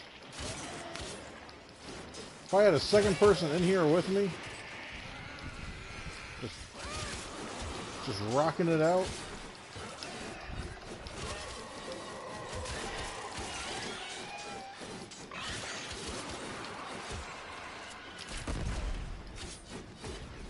Ah, it might have been him with the shields. I typically don't see that pop up. Yeah, I'll jump through that. See if we can get Arcane Grace going. There it is. Let's get rid of these maggots, because they're making it look like there's more enemies here than there really are. Let's get rid of you, so we can kill these sons of bitches. Yeah, bring on the glass. Whatever these sephiroths have become, there's no going back.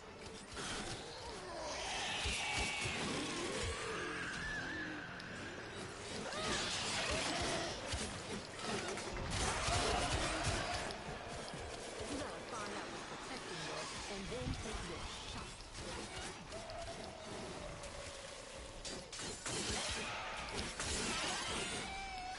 Oh, like that?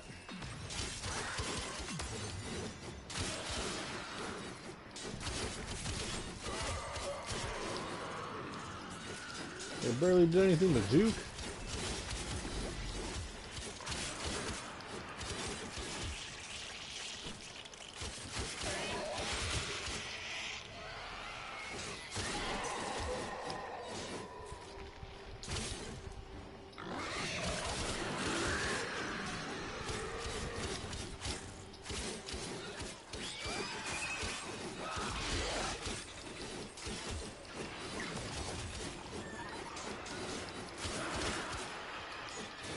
There's my Arcane Grace. Keep her coming.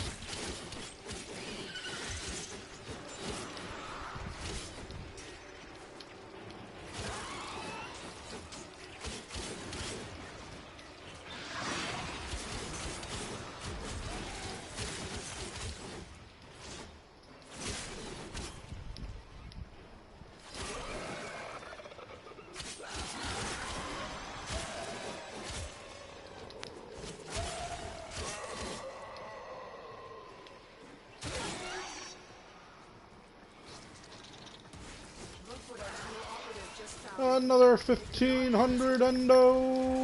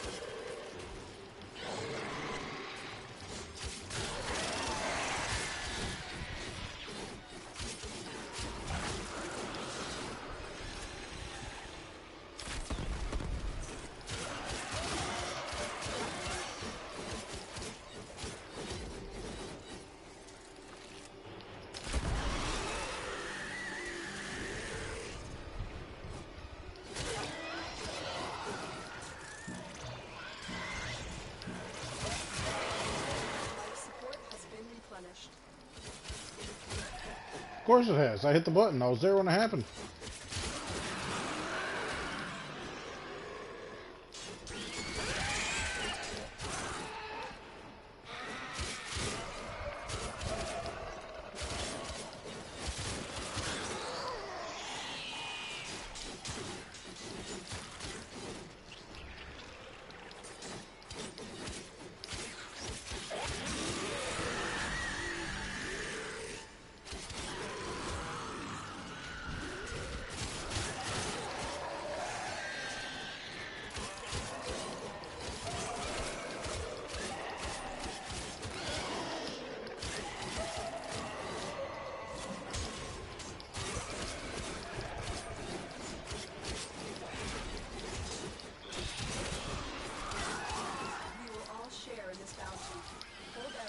seating, step, ephemera.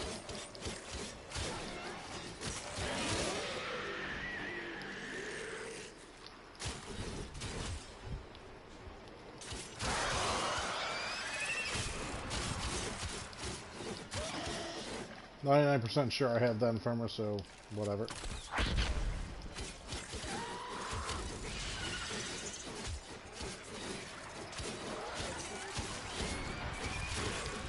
delivered another life support capsule.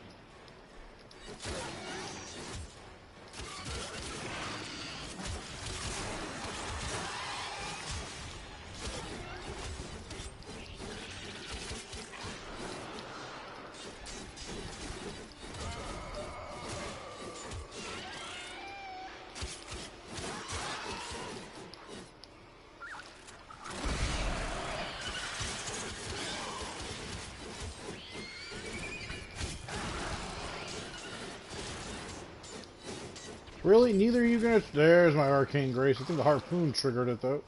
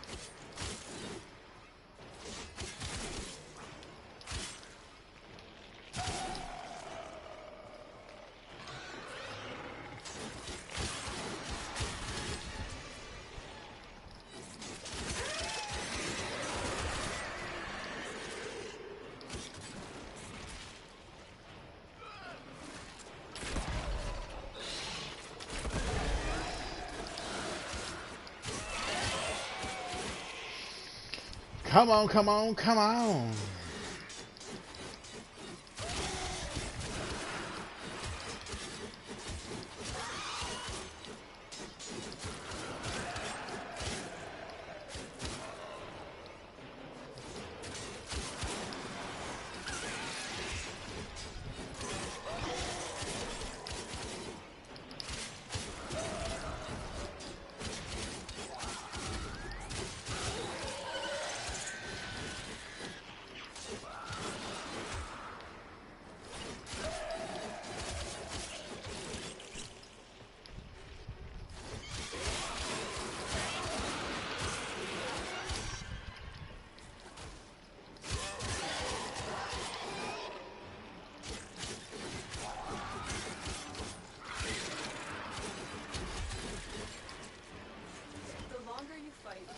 1,500 endo.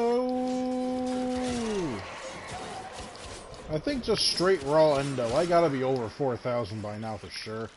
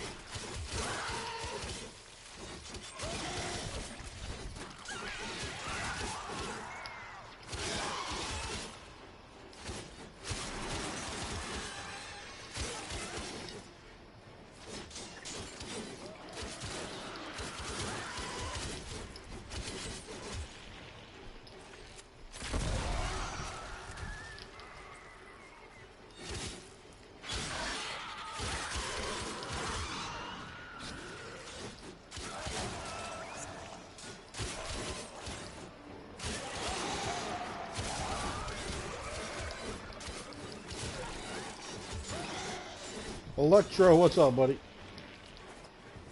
The longer you fight, the more successful we will be. Swift momentum!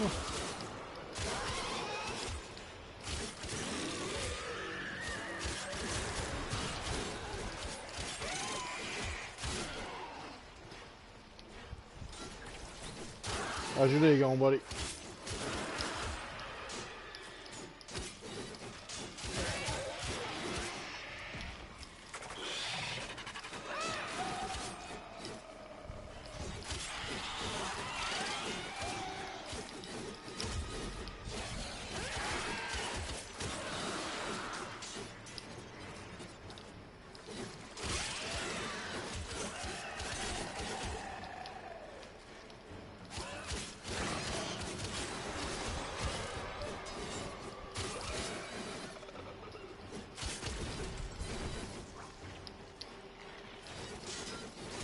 Always good to hear, my man. Spore saturation is nearing critical mass. After that point, no amount of life support will save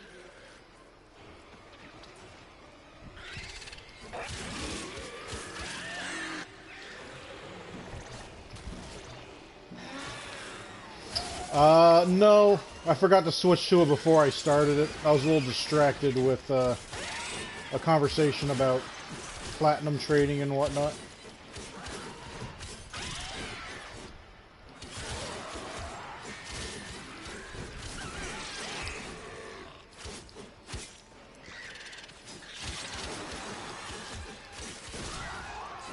Wouldn't be the first time I've forgotten to switch, specifically flying through this survival for arbitration.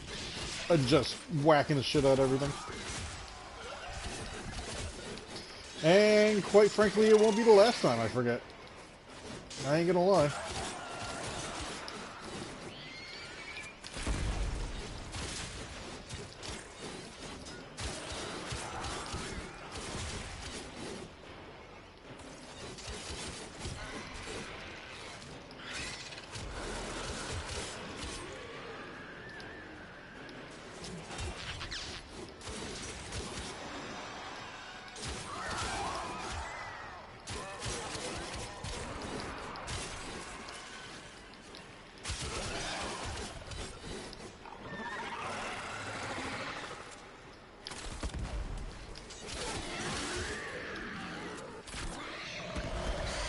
Bad shot. Better shot.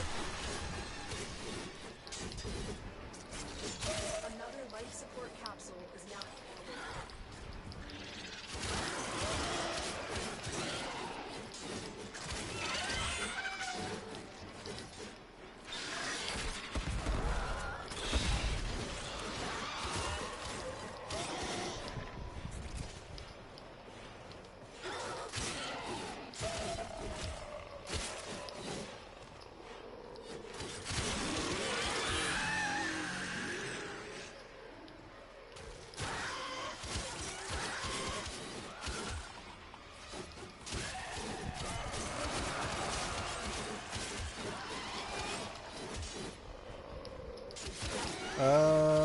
Hang on. I'm gonna take a second for me to read that.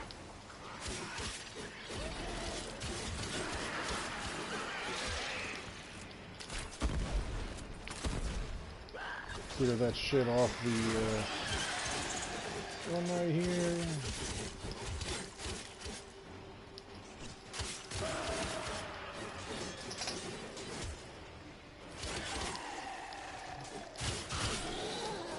Could have sworn you just said something about blue crits.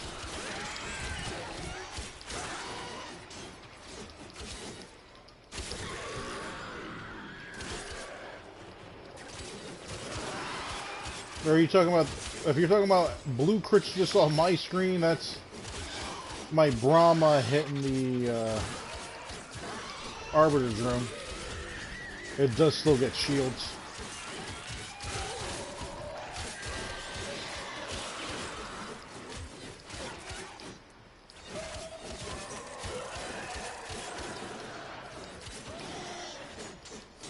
Pretty much just running this for a little Vita Essence, but more so for some Endo.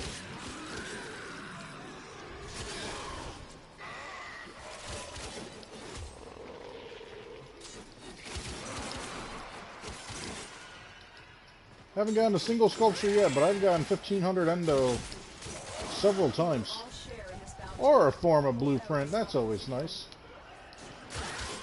Alright, let's see if I can see what you said.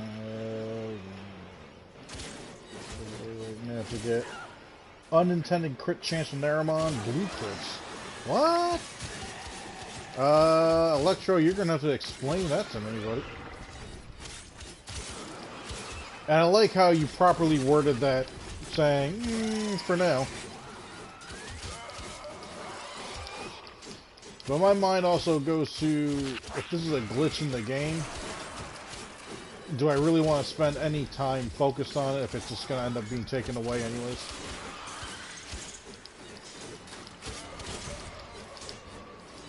Really, that gas couldn't trigger my Arcane Grace? I'll use you instead. Come on, everybody. Step into church.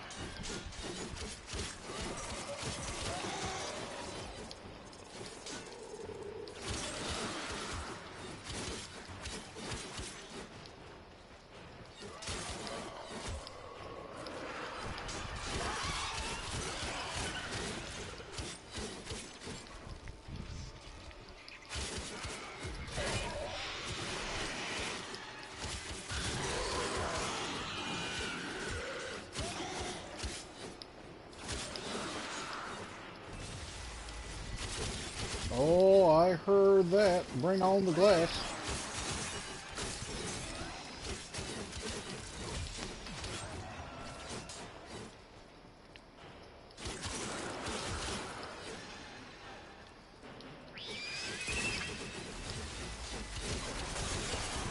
I already made it past that. I spent an hour of the stream just swinging around.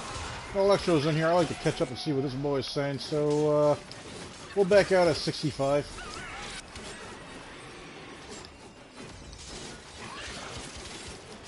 Oh, come on, get out of the way so I can get that drone.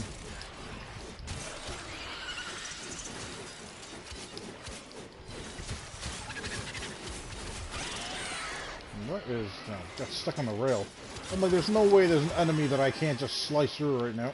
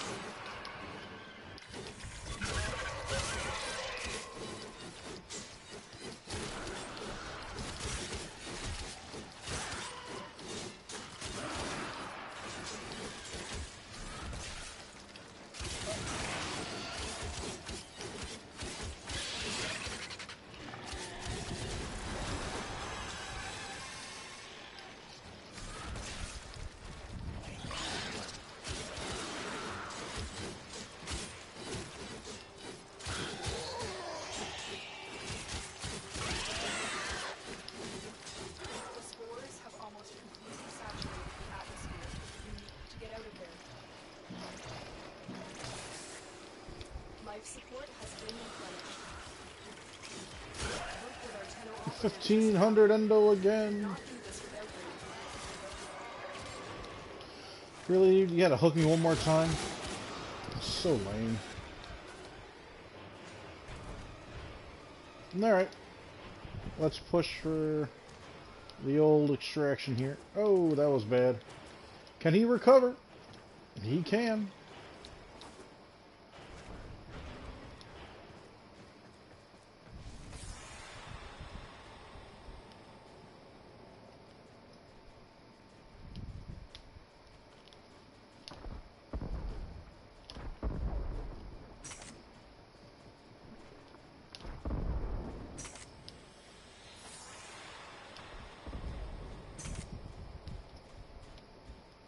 Interesting if that didn't,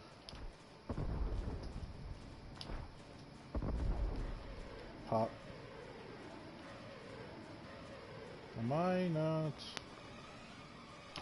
I think there may be too much stuff in the way. Yep, nothing worth taking a peek at. Alright, let's see if I can catch up with Electro here. 10,000 endo, that's not bad. 19 Vita Essence. Oh, I did get a sculpture. I didn't think I got one. Additional life support has arrived. Oh, wow. That guy actually reached back out to me, asked me if I got preparation. But then I realized it's something I can get from arbitration, which is why I kind of ran this to make up for some of the Vita Essence I spent.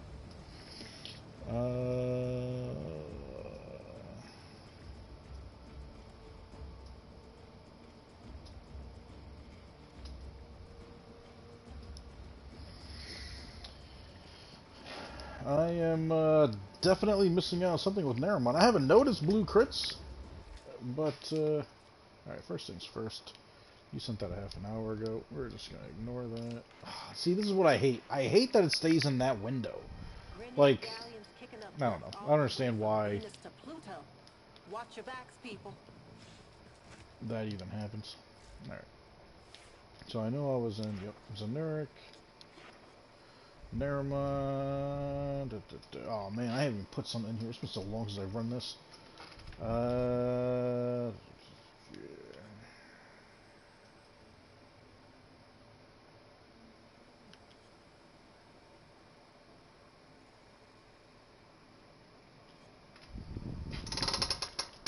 I mean, for the most part, I've only used it for the affinity spike.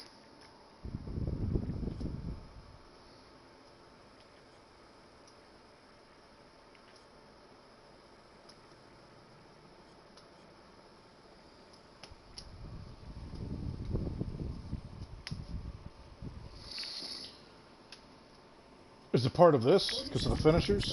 Operator, all accounts. Ranking that up?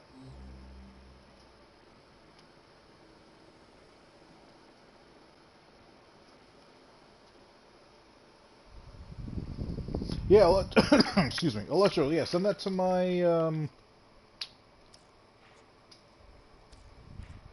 whatchamacallit.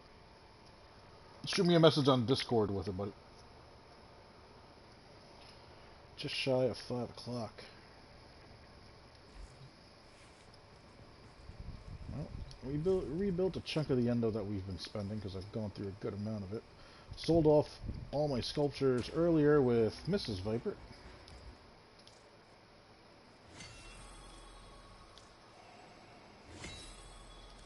So we're rebuilding our collection of those. Hey Electro, since I got you in here, buddy, you might know this answer. And yeah, let's try that again. So I'm working on a Cora build because she has a pseudo weapon, or a quote-unquote weapon, with her whip. Now, I've watched Nightmare Frames video on this, and I tried to emulate it the best I can. Now, the only thing that I'm missing for Cora is Rolling Guard and Preparation being in there. Now, for some reason, he is able to, and the only thing that makes sense right now is he probably is running Naramon. Because I didn't switch to that. But he is able to, after her second whip, he is ripping out red crits. Full red crits.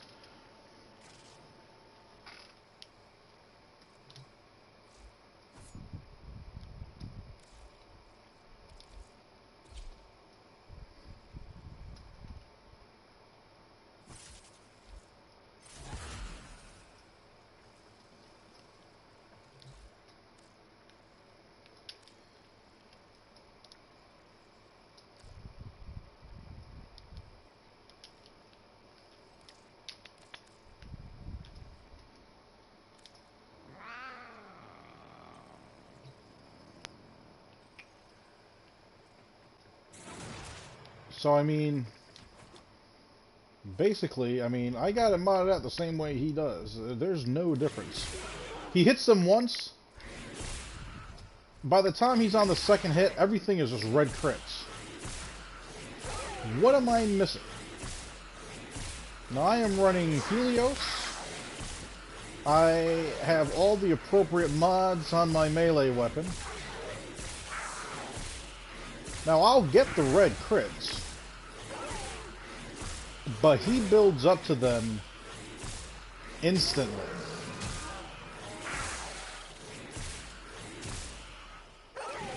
Now I am running corrosive, obviously, on this.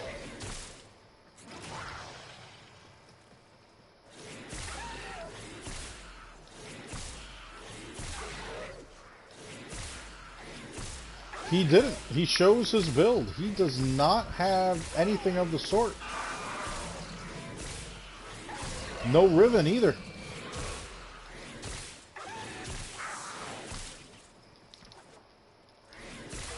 He runs a Rivenless build. Now, granted, I mean, here's the thing. The other thing is the combo counter. It's the natural 5 seconds that any weapon would have. Now, naturally, this is working out just fine. What I want to know is how he was able to ramp it up that high, that quick. If I'm missing something, or what? So, I mean, even if I switch to narrow, I mean, this is an infinity spike.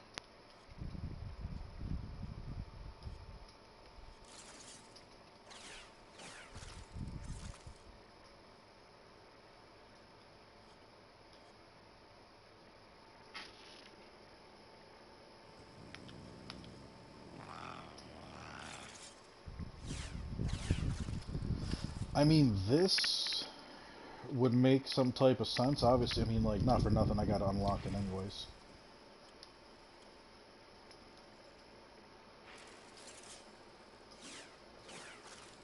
It's not like I don't have Naramon to spare.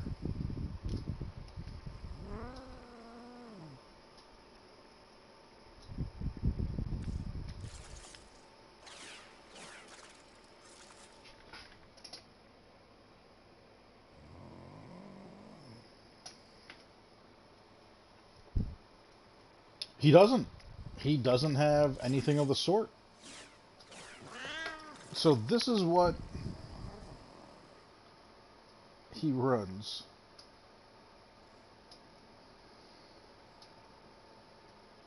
Primed Pressure Point, Sacrificial Steel, Blood Rush Organ Shatter, Gladiator Might, Shocking Touch, Weeping Wounds, Primed Fever Strike.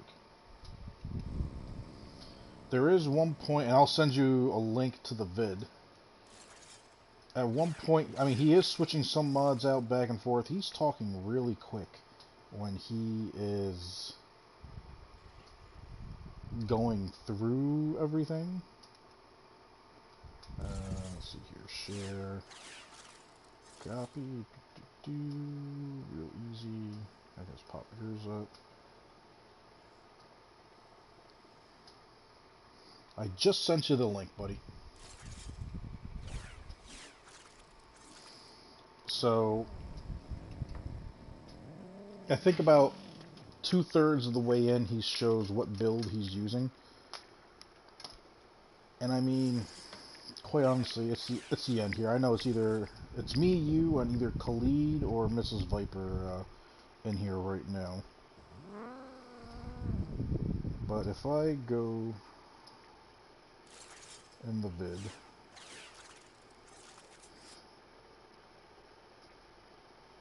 so it is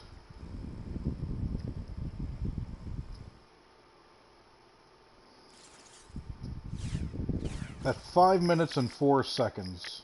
That's just before he goes through and goes over a stat stick. And he's got to fast forward pretty quick. So I'm trying to watch what he's doing as far as shuffling it and pausing it at the right moments. He does use Spoil Strike at one point, but that's sacrificing speed for 100% strength. He's not using a Riven.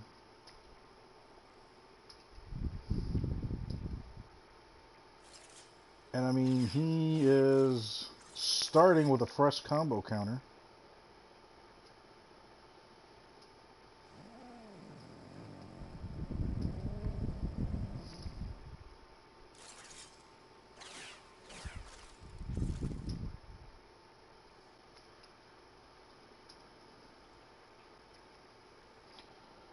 Do tell, buddy.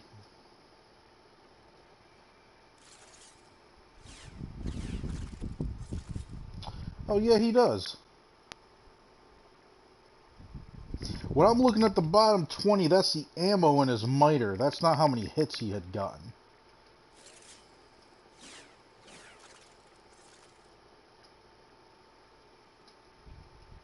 Son of a bitch.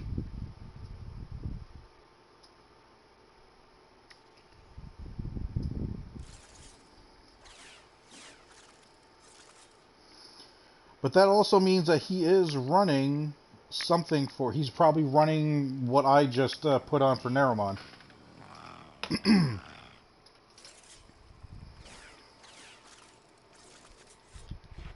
So he's running Power Spike.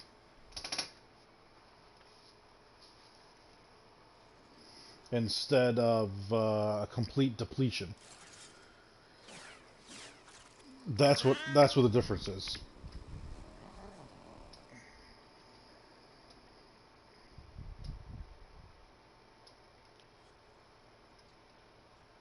I'm not worried about that.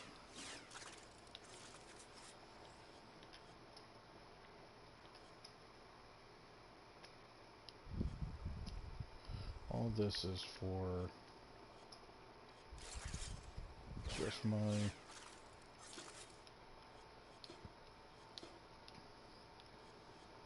I still got to... See, I mainly run generic, so everything is maxed out. I have yet to unbind Siphon. I don't know what I'm waiting on, to be honest with you. I just gotta focus out, or farm the focus for it, just so I can get these two unbinded, and I can use that for Naramon. But the same token, meh.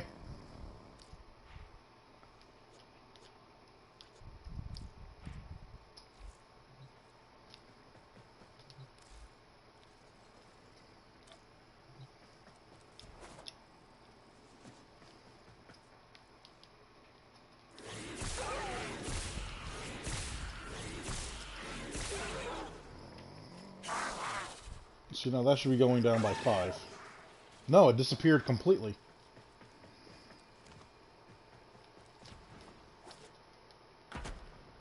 Did I not make Naramon? Yeah? Okay then. So...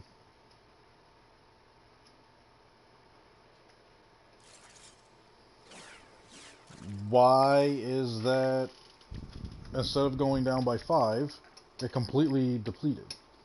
Or is that 5 by how many times? I thought it'd be how many strikes.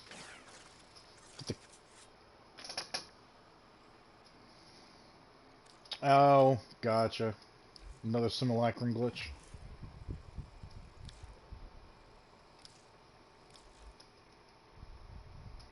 Lame.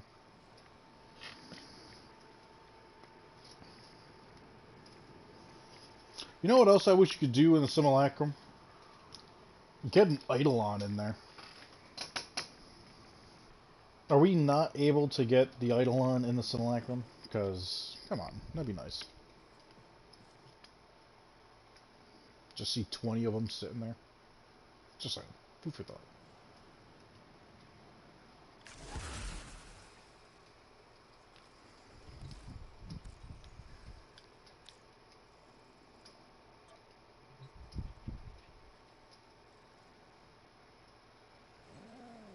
Oh, interesting.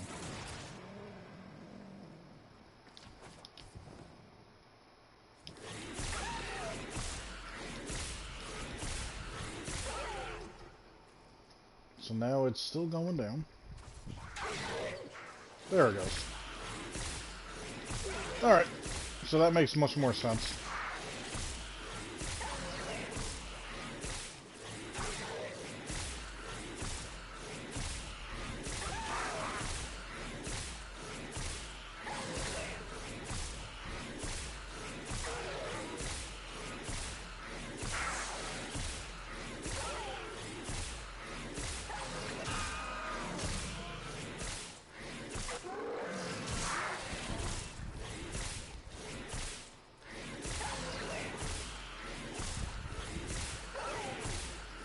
Apparently I was just out of range of these guys. Which is interesting because...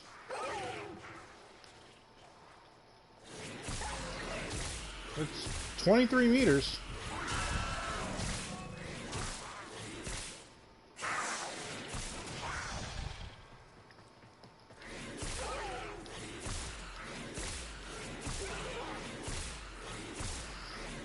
Now my curiosity goes to... what would be better? Corrosive or viral?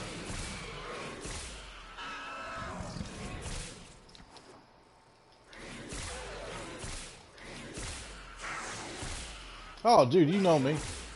Dude, send me anything you want. Shoot me a message. You want to put it in Warframe builds or weapon builds, by all means, go for it, man. Just make it screenshots. Don't put full-on vids or whatnot. Yeah, see, that makes a lot more sense why he was a... oh, you idiot. This makes a lot more sense why he was able to just... because you see him pop out, he puts on snare.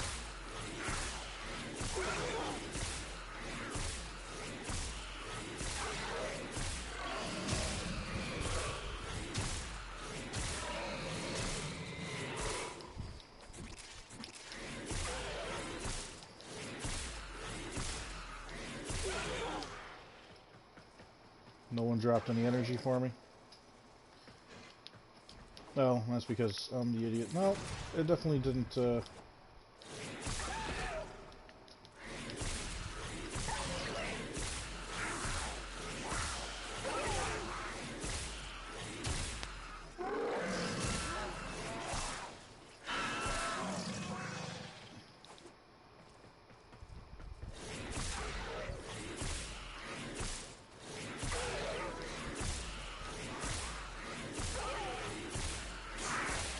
sounds good, buddy.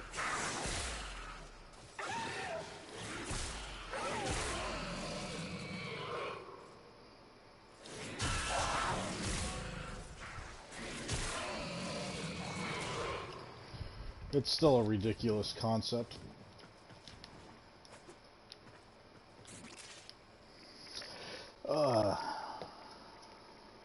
So, I'm happy to know that I figured out why that was going on. And why I'm able to now just be able to get that going. I mean, these are juggernauts. I mean, if I brought in any type of a regular enemy... I mean, even at this point. When are we going to come across a Juggernaut at that level? You know, let's bring out everybody's favorite asshole.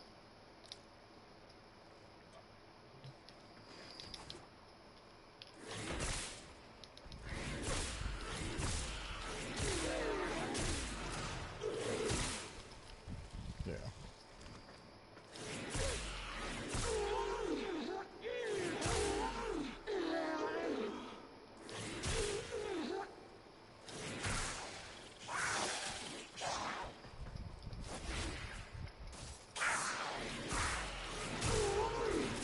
Yeah, you snap on snare, which is going to ramp that up.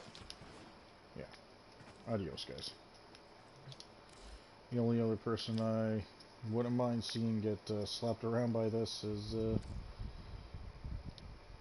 Mr. Knox.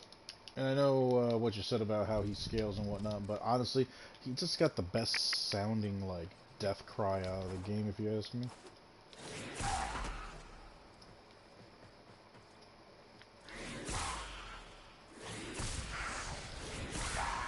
Now, I know the status chance for impact, puncture, and slash is the same for them all.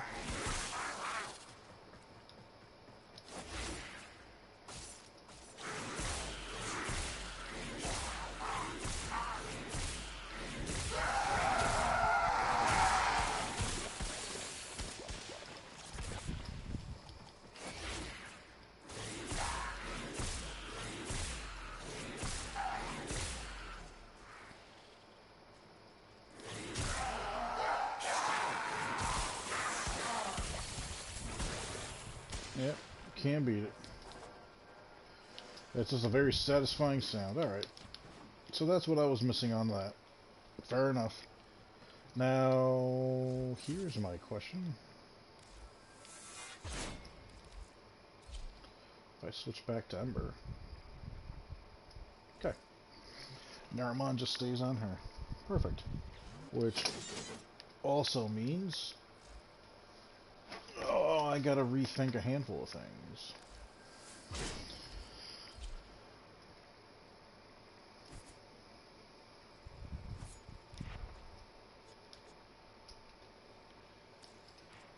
Oh, it's not gonna save in here. So we're...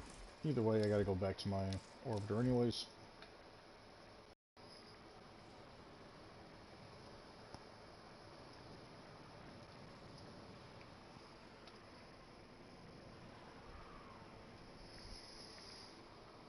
Yeah.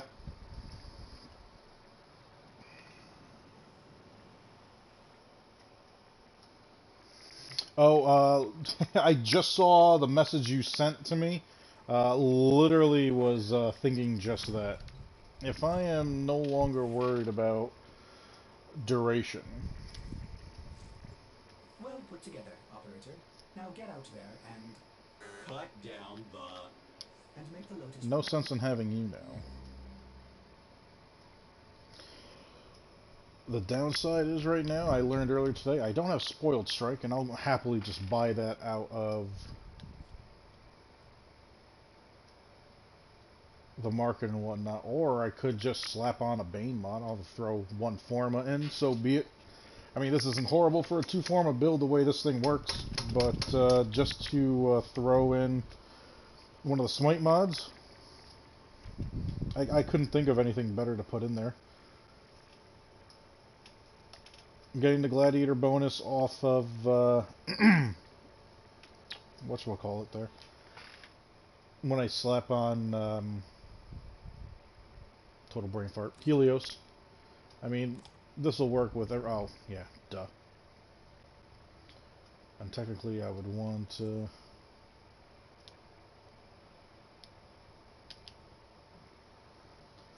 I mean, if anything, just throw that on for more crit damage. Oh shit, I already have Gladiator Might on there. Well, I can always increase its DPS, put on Vice. When my mind goes to putting on a Bane mod is just the smartest thing I could for Inaros.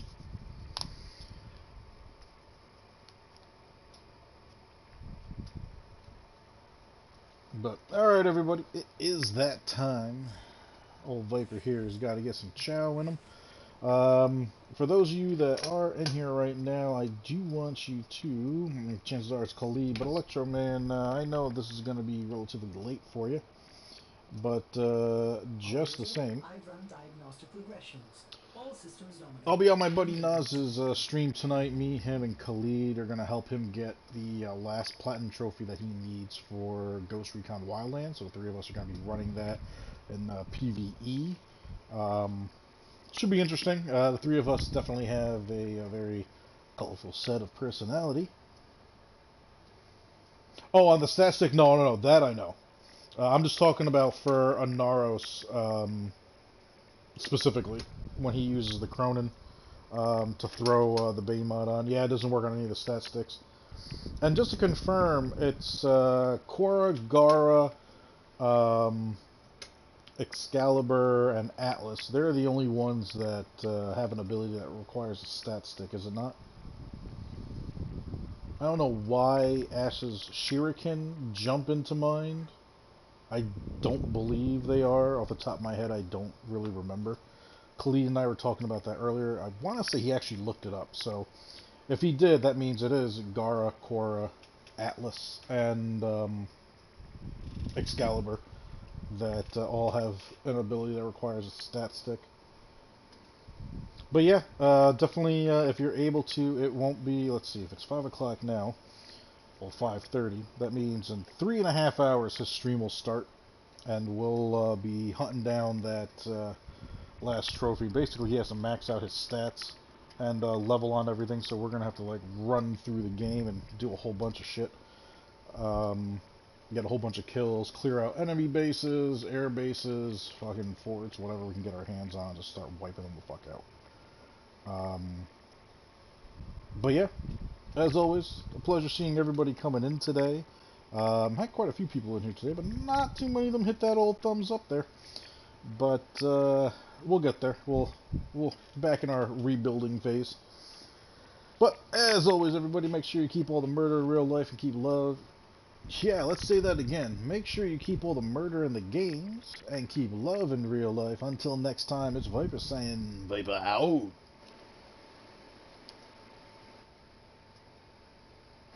Viper's not out yet. PlayStation's taking a hot second.